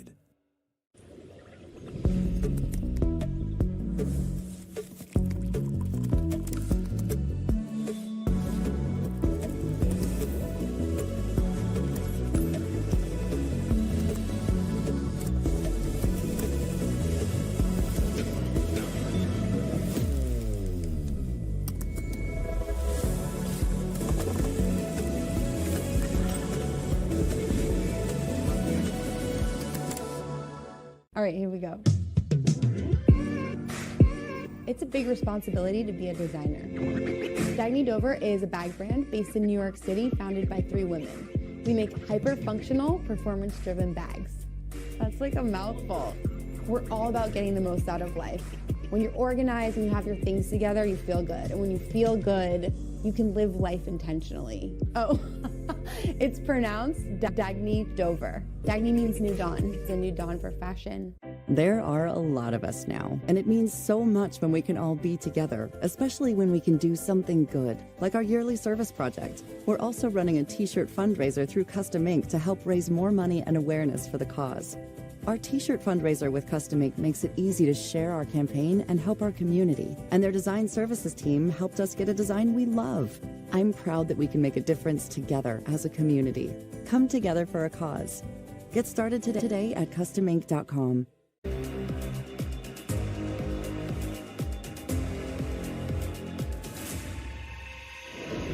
And we can rule the world. Sabrina Ionescu at the buzzer.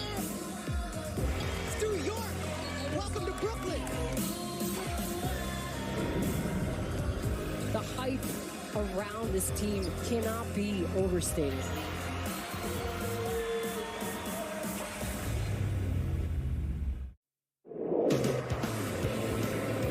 Yes, of course. All right. Shout out to Kat from Montclair. Hi. It's the double for me, Don. That's the. Hi. Yes. Hi. Yeah, she was spunky. You get her, you get Kat, and you put Kat with Griffin. What's our recent Griffin drop again that I love? We have a recent Griffin drop that's Mage. No, we're going to find it. Hi. Yes. Hi. It's like a dog whistle relationship. You know what? You know what? Honestly, to me, guys, I know that may sound crazy. I like you know what a lot. But I could see that doing something. You know what? Earlier today, we were talking about the Kirk Gibson home run. Not Kirk Gibson. Yeah, I had it right. Not Bob Gibson, Kirk Gibson. Kirk Gibson. Home run for the Dodgers, 1988, Game 1 of the World Series. And there's an urban legend that Joe Buck, who called it, Jack Buck, excuse me, for CBS, there you go, inadvertently said Tigers instead of Dodgers. Don't know if it's true or not. And we've had people on Twitter say, no way, it's definitely Dodgers.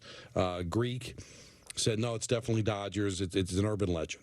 Well, we have what's supposed to be from the original broadcast, right, Anthony? That's what they say. Will you determine what Jack Buck says on the game-winning home run? You ready? I'm ready. Gibson swings and a fly ball to deep right field. This is going to be a home run. Unbelievable! A home run for Gibson. And the Dodgers have won the game 5-4. I don't believe what I just saw. I don't believe what I just saw. Well, I didn't hear it. Yeah, it sounds like Dodgers to me, Anthony. Hold on one more time. Gibson swings and a fly ball to deep right field. This is going to be a home run. Unbelievable! A home run for Gibson. And the Dodgers have won the game 5-4. It's on the line. It's on the line. He definitely didn't say Dodgers clean. No. If you're listening for it, it's there. You know what I'm saying? Well, is this like, is it the red, is it the blue dress, is it the white dress, whatever that one was that, what do you hear? But Yanni and Laurel. I think it's an urban legend, but he definitely didn't say Dodgers clean. Oh, look at this! Look at this headline in the New York Post. Oh, what is that about? Florida murderer with killer written on his teeth punches his lawyer as he's sentenced in the deaths of child and babysitter. It's very rare. I have to say, it's very rare that you see something, and thank you to the New York Post, who always is the first one to show it to us. It's very rare, Don, that you see something. Take a look at this. That looks like it's actually out of a horror movie. Like, when you read the headline, and then you see the picture, and you see what he's actually being sentenced for, the deaths of a child and a babysitter, killer written on his teeth, punched the lawyer as he's sentenced. Oh, my God. No offense to the lawyer. No, go ahead. No offense to the lawyer. But that's the least of his indiscretions. You mean for defending this guy? No, I'm saying that of all the things the guy's done, punching his lawyer is the least of it. Yeah, no, you can't. You can't focus on that too much. All right, let's go to Al in Brooklyn. What's up, Al? Hi, Al. It's Sal, boys. Good evening. Hey, Good Sal. afternoon. Hey, hey, D, you're a straight-up guy, man. A phony you're not. A fraud you're not. I take that. I like the fact that you stand up for yourself no matter which way people try to throw crap at you. No. Peter, one small issue I have with you, my brother. Go ahead. You said, and again, we need Aaron Judge in the lineup, but you said right field, Little League, nobody goes out there. Listen, right field, you keep guys from going first to third. You keep guys at bay at second base where it takes two hits to get them in and not that one. So, I mean, you just cast it aside like right field really don't matter. It matters. I get it. We need Judge in the lineup, and I'd rather have his back. But that's it. But you and I are basically on the same. We're basically on the same page, Al. I don't disagree with you. Of course, it is incredibly important, and yes, you're absolutely right. You hold people from going to third. There's a lot you can do. We've seen Judge do it. But relative to his impact, I don't know how the hell WAR is even done, but I guarantee you, when it comes to the replacement of Judge, the biggest piece is what he does at the plate.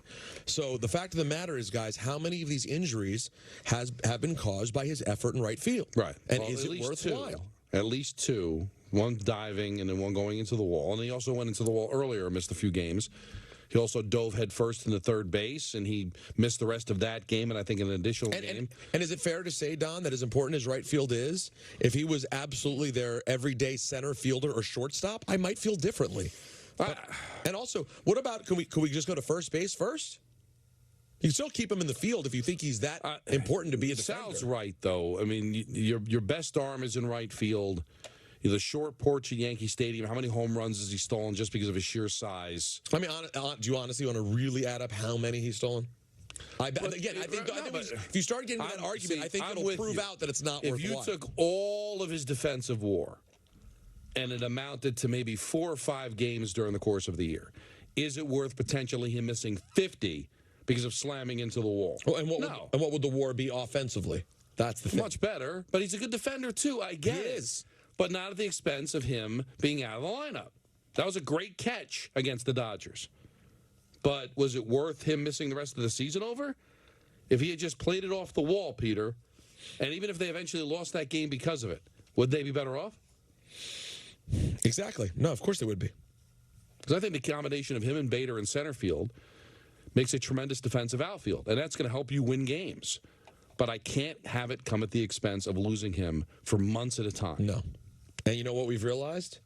We think we've already made a drop from Kat from Montclair before. No, you did. Remember that? Of course it does. Hi, yes. Hi. Sounds very similar to... Yes, no, really. Oh, okay. Is it the same woman? Hi, yes. Hi. Yeah, listen. Really. Shout out to Bleed Jets Green on Twitter. He pointed it out. Good job. That's the loyal listeners right there. You want to try to get them together? You know what? Now, here's the $64,000 question, because the range can be anywhere from 18 to 78. How old is Kat? I don't know. I'm going to say... I think she's older. You do? I think she's in her 50s. Really? What young woman's calling our show, honestly? Great point. Let's be honest. I would say she's in her 20s. You know what? You're out of your mind. Yes, no, really. Kat, please call back. Let us know. You know what? You don't have to give us your age. Just tell us if who's closer. I'm going to say she's 58. Peter says she's what? I'll go 26. 26. Who's closer in range? No, it's a no judgment zone. I'm just saying. Jacob's with me, says 20s. Anthony, your thought? Yeah, I was thinking 30. You know what? We're not getting any 26-year-old women calling our show. It's not happening. It's not in our demographic. Corin in Manasquan is younger. Yeah. Calls into the show. Or Corinne, depending how you look at it. Or Manasquan, depends. You know what? All right, guys, we'll be back. I love today. Honestly, no disrespect to Michael, one of the best shows has been done here in years. Am I right? I love it. We'll be back tomorrow at 3 o'clock, and don't forget, screw the Goose. That's a wrap on the show for today. Coming up next, Yankees Classics. For all of us here on the Michael Kay Show, this is Chris Sheeran saying have a great night. We'll see you again tomorrow at 3 o'clock.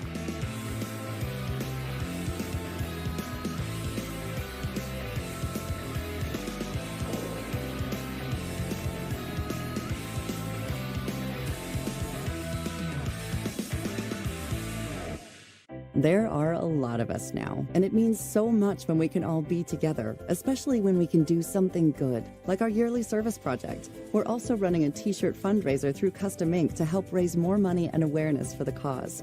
Our t-shirt fundraiser with Custom Ink makes it easy to share our campaign and help our community, and their design services team helped us get a design we love. I'm proud that we can make a difference together as a community. Come together for a cause. Get started today at customink.com. When you feel depressed, anxious, or just stuck, a licensed Talkspace therapist is ready to help.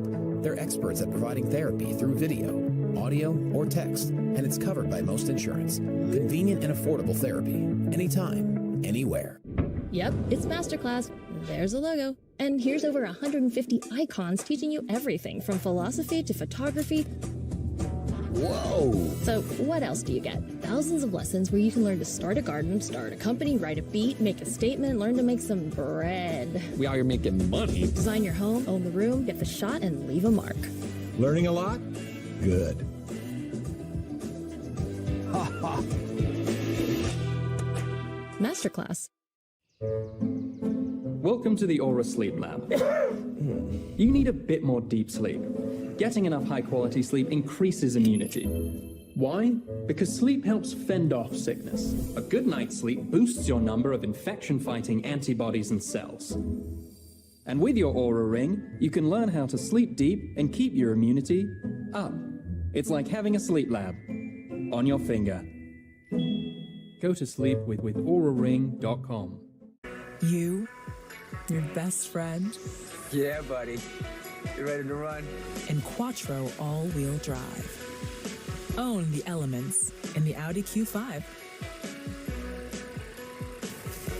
Let's go, buddy. Get exceptional offers at your local Audi dealer.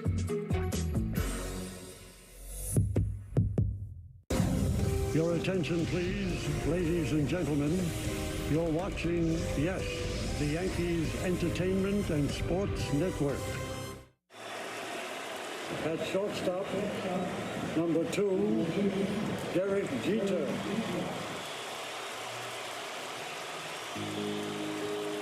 For 17 years, Derek Jeter has come to define the city he has made his home. He's been a larger-than-life presence in a larger-than-life town. We've watched him grow from rookie. I'm sure that'll be the first of a lot of hits for that brilliant young infielder, Derek Jeter.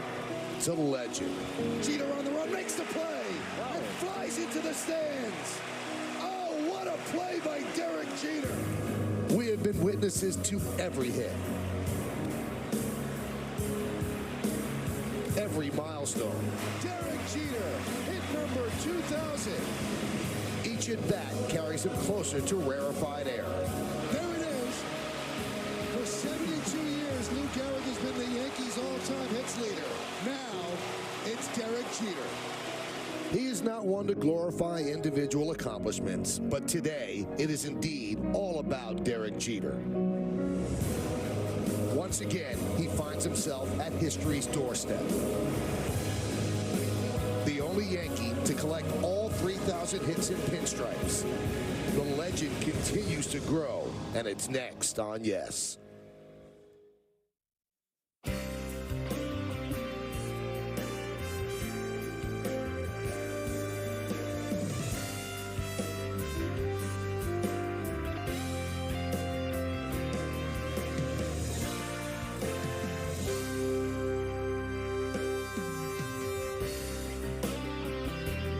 Welcome to Yankee Classics. I'm John Sterling. Going into the 2011 season, Derek Jeter was 74 hits away from 3,000. The Jeter watch was on for the first half of the year. As the magic number drew closer, an unfortunate calf injury slowed down the captain's march toward history. His return and the desire to get the hit in front of the home crowd just added to the drama.